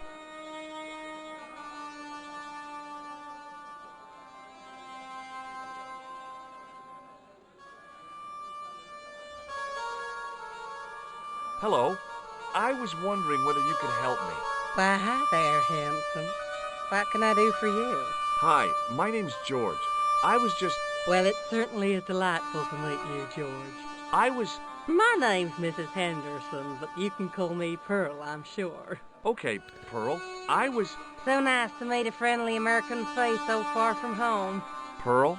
Yes, dear? I was just wondering if you could help me. Why, sure, precious. Have you ever heard of a group of knights called the Templars? Sounds familiar. I remember. Dwayne had a book. The Holy Something and the Holy Something Else, I can't quite recall. I read a little of it. And? Seemed like a lot of hooey to me. Do you know anything about medieval weaving? I do a little needlework, but gosh. It's okay. It was a long shot. Have you talked to the boy on the bric-a-brac stand? Oh, you've met him? His name's Nejo, you know. Oh, he's just so cute, I could die. I'd love to bundle him up and take him back to Ohio. He might not thank you. I'm looking for something ancient, you know. Something to impress the folks back home. The poor boy was trying to do his best, but we still haven't found anything. I've been talking to your husband, Dwayne. Oh. Yeah, he tells me that he runs a greeting card company and you write the poems that go in them. Oh, yes, indeed. I consider myself the artiste of the family. Tell me, George, would you like to hear one of my poems? Yes, go on then. Okay then, darling, here we go. Our sympathy upon this time, when your heart doth break. I like the doth. Classy, isn't it? We know the grief that must entail when your schnauzer gets bitten by a snake. Ah, it still touches me. What do you think, George? It's very specific, isn't it? You think so? We sell a lot of those, dear. So, tell me a little about yourself, Pearl. Me? Oh, a gentleman's interest is always so flattering. Well, my husband and I run a greetings card company in a cute little place called Akron in Ohio. Akron? Cute? Little? Hold on. Didn't Dwayne say they were from Cleveland? What was that, sweetness? Oh, nothing. I was just thinking out loud. I met your husband earlier. He's an interesting man. That's why I married him. You said that your company is based in Akron. And Dwayne said it's in Cleveland, no doubt. Well, yes, he did. Dwayne was in the Marines in Vietnam, you know. Anyway, he got a medical discharge. Thing is, he gets confused. We moved away from Cleveland 5 years ago. Oh, I'm sorry. I didn't mean... He also gets a little paranoid. Thinks he's a spy or something. I'm so sorry, Pearl. Don't worry yourself, George. We live with it. I've got to go now, Pearl. It's been a pleasure, George. Don't be a stranger.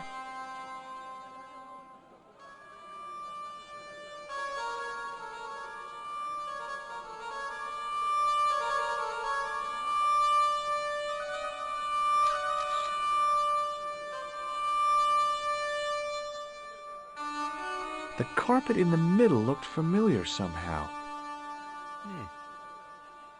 This must be why.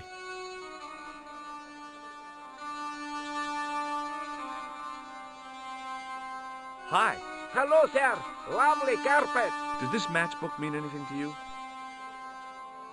Ah! Give to me! Give to me! A la mousse.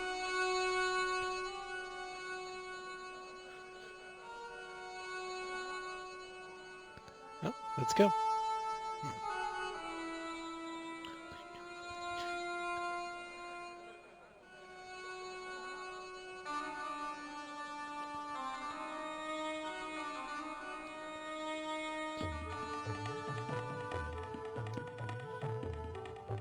Many beneficent greetings, my most fortunate possible friend. Huh? Do I know you, mister? No, no. And again I say, no. But, my friend, do you not see our mutual good fortune in this meeting? How frank do you want me to be?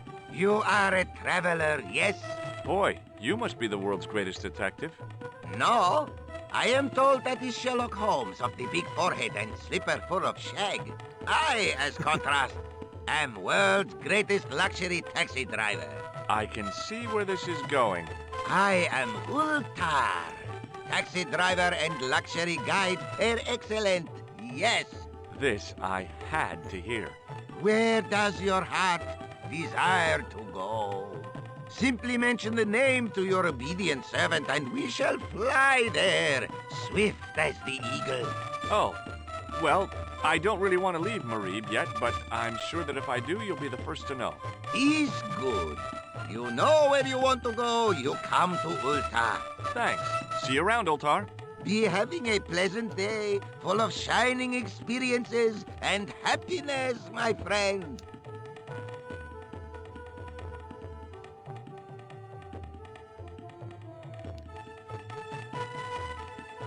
Damn, the door's locked.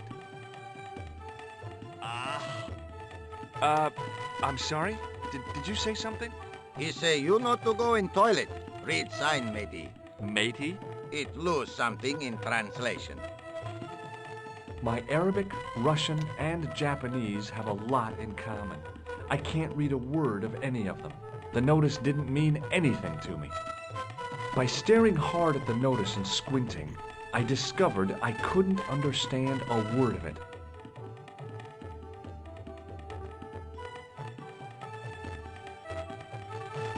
Hi. Nice club you've got here. I was wondering if you could help me. What? I mean, I beg your pardon? I'm sorry, but I don't understand.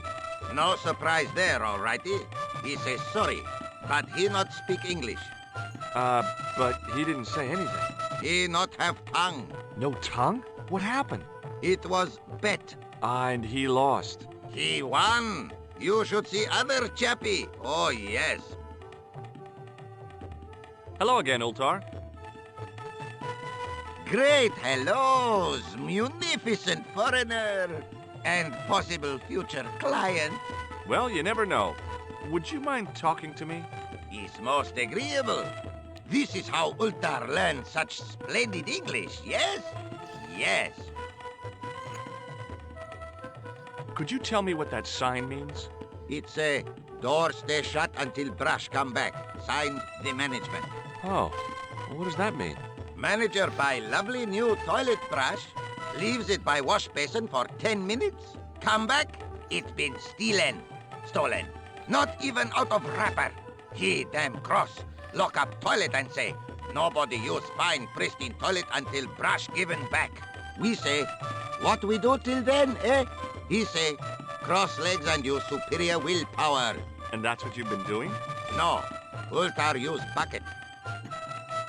Do you know anything about the Templars? Of course. Yes? What can you tell me?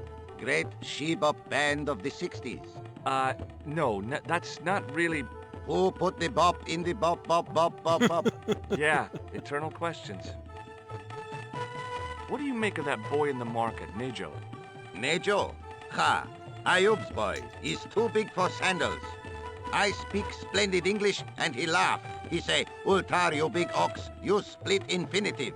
I say, I split your head if you stay still long enough. Ha ha ha ha ha ha. Ho ho ho ho ho ho. Pretty funny, yes? Hilarious. You should be on cable. This place is certainly hard to find. Oh, yes, it is most exclusive. The membership can be no more than...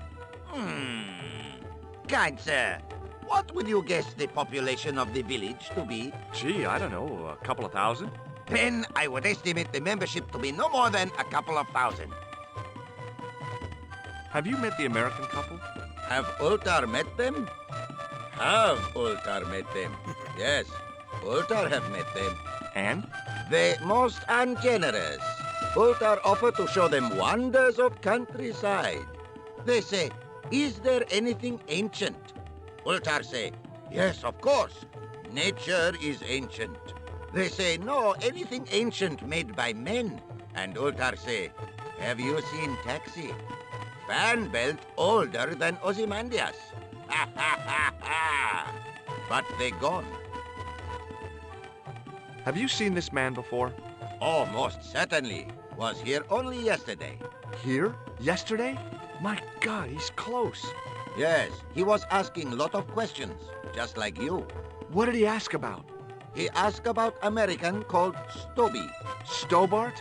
Yes, Stobart. You know him? The killer knew my name. What else did he ask about?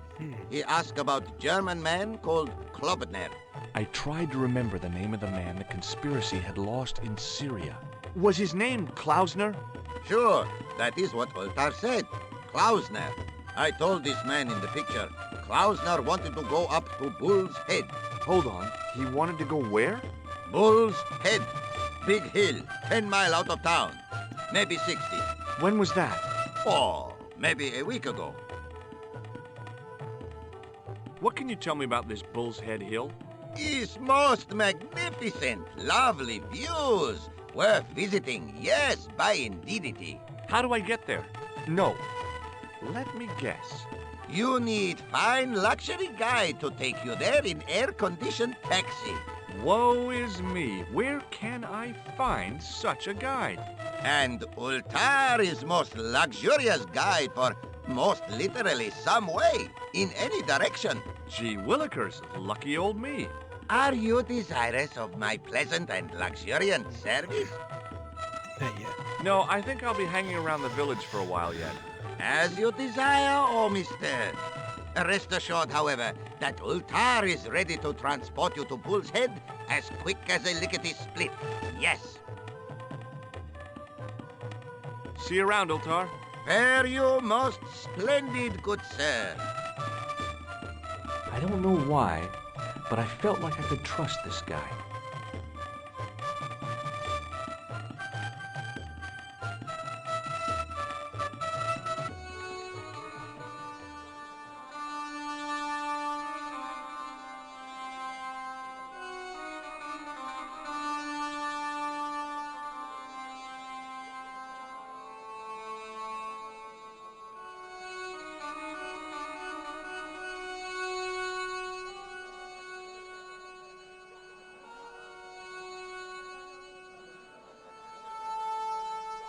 Suddenly, I realized the horrific truth. The guy was basting the kebabs with a toilet brush. It may never have seen the inside of a toilet bowl, but it was still hardly appetizing.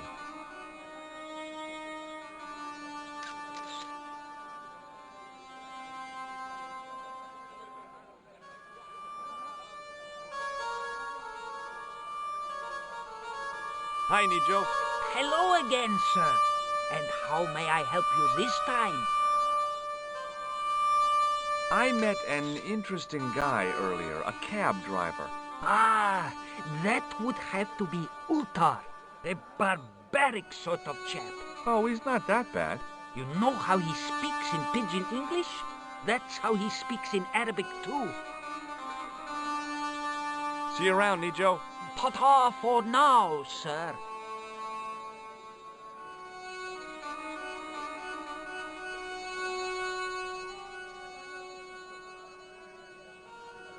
Hi, what's your name, sir? Hello, you buy kebab. Musku. What do you make of this? Buy kebab. Most good. Well, goodbye. Have a nice day. Most good.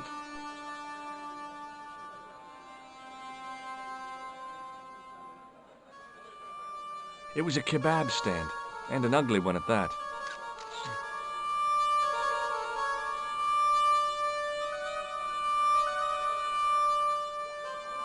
Hi, Nijo. Hello again, sir. Who's the guy selling the kebabs? Oh, that's Arto.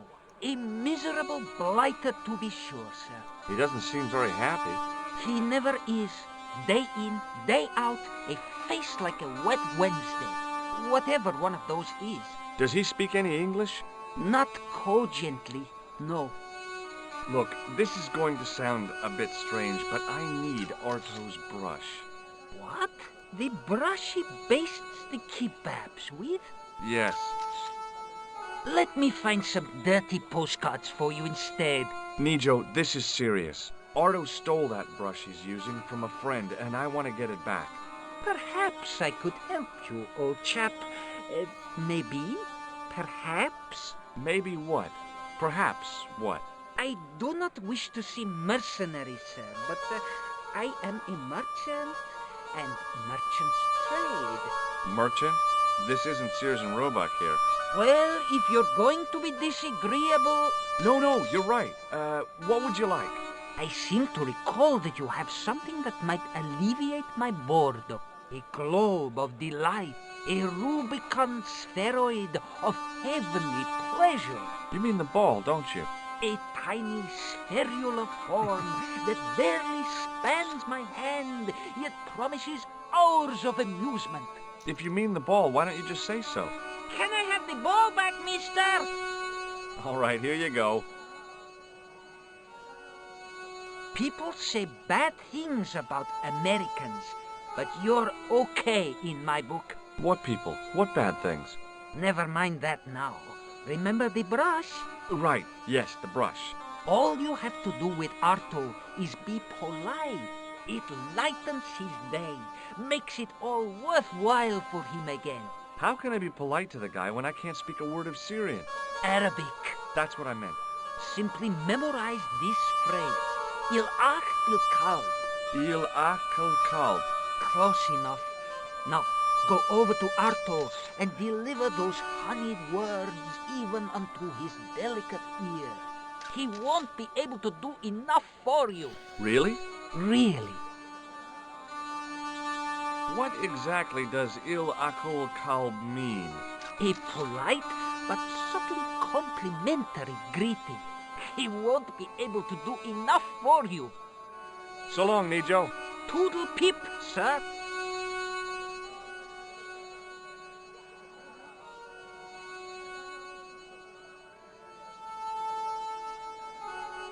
Hello again, sir.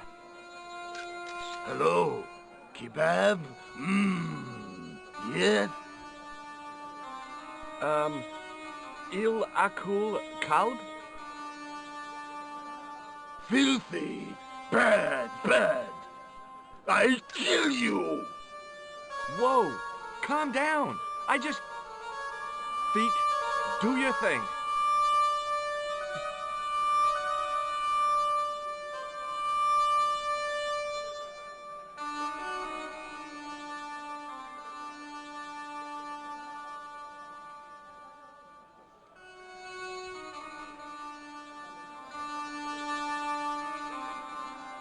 Arto had murder in his eyes. What the hell had I said to him?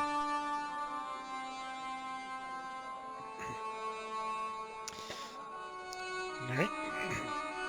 And then we go back here. Hi, Nijo.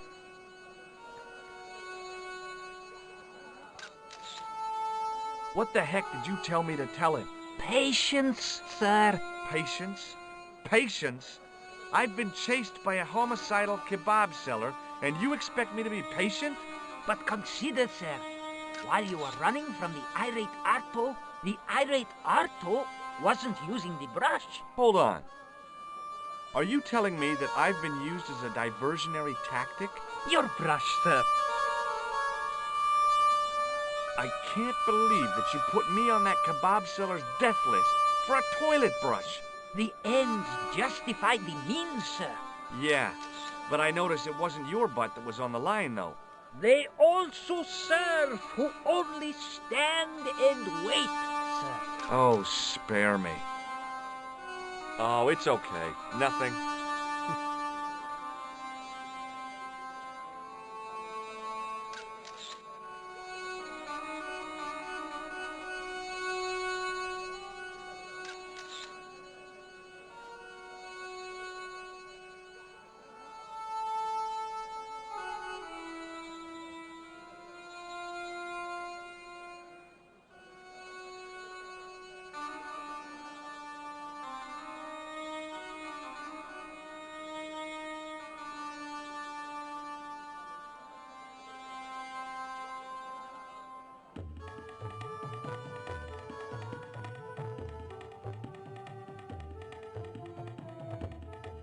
Hello again, friend. There wasn't much point in trying to launch an in-depth conversation when I couldn't speak Arabic and he couldn't speak. Period. Well, I did know a few words of Arabic, but doubted the wisdom of using them. Here's your brush, sir. It wasn't easy getting it back.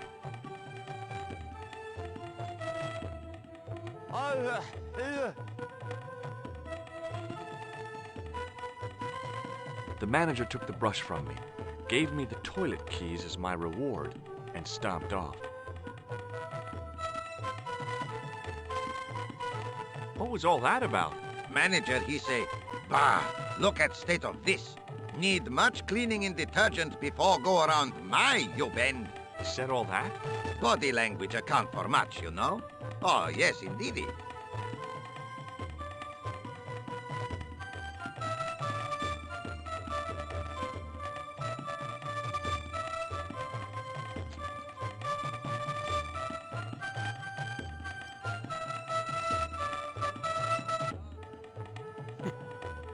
Hello? Anybody in there? No answer, so I gave it a push.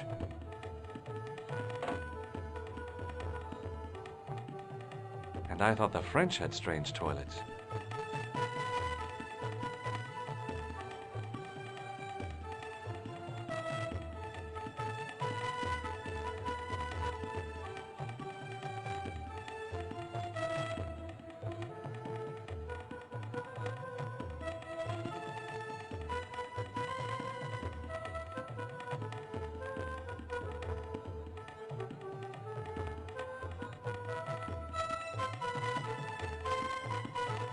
The towel sat in the open dispenser like a wad of dirty chewing gum in a metal dog's mouth.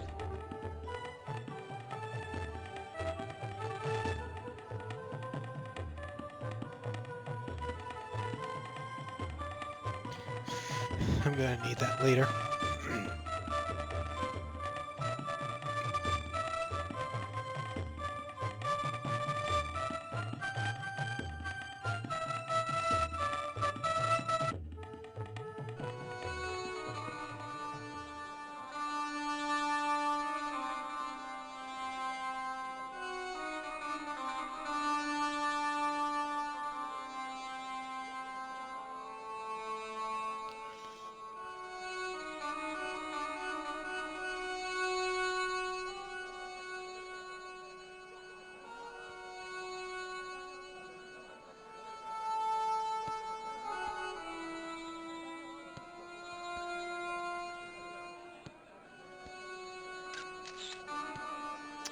Now all we have to do is attempt to pet the cat, ring this bell here.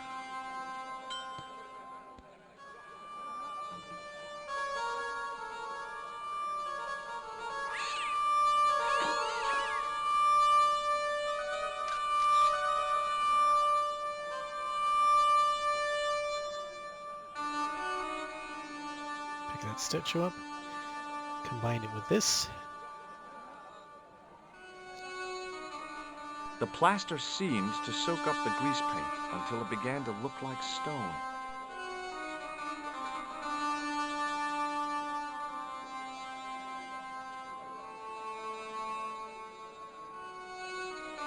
Hi there, Dwayne.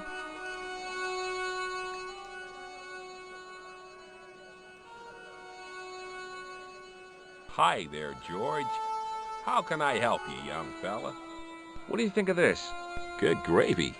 Looks old. Yeah, I had to turn this town upside down. Boy, your luck's better than ours. Looks Roman. I wouldn't know. What'll they say back home? How much do you want, George? Oh, I couldn't. It's the find of a lifetime. I mean... $50. Take it or leave it. I'll take it. Here you go. And here you go.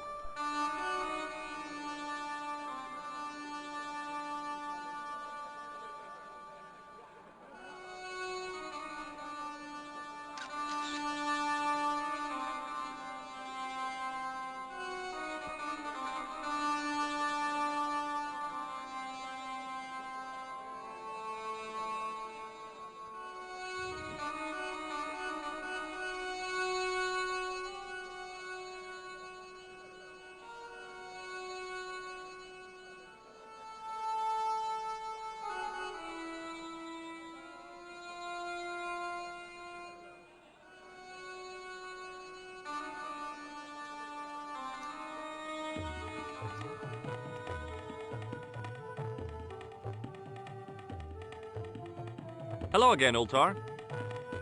Praise be to Allah.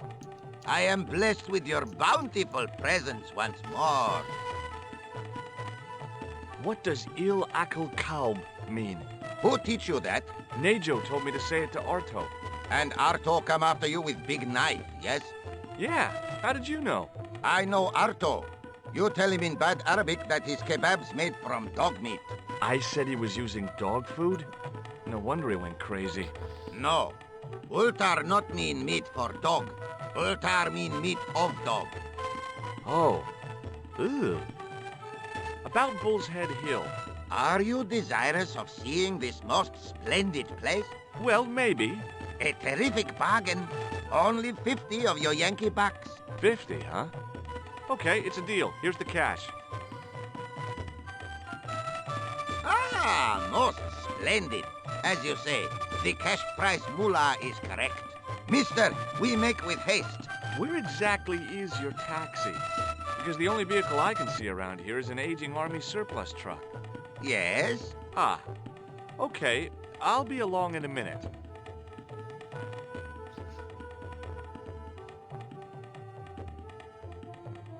It didn't seem right to take off with the toilet keys, so I left them on the bar.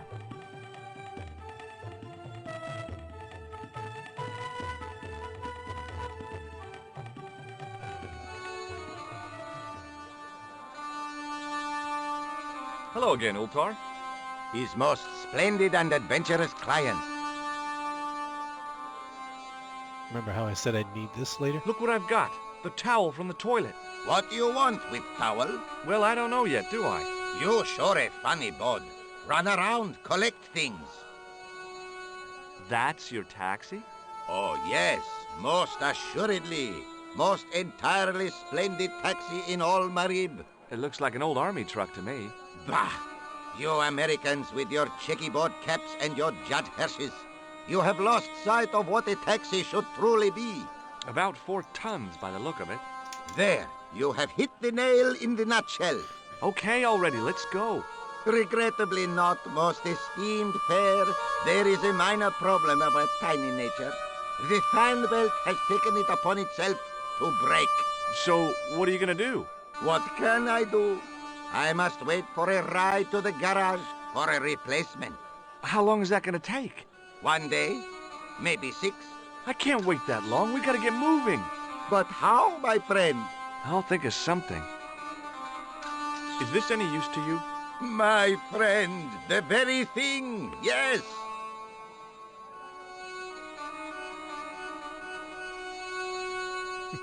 Ultar took the towel from me, cut it in 2 lengthways, and gave me half back. With his half, he did the kind of fan belt replacement that's normally done with stockings. Now, if I knot the ends together, so... Serviceable, yes? Very serviceable indeed. Stockings might work on a Bentley, but on a truck, the coarse toweling did the job nicely. Come along, my friend. You want to see the bull's head? Yes?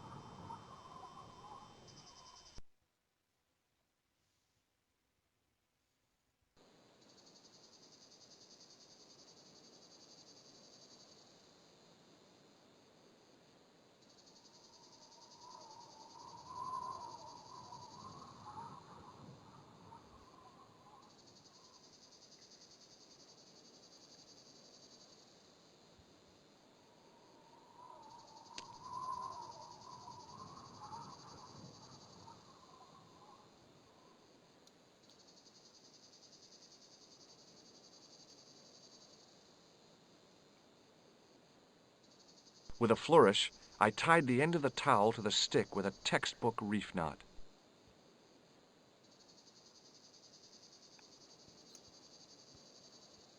I could see that crack would make a good anchor point.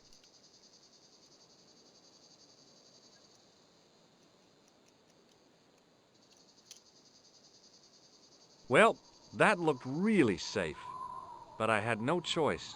I hadn't anticipated going mountaineering when I'd come to Syria.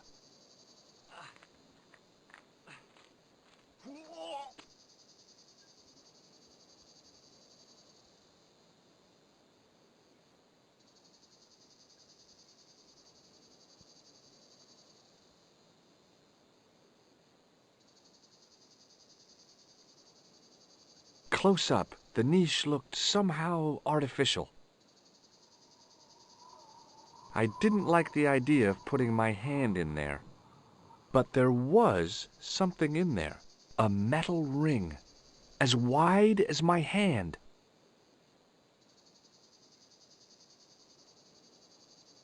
I took a firm hold of the ring and pulled. Whoa there!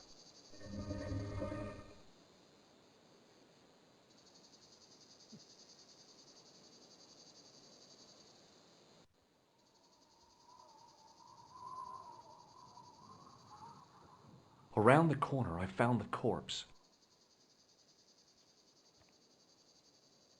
Oh my God.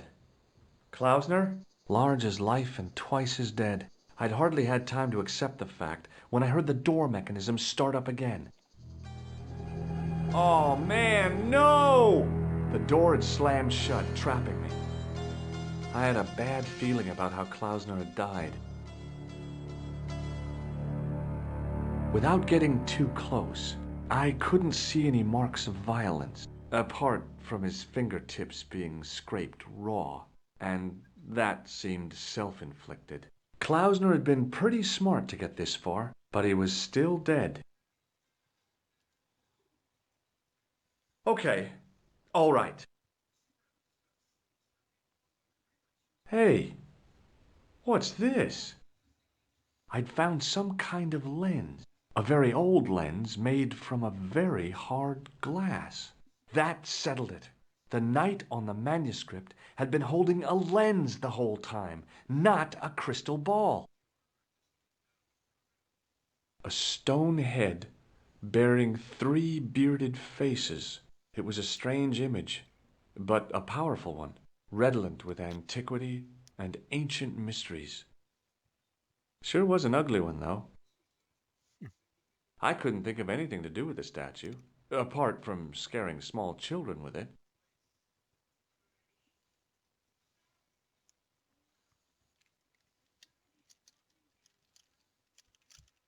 Up on the wall was an inscription, partially eroded by the ages.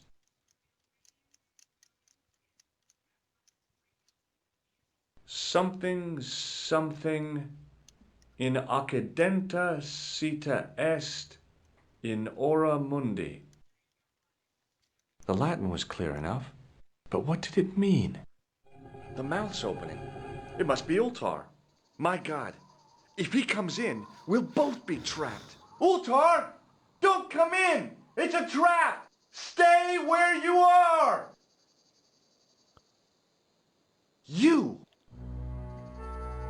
Hello, Mr. Stobart. We meet in the most unusual places. Please, do not make any sudden moves. I have no desire to maim you. Did you say maim? I did. Dead men tell no tales, as you say. And I want to hear everything that you have to tell. And what if I don't want to talk?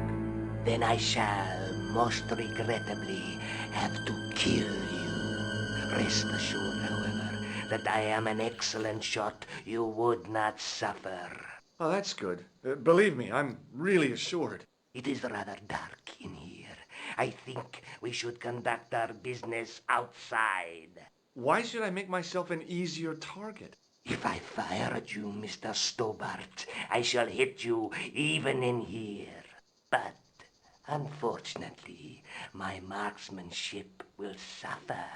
It could be the difference between hitting you in the leg or the groin. Boy, it sure is hot in here. No sudden moves, Mr. Stobart.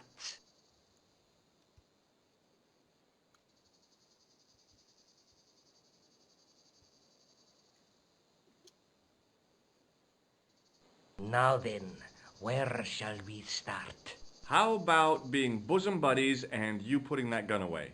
Klausner, do you know where he is? Yep, he's dead. Just around the corner of the cave. You want to look? I'll take your word for it. How did he die? Starvation or dehydration by the look of it. He was caught in this trap you were shouting about. Yes, I suspected as much. The Templars were not ones to give away their secrets lightly. Was he carrying anything of importance? No, nothing. So, why is this location important? What did the Templars hide here if not an artifact? Well, there was something in Latin up on the wall. Latin? Do you remember it, Mr. Stobart? What did it say? In accidenta cita est, in ora mundi. Ah, the words of Caesar. Yes, that makes sense. Well, I know that roughly it means to the west, to the edge of the world. But what the heck is that about? It tells me where the sword of Baphomet lies. Mr. Stobart, I am sure that you are just what you appear to be. A gifted amateur. Thanks, I think. But I can no longer tolerate your interference. There is far more at stake than you realize. So what are you going to do? I regret that we must end this here and now. Your only choice now is whether you die like a man or like a dog. Okay, you're the boss. I'll take my medicine. You are an honorable man, Mr. Stobart, a rare breed. I should like to shake your hand. Yeah. Well, what the heck? It was a long way down. Below, I could see Ultar's truck. Gotta be quick here. And quick here. Otherwise you won't survive.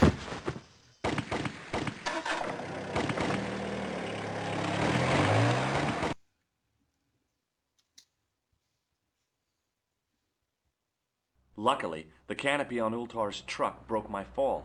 Thank goodness for that. The worst part of the experience was Ultar's driving. What about the lens? Is it still in one piece? Oh, yeah. Well, it's good to see you again, George. Really? Well, I have to say, I'd have enjoyed Syria a lot more if you'd been there. I wouldn't have been much help. Anyway, you did just fine on your own. Have you any idea what this lens might be used for? As a magnifying glass, obviously. I'm sure you'll find it very useful. I'll be back as soon as I can. Okay.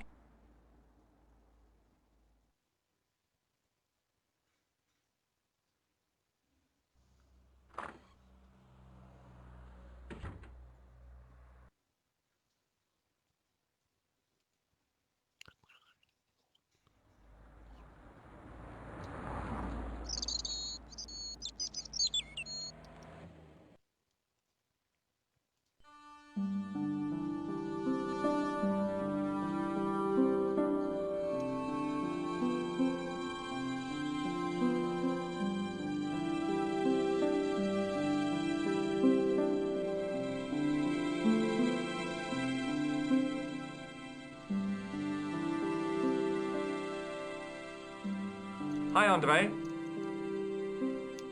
Hello, Georgie. What's with the long face? Haven't you heard? The tripod was stolen. No kidding. I just don't get it. So many other treasures, and the thieves choose the tripod. A modern-day alchemist, perhaps? Who knows? There's no shortage of crazies in Paris. Hey, I visited Nicole's apartment. Yeah, she told me you came by. Ooh, quite a fine Georgie boy. I didn't expect anything quite so sexy. I hope you're referring to the manuscript. Oui, of course. Where have you been?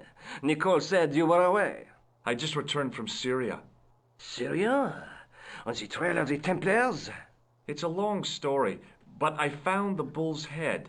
It was referred to on the manuscript, remember? Yes, what is it?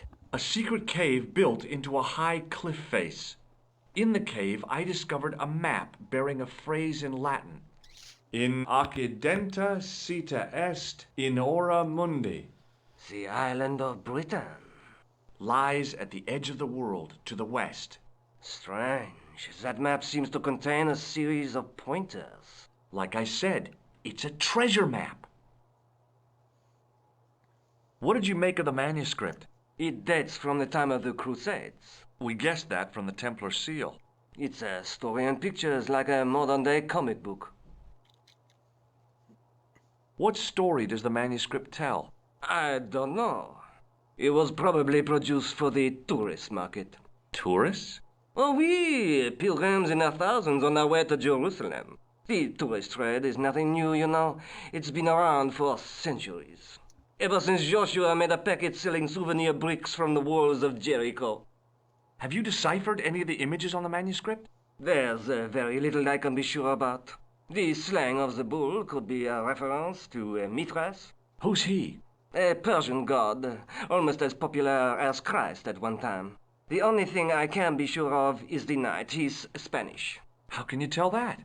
The writing on the shield, the reference to Ave Maria. No self-respecting knight from Northern Europe would have borne a coat of arms like that. Can you identify the knight's coat of arms?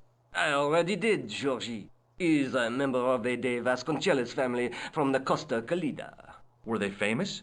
No, they're not mentioned after the 15th century. Oh. The spotlight of history moved on. They're probably long dead. Do you think the manuscript could be the map to the Templar treasure? Frankly, no. That's too far-fetched. The manuscript is interesting enough and a rare find, but that's all. Wouldn't it be terrific if it was a map, though? The treasure of the Knights Templar. A romantic notion, Georgie, but extremely improbable. Does this lens mean anything to you? Nothing. Thanks for your help, Andre. You're welcome.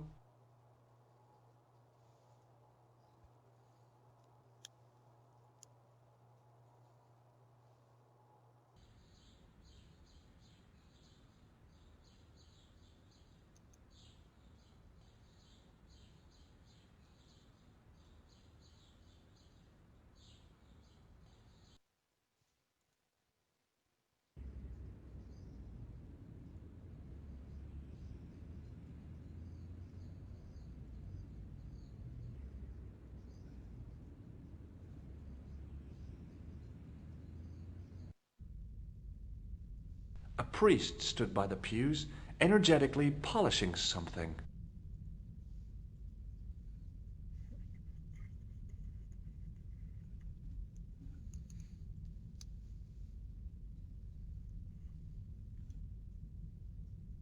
Excuse me, Father? Pardon? Do you mind if I ask you a few questions? Not at all, monsieur. It will be my pleasure to help you. You must be proud to have such an incredible collection of stained glass. Pride is a sin, monsieur, but it is hard not to marvel when the light shines through them. It is a fine example of the artisan's genius. What do you know about the Knights Templar? You have come to the right place, if that is your interest. Many of them were executed in the square outside. It was a disgrace to France. Well, the Pope was right behind it, though. Clement V was a man of mammon, not of God. That's kind of forthright for a priest, isn't it? You think so? It is hard to be sure what happened. It is so long ago. How long have you worked here? Hardly work, monsieur. This is a calling. I have been helping Father Flambert for nearly 6 months now. I guess you don't know much about the history of this church, then. Just a little. You've got quite a shine on that candlestick. Ah, oui. Anything less than best would be an insult to the Almighty. I guess so. I never thought of it like that. Have you ever seen anything like this lens? No, never. The glass seems subtly colored in some way. Yeah, I've never noticed that before. Have you seen this man before? No, I have never seen him before. Catch you later. Au revoir, monsieur.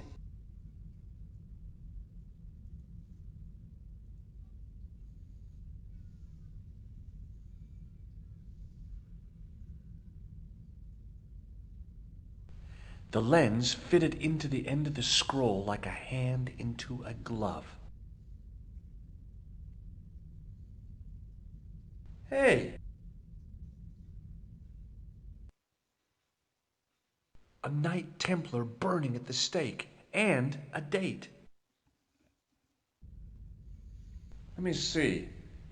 MCCCXIV.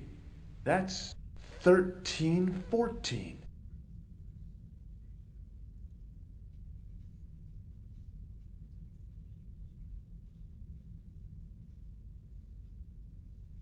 Biblical references engraved into the tomb edge to guide his way to the next world. I guess. A knight there.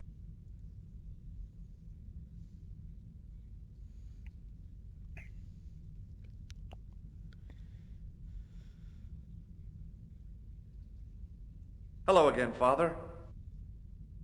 Bonjour, monsieur. How pleasant to speak to you again. Did you know that the center window conceals an image of a man burning at the stake? The burning man? What, you knew? That there was a hidden image? No. But the church has a reputation for being haunted. Many times, people have claimed to have seen a burning man in the window. But when others they look, there is nothing. Perhaps the light has to be just so for the figure to appear. Yeah, or maybe you need a special lens. Catch you later. Au revoir, monsieur.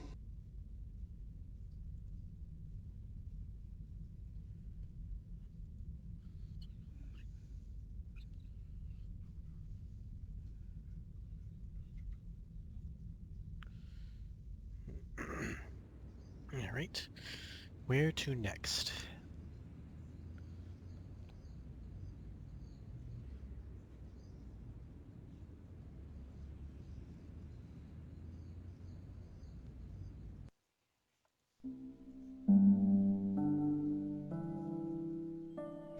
We're going to Spain.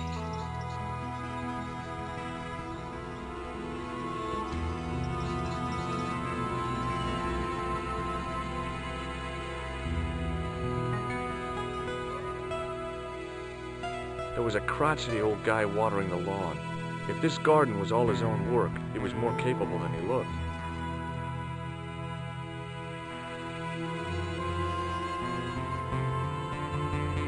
Hi, is this the De Vasconcelos house? Who wants to know? I could tell the old coot was going to be trouble. My name's George Stobart. I was wondering whether... The house is not open to the public. This is the De Vasconcelos house. And what business is that of yours, senor? Look, all I want is to speak to the head of the household. There is no household. Only the Countess and myself. What do you know about the Templars? Who wants to know? Are you angling for a bribe or something? You have nothing that I want, senor, except the pleasure of your absence. The guy was obviously protecting the Countess against the whole world. But why? Tell me about the Countess de Vasconcelos. She doesn't receive guests. That's all you need to know. You don't even know what I have to talk to her about. She hasn't won the lottery, has she? No, she hasn't won the lottery. A more cunning man might have claimed that she had. Oh yeah? They might have, might they? And that more cunning man would have been kicked off the premises. The Countess doesn't do the lottery. Okay. Well, I'll see you around. Adios.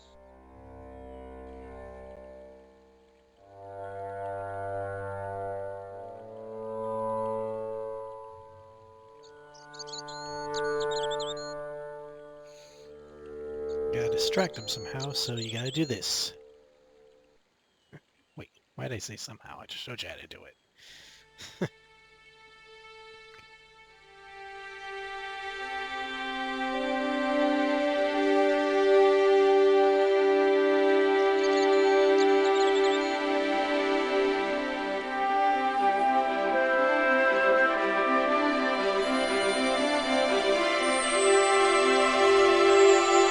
My horse has stopped.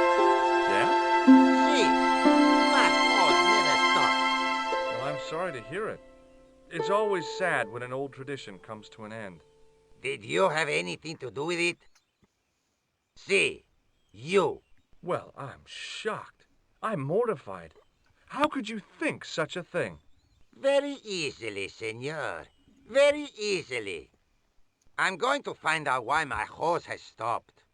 And that means going into the house. You are not, absolutely not, to go in the house. If you do go in the house, I will set the dogs on you.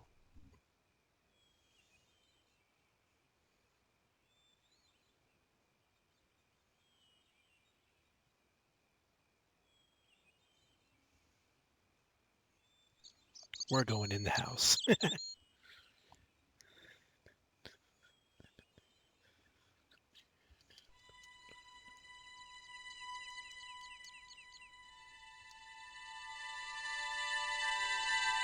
Must have been traveling pretty fast when he hit the wall. Go over here.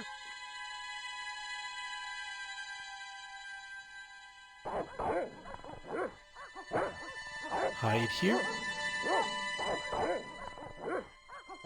I hid behind the armor and waited for developments. Hey, you. I know you are there, American. All right, you dogs. I'm coming.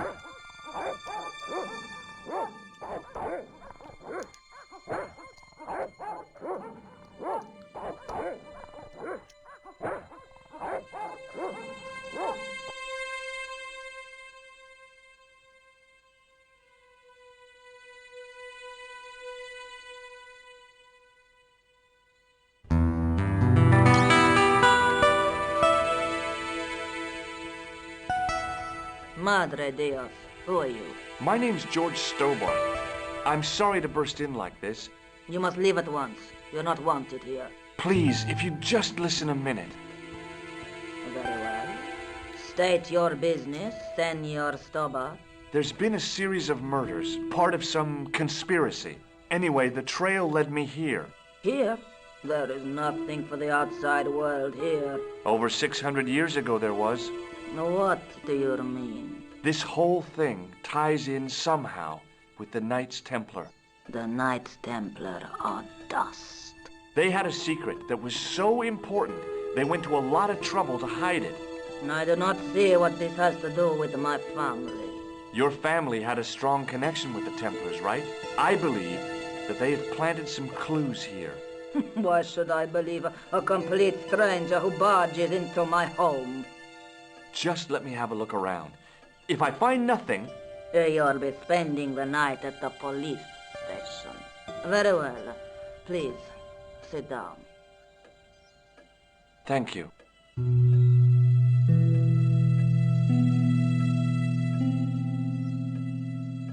I know your family is involved with the Templars, but I don't know how. You should be asking how my family were involved, Senor Stobart. The Templars ceased to exist centuries ago, and as for the Vasconcelos, the line died with me. I'm sorry. Don't speak. Okay, whatever happened almost 700 years ago. So, if the Templars left any clues, they're going to be in stuff that dates back to the early 14th century. Obviously. So, what do you have around here that's early medieval? Early medieval. Let me think. Well, the house is relatively modern, a scant 3 centuries old. Or, of course, the chess set. That chess set is over 600 years old? It must be worth a fortune. Indeed it is. Not that I would part with it, of course. No, I wouldn't either. That's the sort of thing that gets handed down to your children. Sorry. Its value is less than you might think. The set is not complete. One of the pieces is a modern replacement. As to the original, it was lost a long time ago. Nobody has any idea where it is? No. The children had it when they were taken. Children? What children? All in good time, Senor Stobart. May I examine the chess set? Certainly. But do not move any of the pieces. Okay, thanks. Close up, the modern piece stood out like a sore thumb. There was something else odd about the set. All of the original pieces had irregular bases. My lady, I have to warn you, there's a... You! Why, I'll feed you to the dogs. Lopez, what have I told you about feeding intruders to the dogs? But, my lady... Never without my permission. Senor Stobart, if I find that you're wasting my time, you will be fed to the dogs. Now, I want to show you something interesting. Follow me.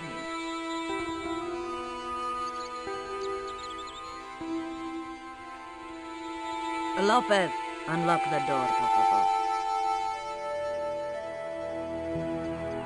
This is the only remaining structure on the estate contemporary with the Templars. Nice. What is it, a summer house? A mausoleum, Senor Stobart.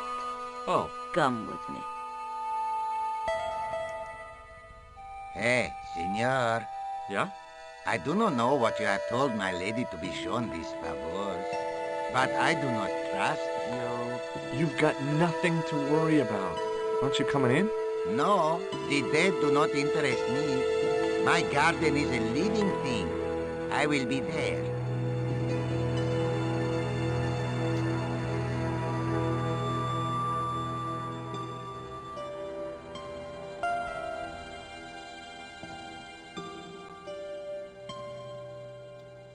Wow, this is old. It was constructed in the 13th century as the final resting place of the De Vasconcelos Templars. It's well maintained. These are my ancestors, and they deserve respect. I come here at least once a week to say a prayer for them. Mind if I have a look around? By all means.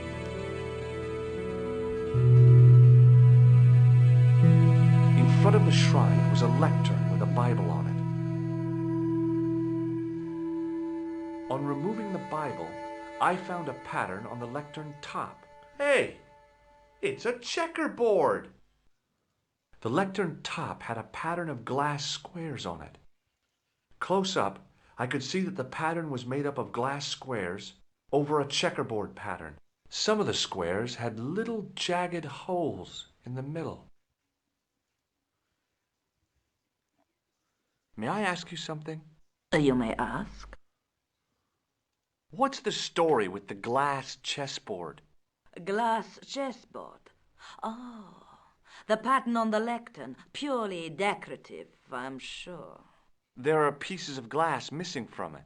Oh, it has been like that since I was a girl. The gaps in the glass chessboard look awfully deliberate. No, it is ridiculous. What possible significance can it have?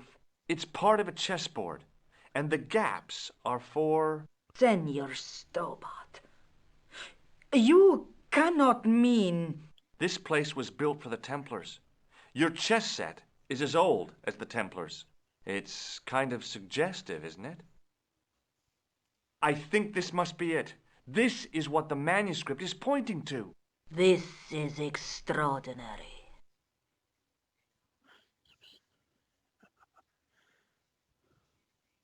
Am I to understand that the Templars left a puzzle here? And in all of this time we failed to realize that there was a puzzle? It was wonderful to watch the Countess change before my eyes. Right. Well, no time for wallowing in self-pity, eh, Senor Stobart? This mystery has had a good long run, but it ends here and now. All those years of fatalism were falling away from her. Lopez! Lopez! Put that hose down and listen! Go to the house and get my chess set. Yes, the old chess set! Oh, damn the game! Now hurry!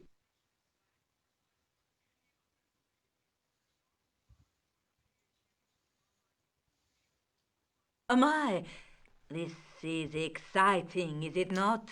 Don't get too excited. This could be a blind alley. Oh, I do not believe that for a moment. It's good to see you happy. Happy? You know, I think I am. You certainly know your history. What's your opinion of the Templars, Senor Stobart? The Templars? Well, they seem no worse than a lot of the knightly orders. You are mistaken. Compared to the simpering politicians of the Hospitallers or the brutish Teutonics, the Knights Templar were the embodiment of chivalry. The filthy, money-grabbing French king and his pet pope did a great wrong. A bane settled upon my family at the whim of that self-seeking tyrant. It was all a long time ago. Some things don't die. Injustice is one of them. While we're waiting, I'd really like to know what happened here. I mean, the curse and everything? It all began at the time of the dissolution of the Templars. Don Carlos had already left their ranks to become a scholar. Don Carlos, is he the guy who went missing? Si, but he had reckoned without the local bishop. Their bishop envied us our lands and determined to use the papal edict as an excuse to destroy us. Don Carlos was on one of his scholarly journeys when the Inquisition arrived. When Don Carlos returned, it was to find his loyal manservant slain and his children gone. They took the kids? But why? Oh, we will never know. The bishop denied all knowledge of the children's disappearance. But witnesses had seen his men kill the servant who had been charged to protect them. What happened to Don Carlos? He swore he'd find his children if he had to go to the edge of the world. He put on his armor and took up his sword and shield and rode out alone. He was never seen again. Lopez, you have the pieces. Si, my lady, as you asked. Por favor, Senor Stobart, would you be so kind? My lady. Calm yourself, Lopez. I believe Senor Stobart's motives are pure. Very well, my lady. My lady seems to trust you. But you don't. No, senor.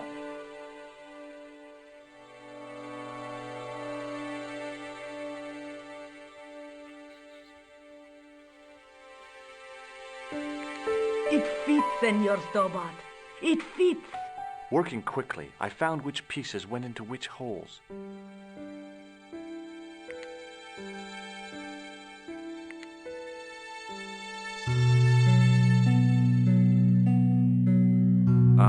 That...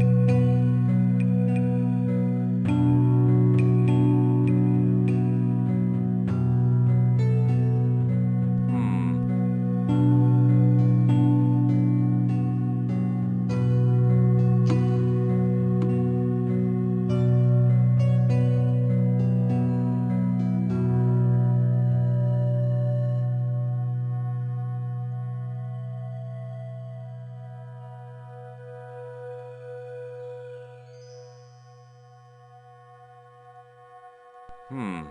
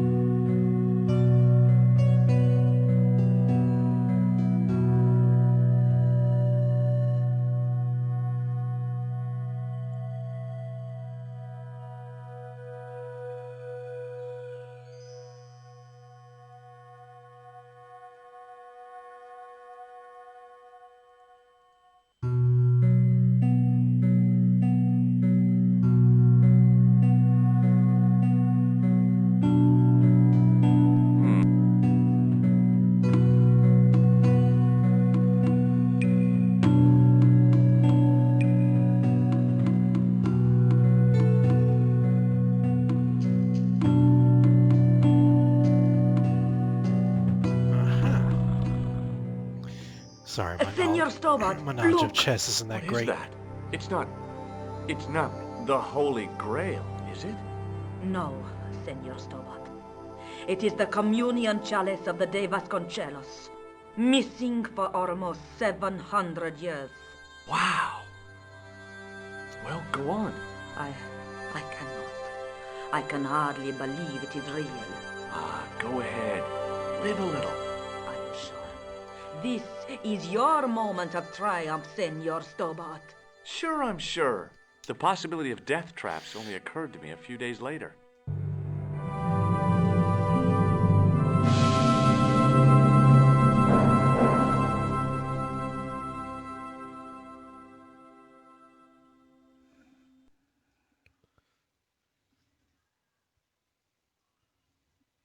So the curse of the De Vasconcelos is lifted?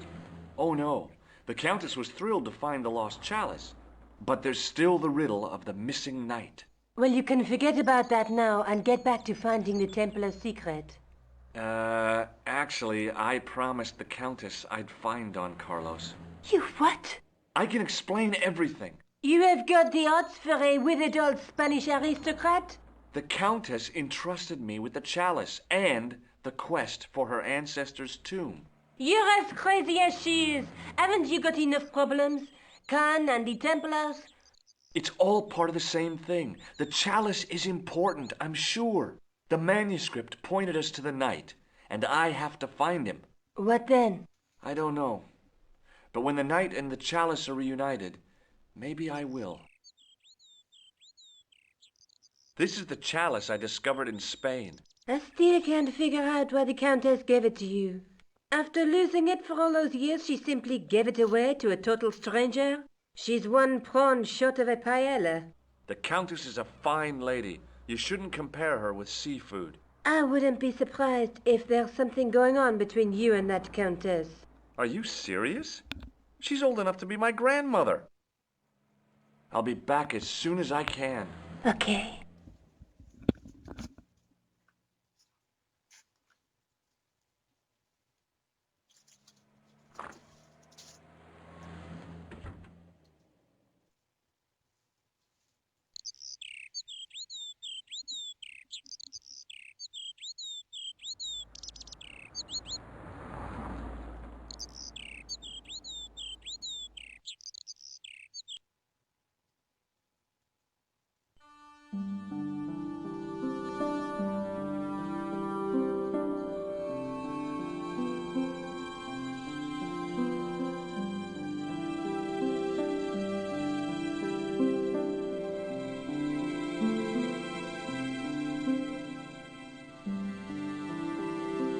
Hi, Andre.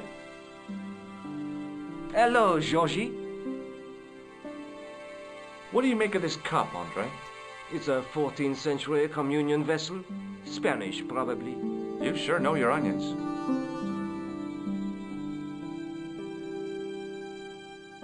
Thanks for your help, Andre. You're welcome.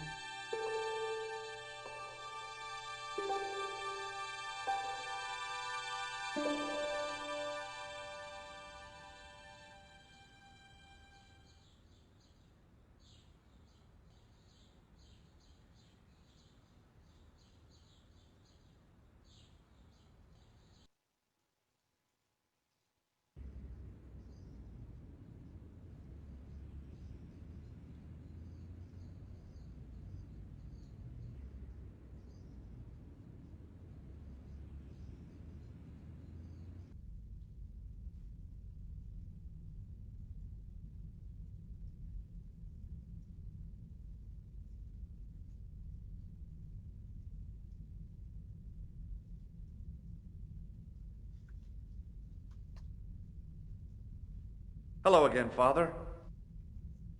Bonjour, monsieur. How pleasant to speak to you again. What do you make of this chalice? It certainly looks very old. About as old as this church, I think. There seems to be an engraving on it. Yeah? What does it say? I do not know. It is very tarnished.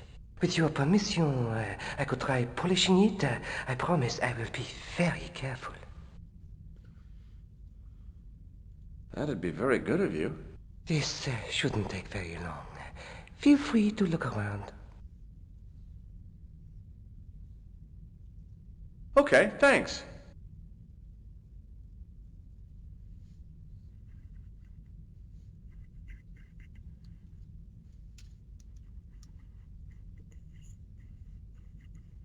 Biblical references engraved into the tomb edge to guide his way to the next world. I guess.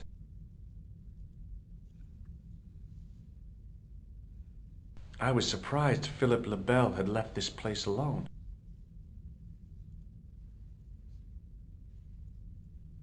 Just think, there's a dead guy under there.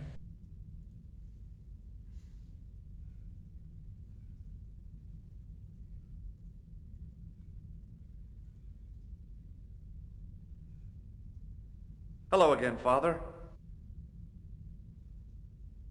Hey, thanks. It is my pleasure, monsieur. What was the writing on the chalice? It was not writing, my mistake. It was a coat of arms. The remarkable thing is that it seems very familiar. Yeah? Oui, I think I have seen it on that wall tomb in the far corner. That winged horse is quite distinctive. Catch you later. Au revoir, monsieur.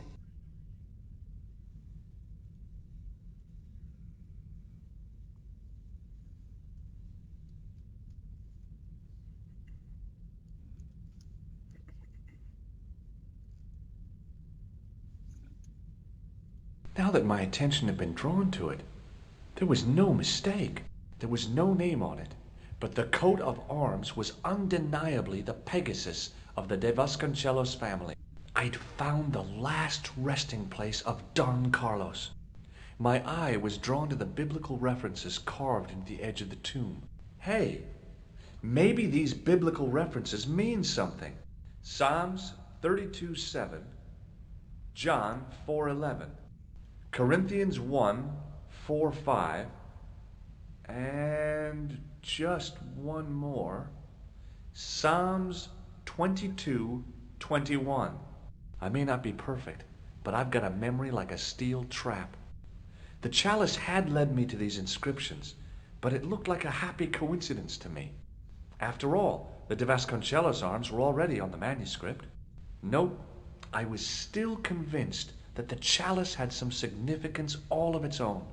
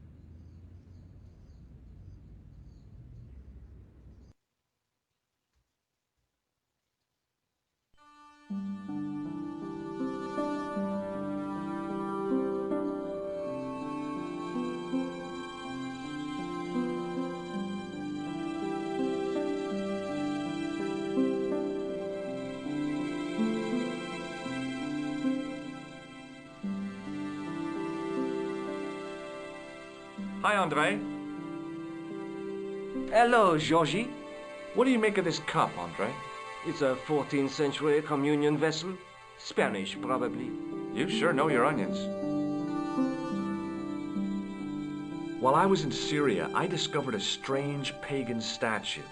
It was like a head with 3 bearded faces. Horrible. That sounds as if it could be Baphomet, the idol described by the Templars. The poor Knights of Christ had an idol that looked like that? Allegedly. The description of the idol came from the evidence extracted by the Inquisition. Mind you, not one statue or idol was ever found on Templar property. Until now, that is. Just last month, a statue of Baphomet was unearthed right here in Paris. Where? At the Institut Hermétique de Nerval.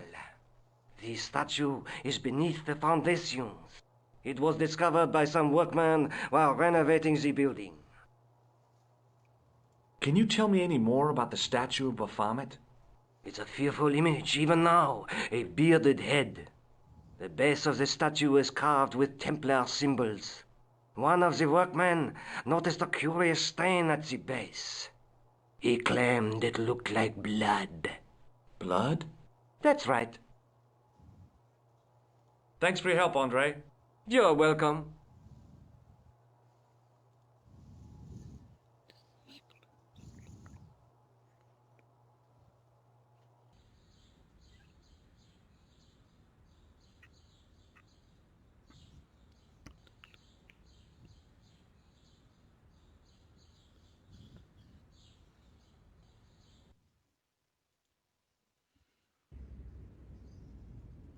The painter didn't seem to regard the painting as too important.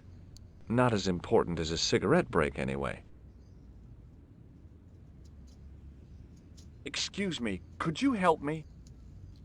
What is it? I've got a few questions. What does the word Templar suggest to you? Templar? Nothing. Nothing. You're doing a fine job. Merci. I have my professional pride. I don't think I've ever seen a Gauloise smoked so stylishly. It's a natural talent. I'm being sarcastic. I'm being indifferent. You're very good at that as well. Merci. Vive l'indifférence. Have you seen this man before? Yes, he asked me a lot of questions, just like you. So, what are you doing here? I am having my break. Yeah, I mean when you finish your break. When I finish my break? An interesting concept, monsieur. You'll probably need to think about it. I could have another cigarette while I consider. Perhaps tomorrow too?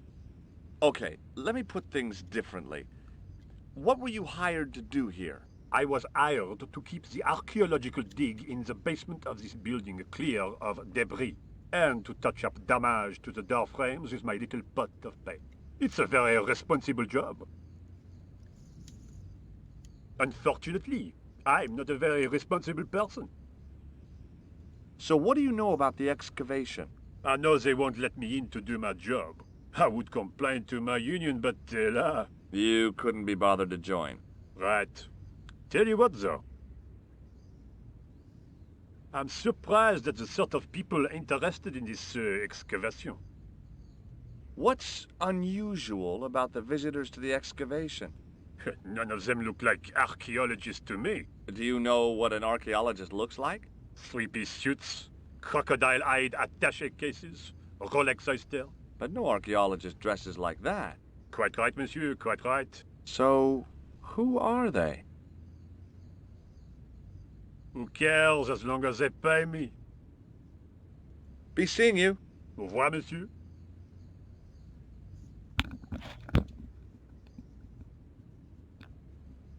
Hey, monsieur! Get away from my paint pot! Okay. I should think so. Meddling with a man's paint pot. Puh!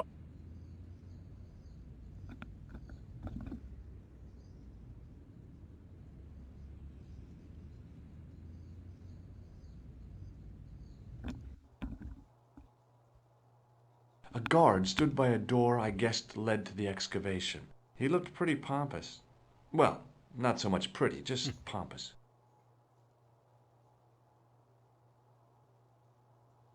A thermostat was mounted over a radiator. The radiator was pumping out heat as the thermostat was cranked right over to full. No wonder it was warm in here, even with the door open to the chill of fall. Hi? Excuse me? Oui? So, what exactly are you doing here? I'm guarding. You expect to find me shearing sheep? Take it easy. I just didn't realize you were a guard. What do you know about the Knights Templar? There was a long pause during which the guard said nothing. Then he said, Nothing. Nothing at all? Is this a test? What, like a history pop test? No, like a test. Okay, yes, it's a test. Then I know absolutely nothing about the Templars. The guard was being amazingly evasive. It was going to take more than goodwill to get past him. It sure is hot in here. I have to have the door open to allow the workmen access, so why not? I turn the heat up. You could wrap up warm. I have my gloves if it gets cold, but why bother when it's warm anyway? I'd like to know what you're guarding, please. That's a secret. It wouldn't happen to be an archaeological site, would it? Are you asking me or telling me? I'm telling you. Then why ask? I had a feeling this was no normal hole in the ground. Have you seen this man before? Oh. You have? Non. Talk to you later. Au revoir, monsieur. There was a telephone on the far wall. There was a closed door with toilet scratched into the cheap veneer. That door's locked, monsieur. Hi again. What is it? Trying to get into a locked washroom. I had the strongest feeling of déjà vu. I'd like to use the washroom, but the door's locked. Oh, that's no problem. You can have the key. Thanks. Talk to you later. Au revoir, monsieur.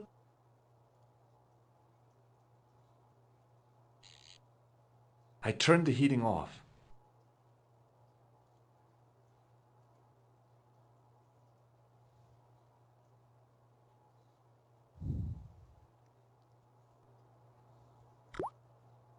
I didn't want any coal.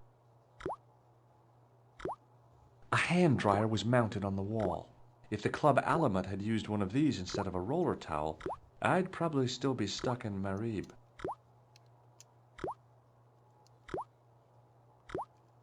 I didn't want to use that unless I really had to.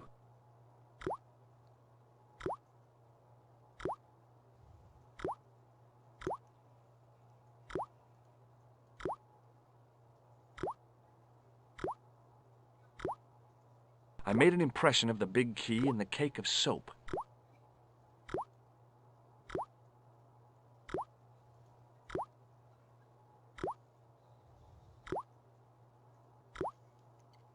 I carefully sprinkled the plaster into the soap mold I'd made of the key. The cold tap's washer looked to have failed. It was just dribbling down the sink. The cold tap's washer looked to have failed. It was just dribbling down the sink. A filthy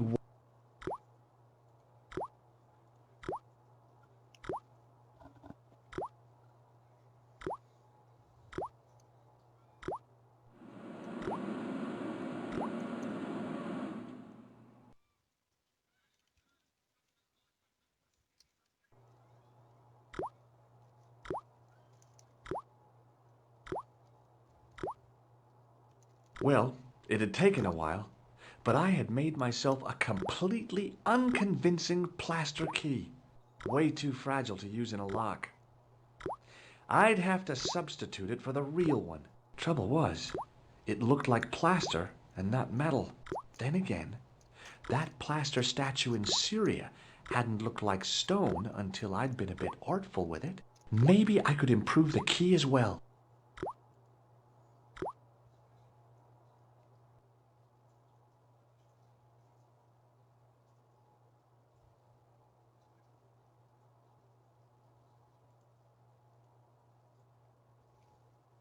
What is it? Here's the keys. Thanks. Merci, monsieur.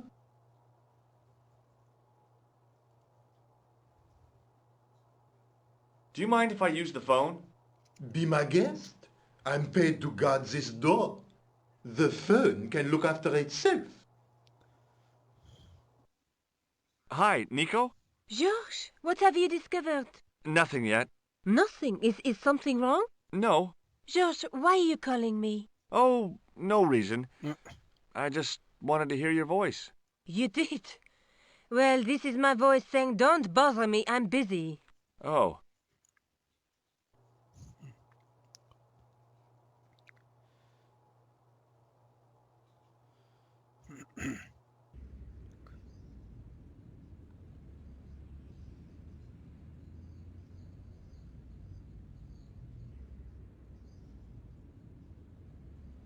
Hey, monsieur, get away from my paint pot. Okay. I should think.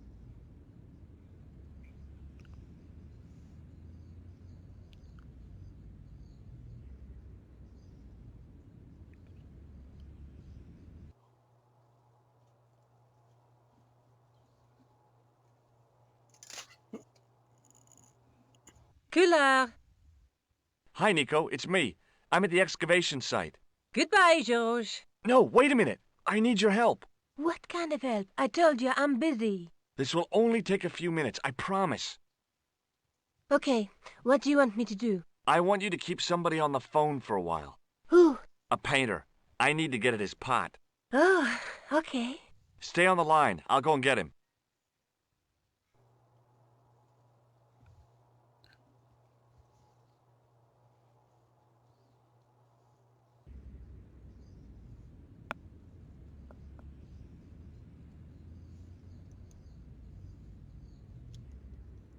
Hi, it's me again. What now? You've got a phone call. For me? Are you certain? It's a woman. She sounded hot. What woman? You must be mistaken, monsieur. Well, she asked for that hunk of a man with the nicotine fingers and his ass hanging out of his pants. Certainly sounds like me. Stand back. It wouldn't do to keep the lady from her hunk.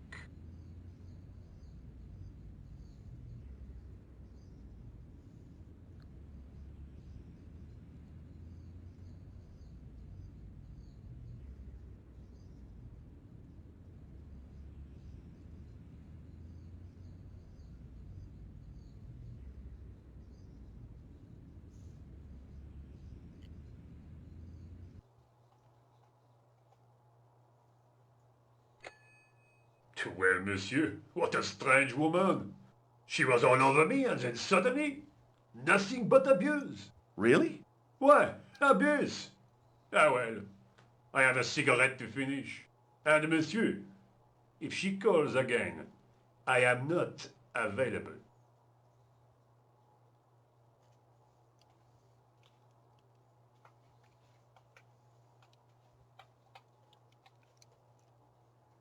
Hi again. What is it?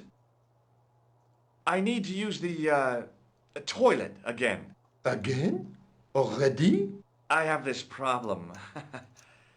How technical do you want me to get? Never mind. Here's the key. Talk to you later. Au revoir, monsieur.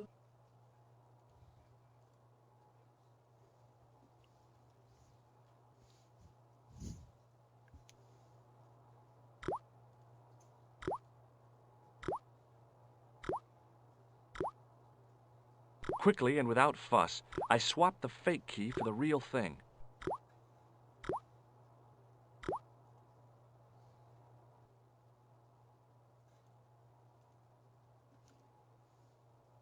What is it? I held my breath and hoped that he wouldn't notice the substitution. Here's the keys. Thanks. Merci, monsieur.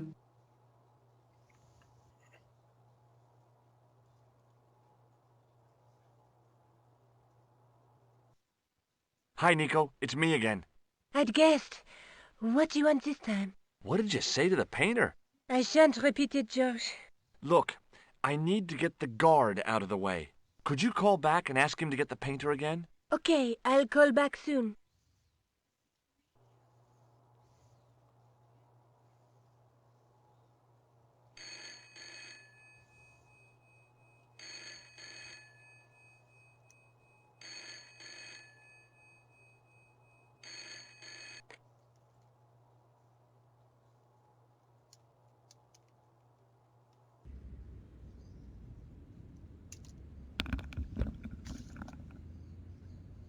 This looked like a good place to watch things develop.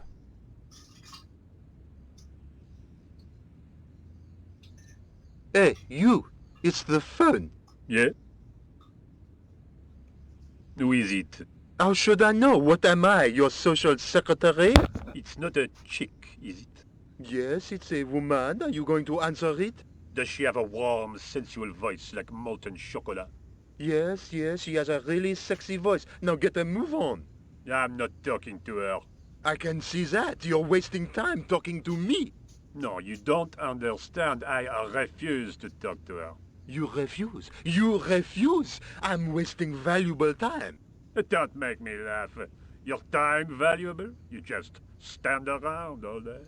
I have a highly responsible job. Pah! Don't pah me, you elephantine oaf. My job is important. Impossible. They would have hired somebody competent in that case. Meaning what? Instead of which they hired a dismal rent-a-cop like you. All epaulettes and no brains. Why, you... This looked set to carry on for some time. It was too good an opportunity to miss.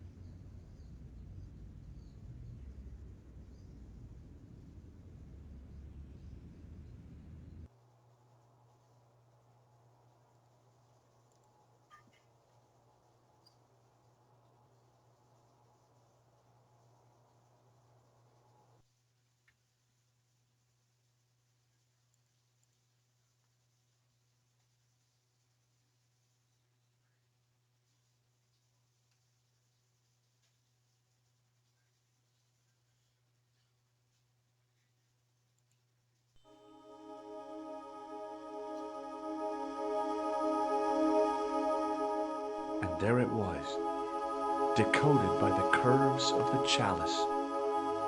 The image of a church.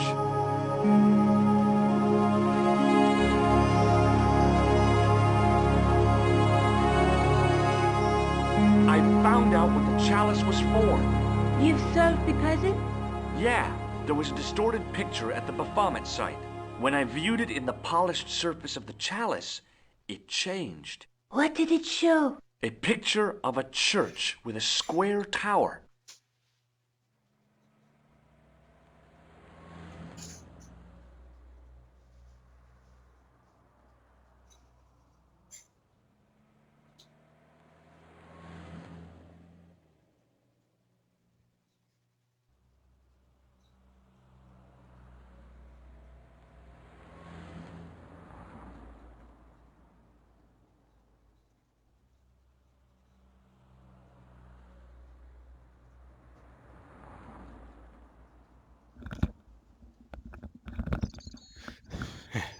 Sorry, I was away for a second. Look at the chalice now, Nico.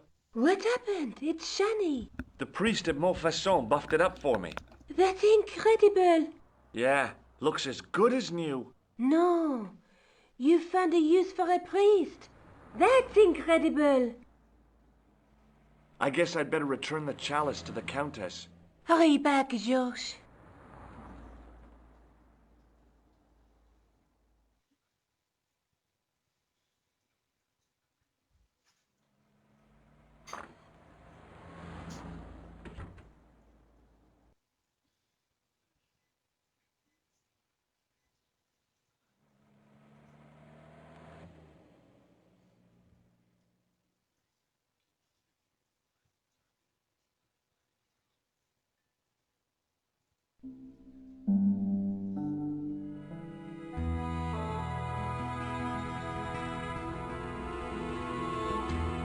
I'd been planning to return the chalice anyway, but I hadn't expected the trail to bring me here.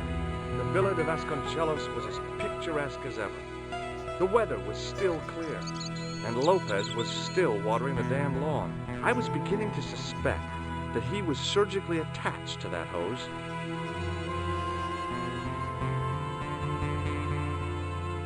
Hi there, Lopez. How's tricks? Senor Stobart, how pleasant to see you. You are well. Fine, thanks. Is the Countess in? She is waiting for you. I will show you up. It's okay, I know the way. Senor Stobart, I feel I owe you an apology. No, you don't. I was impolite on our first meeting. Look, Lopez, just forget about it. I came on like a snake oil merchant. I wouldn't have trusted me in your shoes. You do not understand. Finding the chalice has given my lady a new lease of life. It's a marvel. She smiles, she laughs. The tradesmen are saying that she is on Prozac.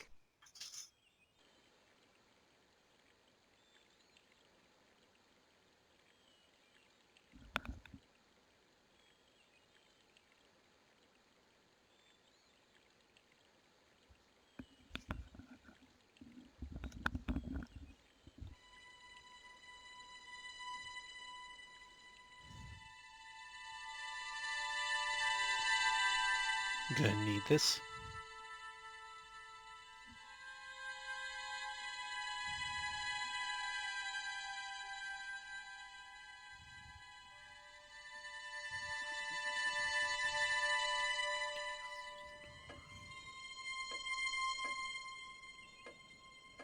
Senor Stobart, oh, what a pleasure. Please, sit down. Hi, Countess. The pleasure's all mine. I've brought back your chalice.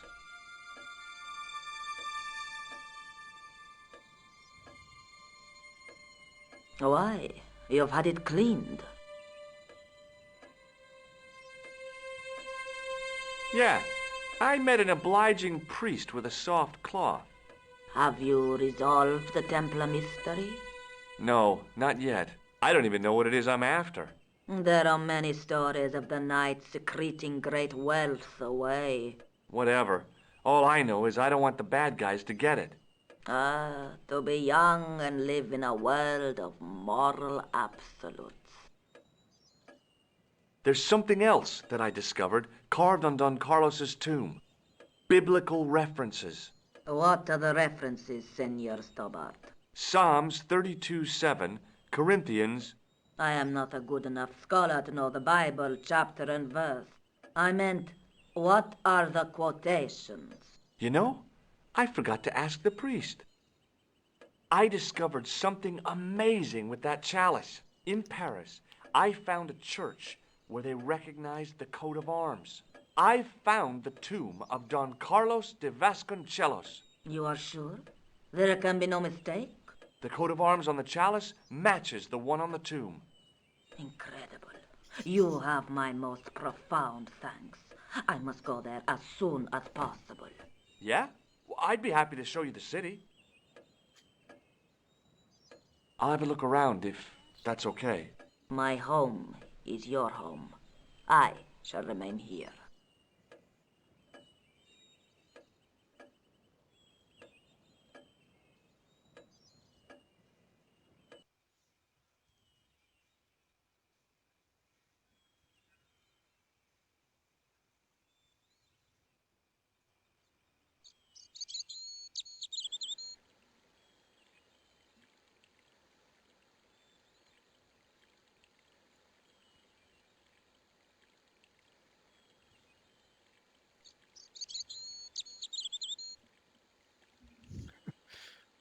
Walk through the sprinkler. Or the hose. That is sprinkling.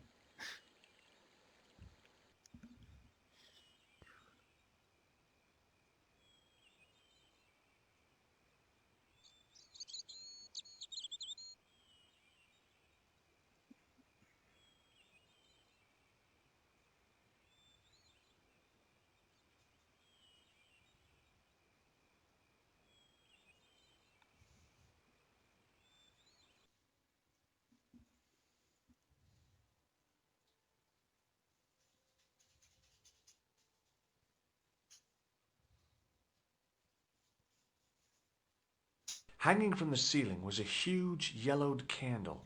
It looked really old and had never been lit.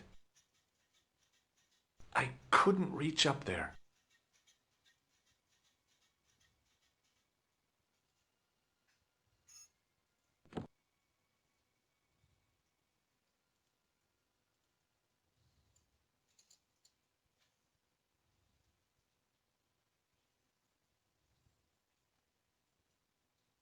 No, that was a...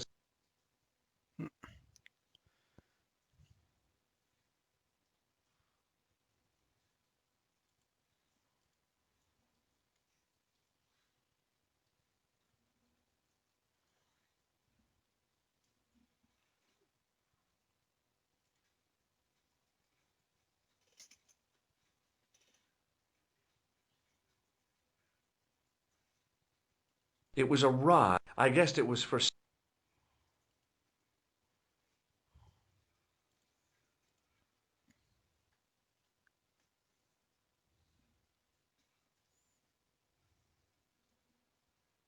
No, that was a silly idea.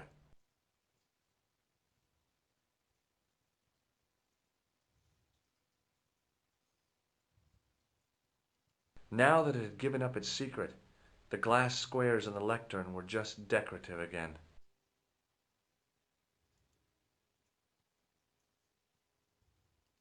Now that...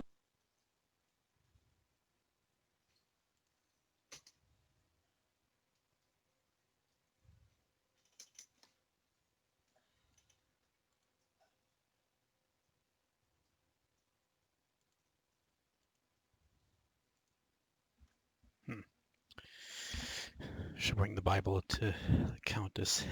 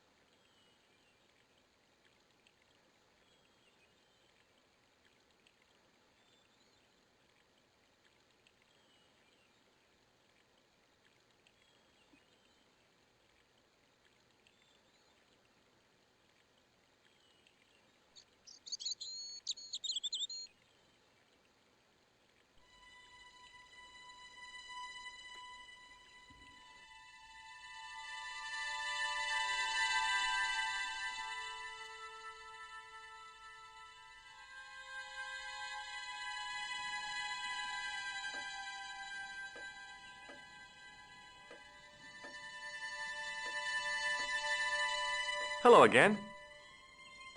Here's the Bible from the mausoleum.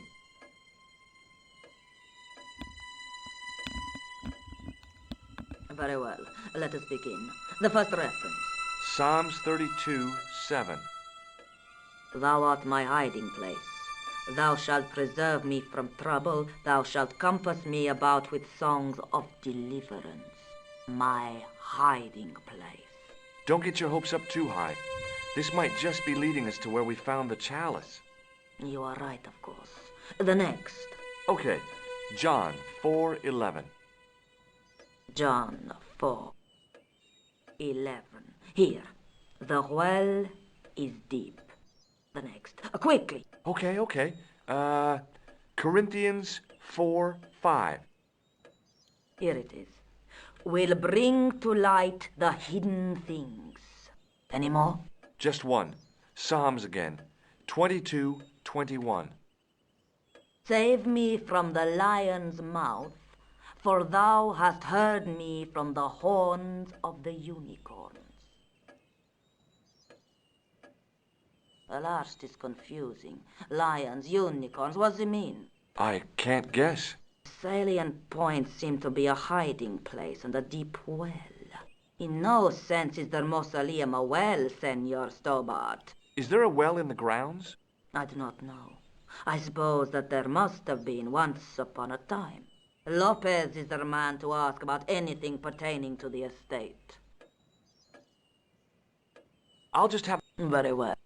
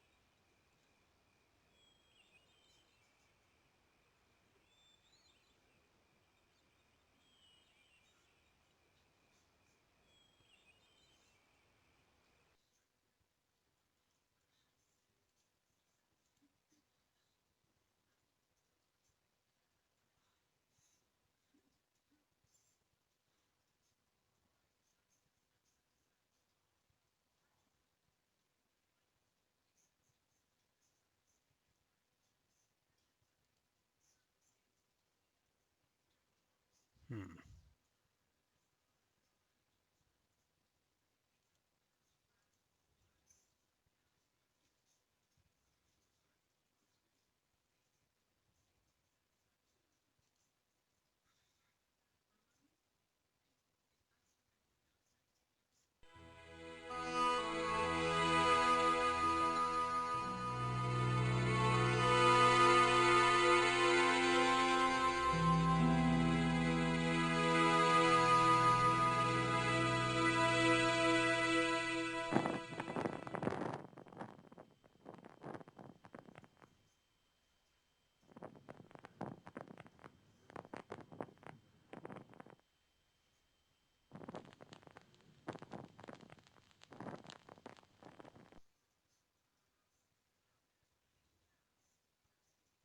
The candle had burnt brilliantly, but only for a couple of minutes.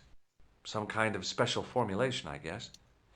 And had yielded up this.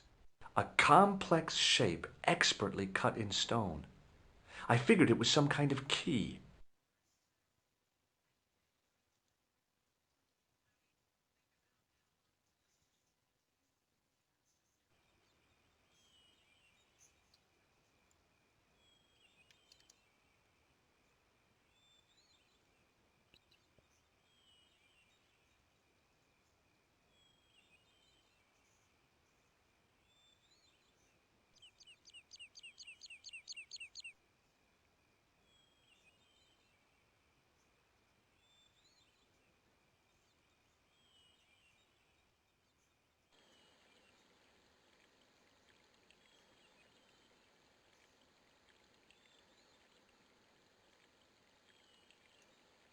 Hi, Lopez.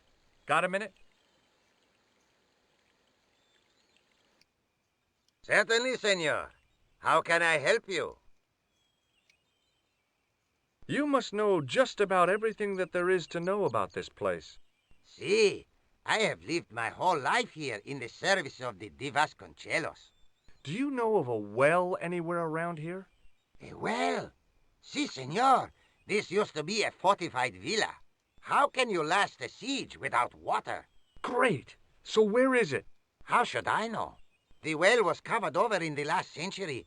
It was dangerous, you see. And you have no idea where it was? None. It was hidden even before my grandfather's time. Well, you must have a vague idea of where the well is. It must have been in the old house's courtyard, so that would put it around here. Here? Okay. Now, how do we find it? There might be a way. Let me think about it. Any ideas yet? We are looking for a source of water, see? Yes. For generations, the Spanish country folk have had a secret way of locating water, even if it is meters beneath the ground. Ah, you're not talking about water dousing, are you? Eh? You know, you get a stick and walk around until the stick twitches and dig there. Oh, You've heard of it. Yeah, I think most of the planet has. Okay, let's get a stick. Uno momento. It must be a special stick. A Y of hazel. Right. Do you have any hazel trees? See, here. That is hazel. Catch you later, Lopez. Adios, Senor Stobart.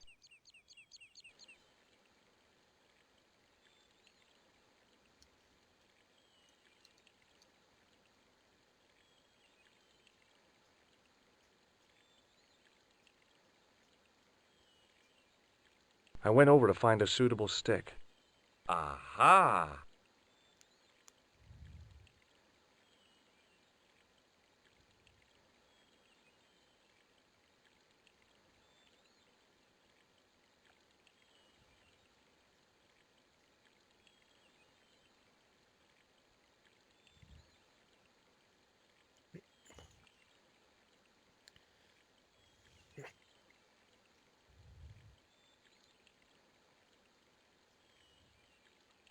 Hi, Lopez. Got a minute? Certainly, senor. How can I help you? Well, I got my divining rod. Now what? Simplicity itself, senor. Hold the wand at the upper ends of the Y. Apply a little tension with your wrists so that the slightest movement of the wand's tip is clear, and walk slowly and steadily over the area. Sounds easy enough. We'll find this well in no time.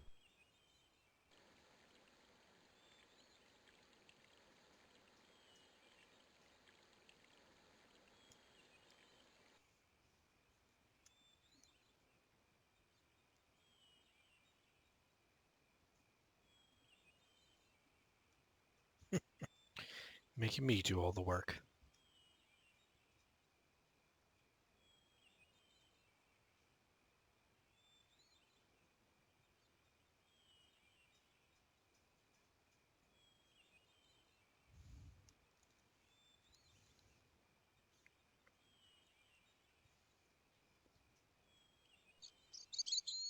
Senor Stobart, you've found something.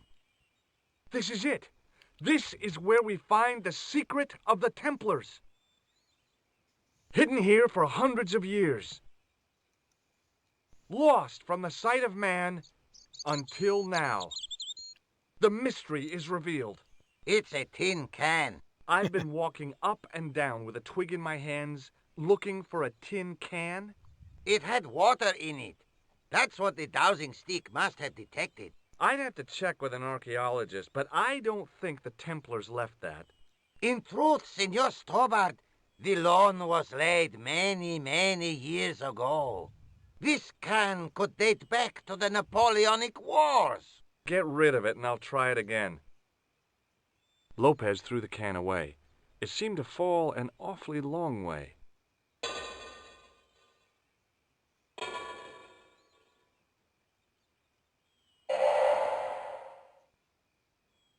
The splash at the end confirmed what we both suspected. Well, I'll be a monkey's uncle. It has been here all the time. All those years and nobody found it. Stood in awe for a moment, marveling at the secrets all around us. I could have fallen down that.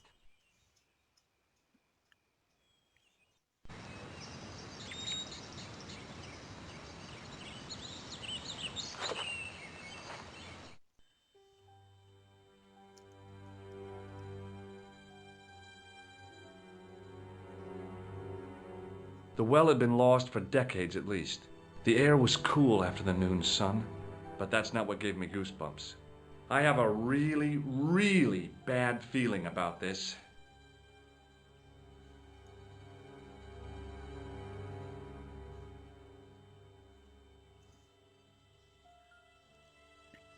A great stone lion's head with a gaping maw full of fangs. As far as I knew, nobody had cast eyes upon it for centuries as it stood, waiting in the cool shadows. The words of the psalm kept running through my head. Save me from the lion's mouth. From a distance, the lion's head had been impressive. Close up, it was frightening. Hey, one of the fangs is a separate piece. I could hear the sound of a lot of stone moving, and I knew I was in danger. Okay, quickly click on a spot away from it. Otherwise, you'll be crushed. Oh, very funny, you psychos! Senor Stobart! Senor Stobart! Are you all right? It's okay, Lopez, I'm fine! Hey, susto me has dada! You gave me a scare! Nice try, Templars. And use the mirror over here.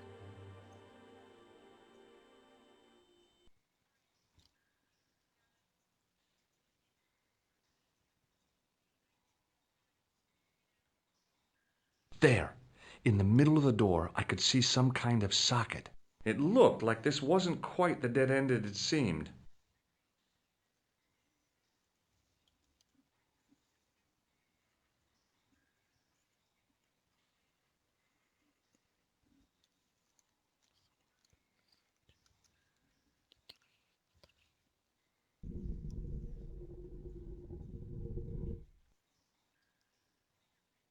Open sesame! Another secret door!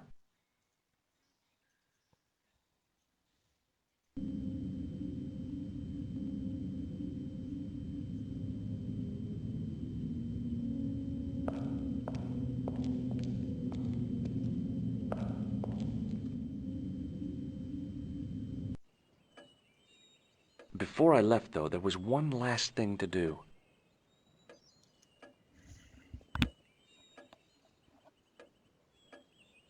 You won't be needing that replacement piece anymore, Countess. I found it with the children. You'll probably want to be alone for a while. I'll be out in the garden with Lopez.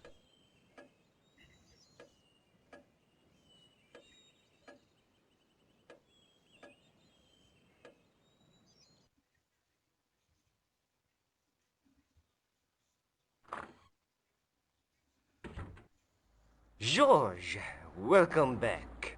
Come in, George. It's good to see you again. Is it? Sure. What did you find in Spain? Without Andre, we wouldn't have got this far, George. Yeah, I know.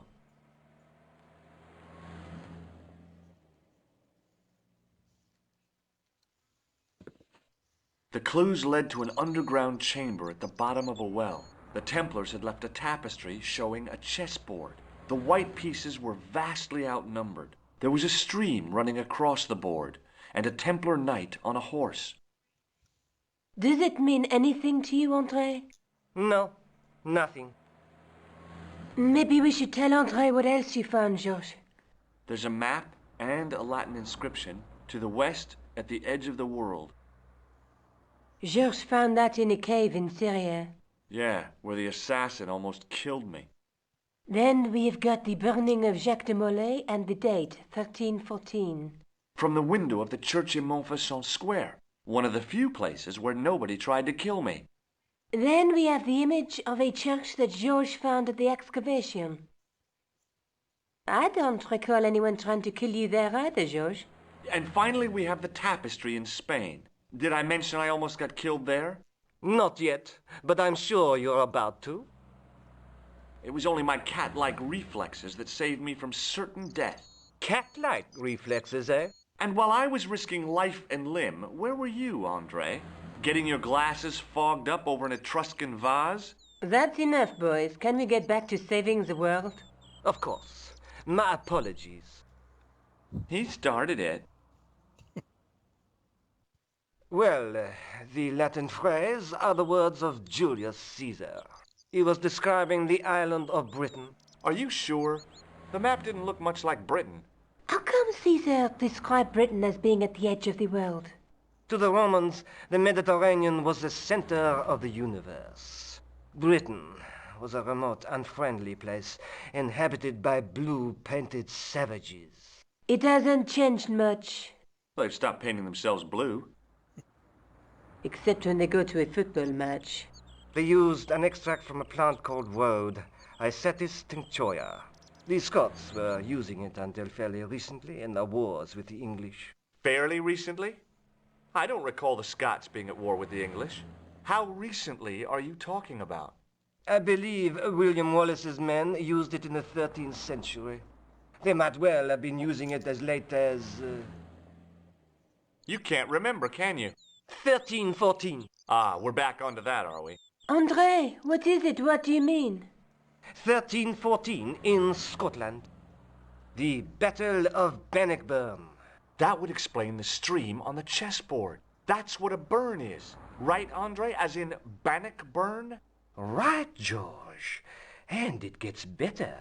Tradition has it that the Scots were helped by a shock force of, well, can't you guess? Knights Templar? Yes, a group of outlawed Templars. They are said to have turned the tide for the Scots. And it all ends at a church in the Isle of Britain at Bannockburn in a church. What are we waiting for? I'll call a cab.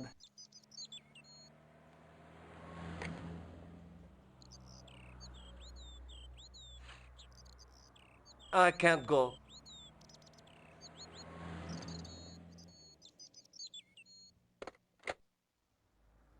Andre, you've been loads of help, but... What George is trying to say is that you shouldn't feel guilty. I was? We understand you've got commitments. Oh, listen, we have to hurry. Let's go, George. We'll see it through. Oh, and, don't worry about us.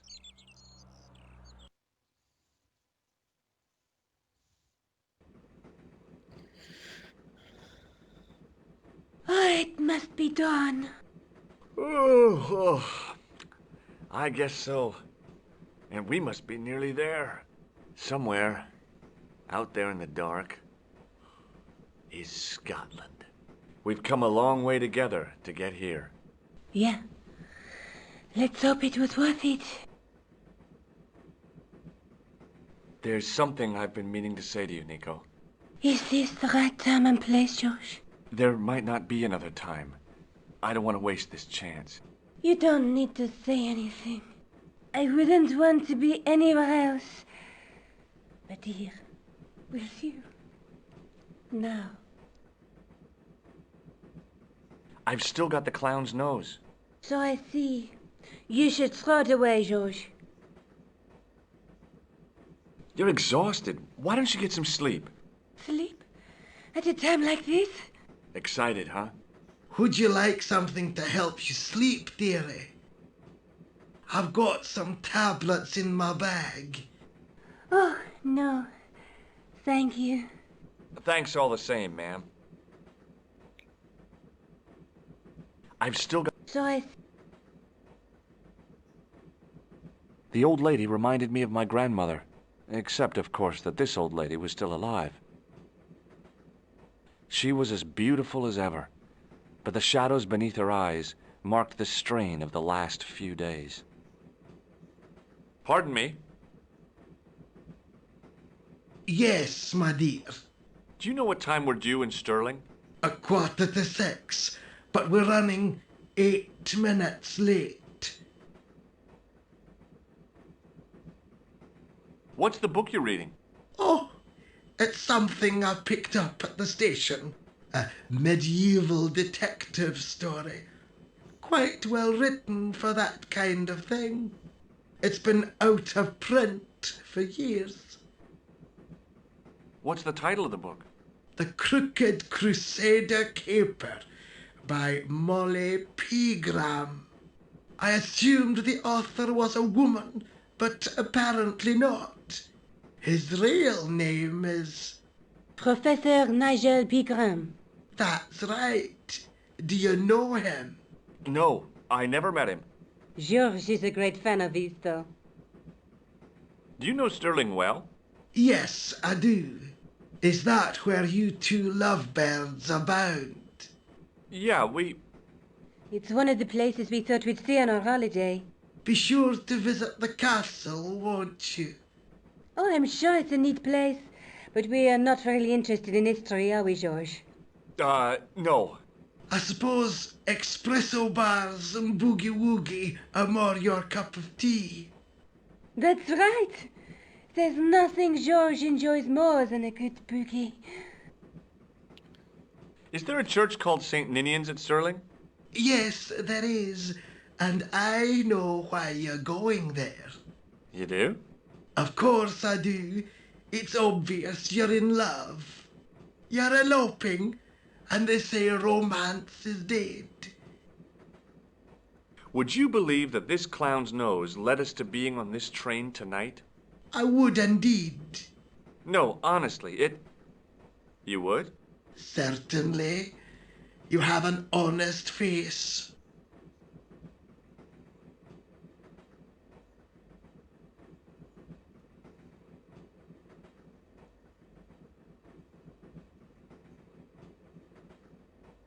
Where are you going, George?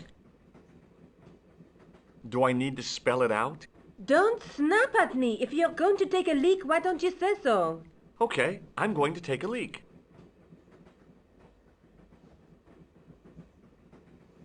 L-E-A-K. Tickets, please. Oh, hi. That's a standard full-price peak return. Don't you have a senior citizen's rail card? I rarely travel by train. My ticket is perfectly valid, is it not? Well, yeah, but you could have saved up to a third of the cost. I do not need to indulge in puffling thriftiness. Blimey, you're a funny old bird and no mistake. Tickets, please, sir. Here.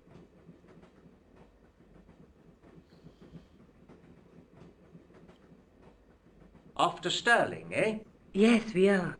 Well, I hope you won't be disappointed. It's a miserable place this time of year. Still, there's plenty of pubs and a lovely view from the castle. Thank you.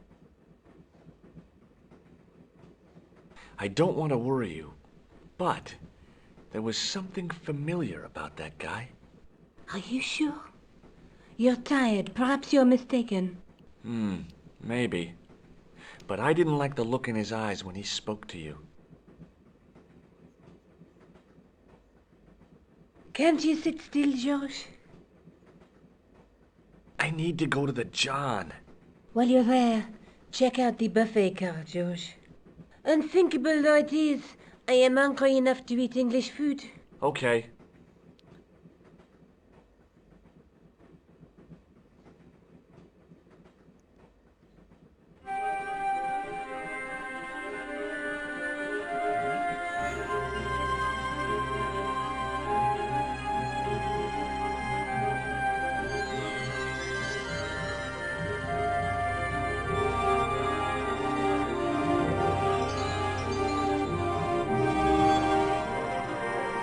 Oh, no. That gangster creep from the hotel, Guido. Well, he didn't scare me. Hey, Buster. This is a no-smoking car. Okay, maybe he did scare me. It got worse. I suddenly realized who the conductor had reminded me of. Ethel, Marquis Murder.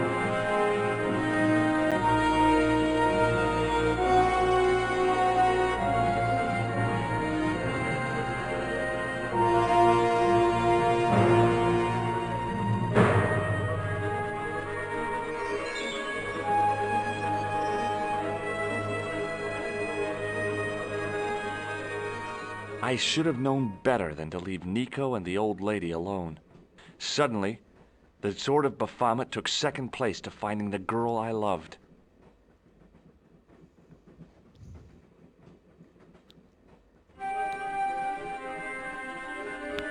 The door was locked.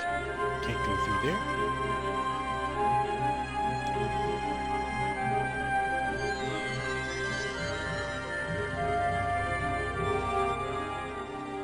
Hi, having a party?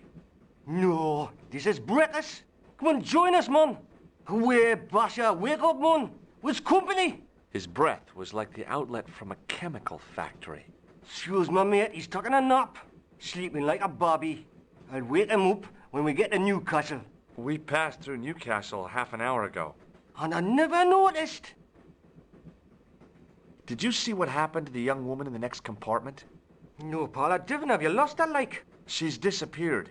The old lady, too. I think they're in trouble. Oh, wait, man, an old lady, too? Yeah. You gotta help me. Maybe they went to the toilet, like? I don't think so. They never go on their own. Always in pairs, you know? No, she's been abducted, I'm sure. I've got to go look for her. What's stopping you, pal? The conductor. He's not what he seems. You want to avoid him, like? That's about it, yeah. No problem. Listen, I need your help. What's the matter? There's a guy on this train who's trying to kill me. Relax, man. You wouldn't have tried nothing with us in Basharia. We are veterans, like. Slow action at Brightlingsea. I don't recall the British Army being involved in a conflict at anywhere called Brightlingsea. Well, you just take it from me, pal. You're in safe hands. See you later.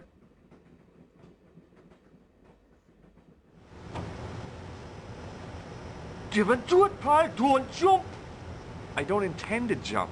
I'm going to climb on top of the train. You're kidding, aren't you? Just watch me. Hold on now, pal. I'll give you a hand, like.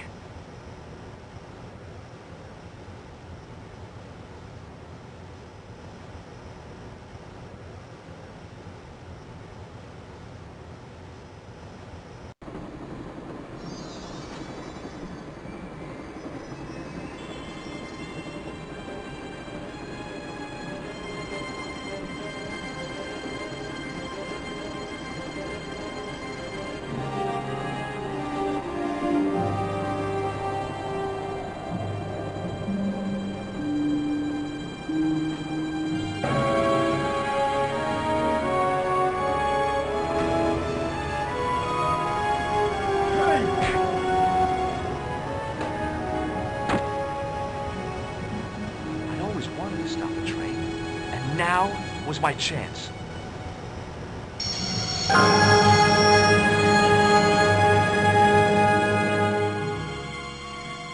You saved our lives, but why?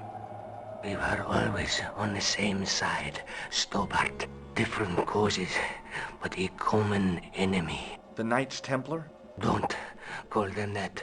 The real Templars were a noble foe. These barbarians have no right to that name. These men are no better than dogs. What are the Neo-Templars after? What is the Sword of Baphomet? Not what you think, my friend. It is a weapon, yes, but one which our enemies will find difficult to wield. A double-edged sword. A power older than Demolay. Older than Solomon. We'll stop them. You and me together. And Nico. No, George.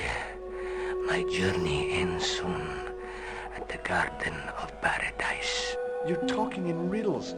Can't you tell me straight what they're after? The sword symbolizes a colossal energy caused by the alignment of the Earth's natural power fields. Which are focused at St. Ninian's. The energy endowed the Templars with the power which made them great.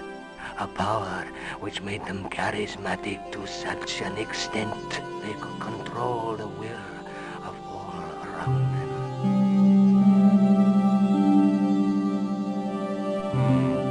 Maybe not. How did you escape from the Bull's Head? It is a long walk from the cliff of the Bull to the village, Stobart.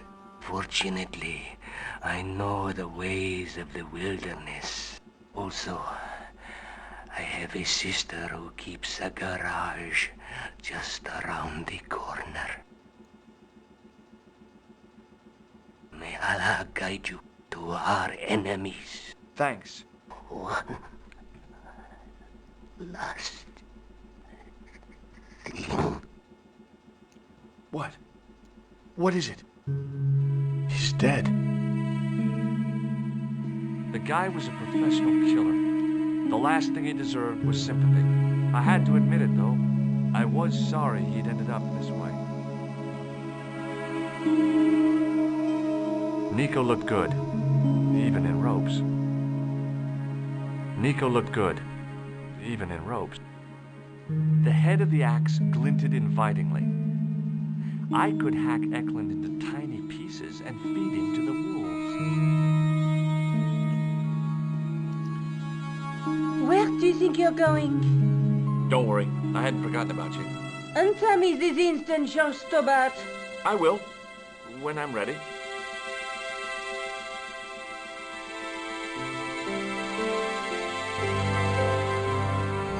That's not fair, George. No. You took advantage while my hands were tied. When Eklund pointed that gun at me, I thought I was gonna die. I thought of all the things I'd never get to do, and kissing you was at the top of my list. George. Uh-huh. George, we've got to get off the train. Eklund could recover at any time. So what are we waiting for?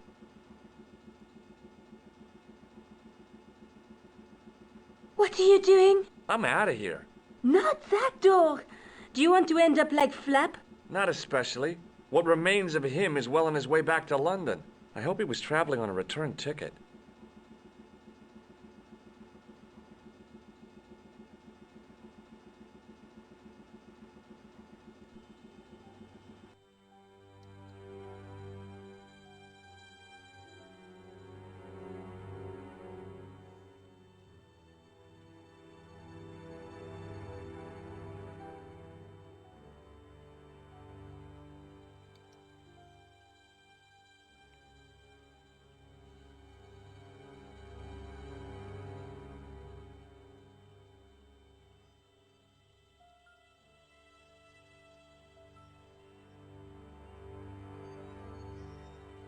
I'd feel happier if we had a gun or something.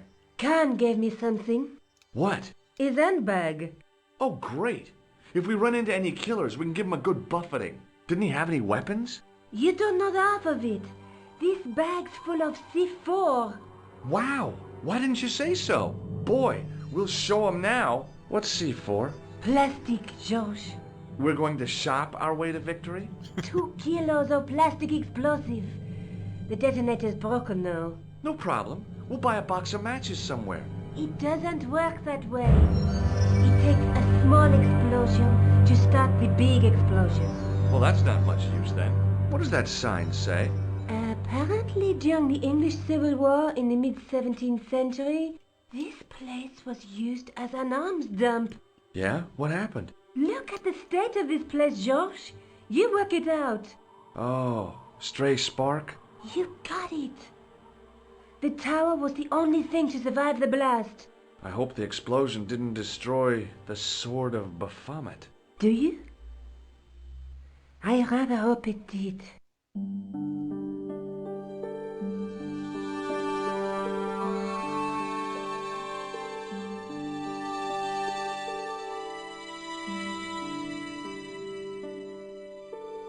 The stone face of the demon grinned with a horribly lifelike expression. It was so realistic. I could imagine the sculptor carving it from a live model.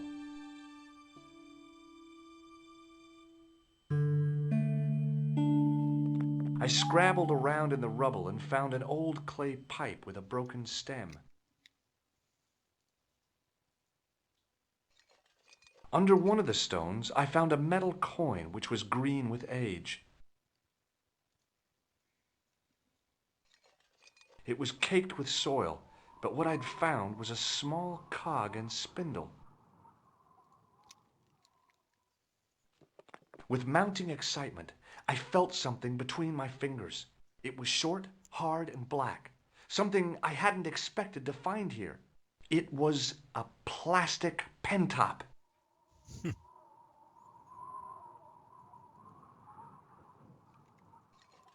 I didn't find anything. The handle turned easily and the larger wheel began to revolve.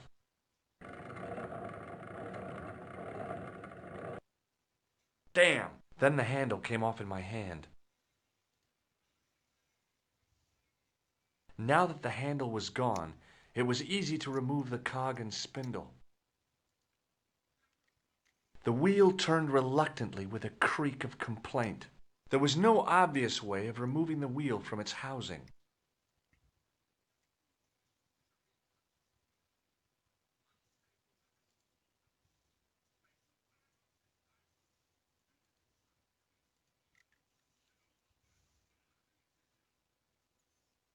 Sometimes the most childish gestures can have a cathartic effect. The transformation of the demon to a clown did just that for me.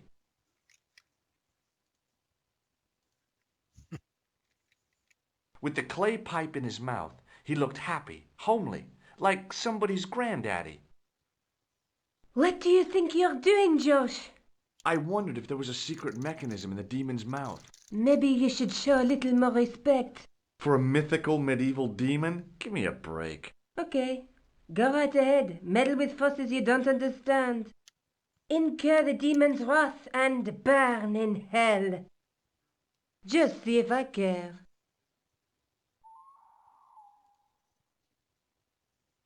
I ran my fingers across the beneath them, the mouth formed a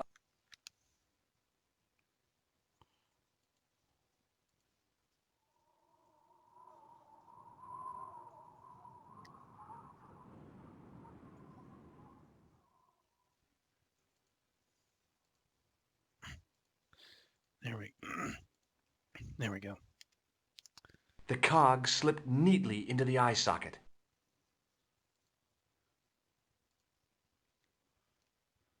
With a rasp of metal on stone, I eased the second eye into place.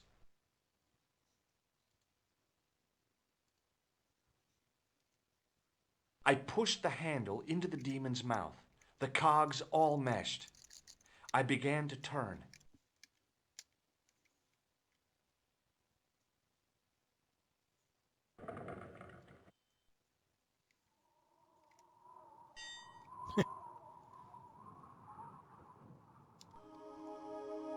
As soon as I saw the flickering torches, I realized the bogus Templars had beaten us to the sword.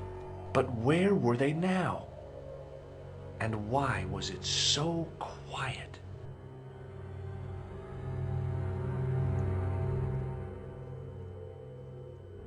Listen, I can definitely hear chanting. You're right. I hear it too. What do you suppose they're doing? It wouldn't surprise me if they were holding some kind of satanic sex ritual. So, what are we waiting for? Shh!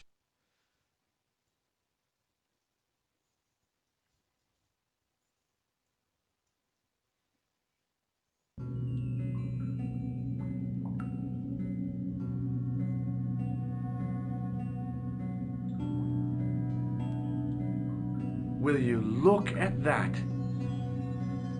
Baphomet. Labino was right. This place was ancient even to the Templars. This whole place? This is Baphomet? Finally, the truth. The Templars had never worshipped this graven image, no more than they'd worship a rainbow. But, like a rainbow, they regarded it as a symbol of a covenant with God, who'd revealed this place to them. Rosso! Why, the double-dealing treacherous? On the contrary, Inspector Rosso has been the model of obedience, an important quality in a true Templar. Now be quiet and watch if you wish to live much longer.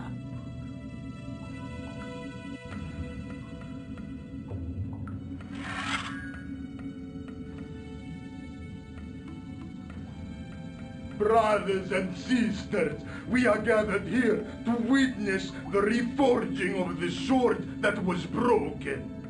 Here before God's sentinel, Baphomet.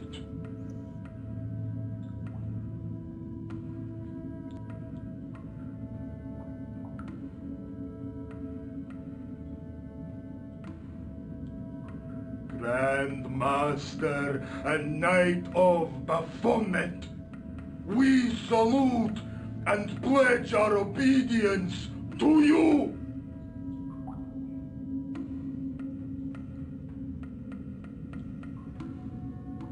I salute you, gatekeeper of the temple.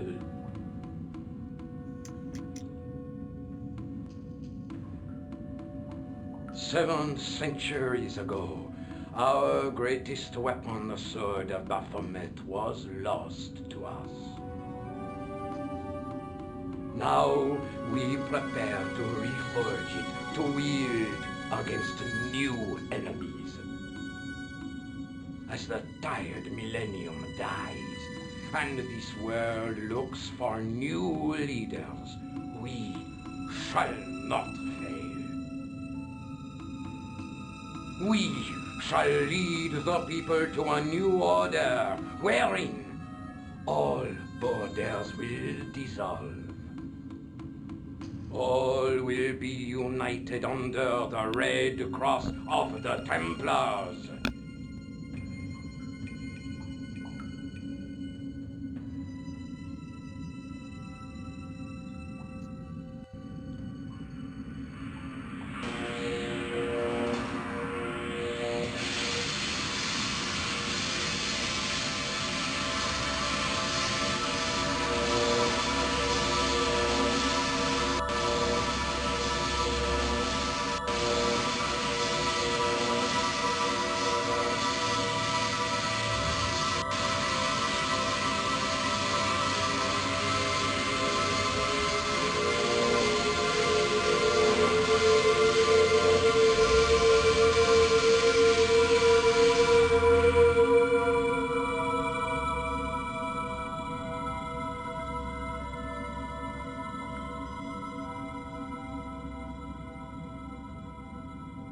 George, we have watched your efforts to stop us with respect. But surely you realize that you have been misled by our enemies. Both of us want a better world. Fortunately, no harm has been done. We need determined, resourceful men like you. Join us, George. Join us in true brotherhood. Yeah. True? Wait. Brothers? What about Marquet? What about Pegram and Klausner? You didn't look on them as brothers, only as failures. 3 men dead, and you don't give a damn. George, you know that sacrifices are necessary. Every great undertaking. Join you? I'll see you in hell first. Oh, George, I had great hopes for you. C'est la guerre. Eklund, kill him.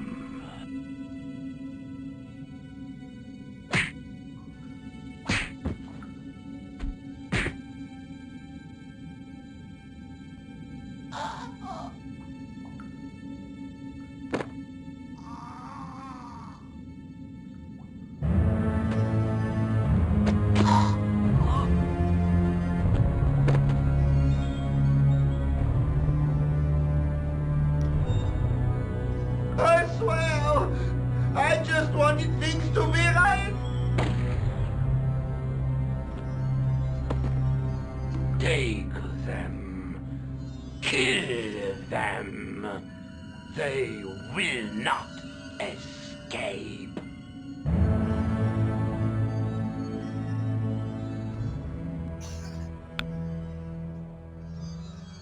Well, well. If it isn't the great detective and his beautiful assistant, it's going to be a pleasure killing the pair of you. George, what are we going to do?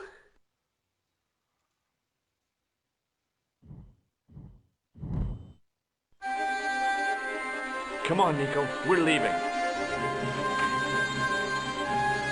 You fools! You cannot escape us. Guido!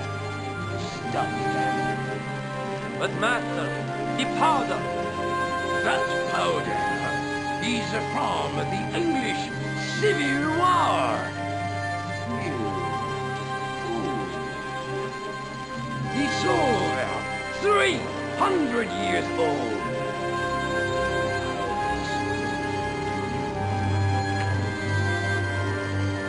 I thought it was all over, but Nico had one last trick up her sleeve.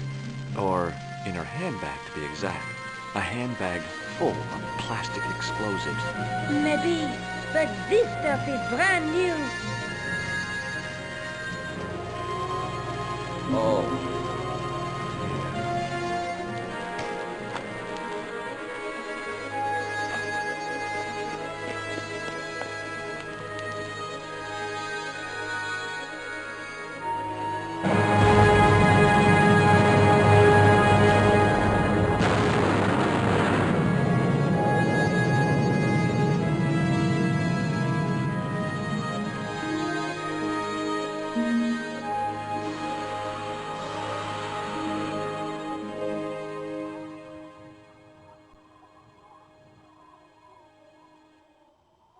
You know, you'll never be able to write your story now.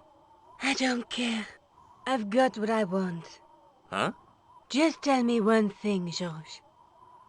Is our life together always going to be this crazy?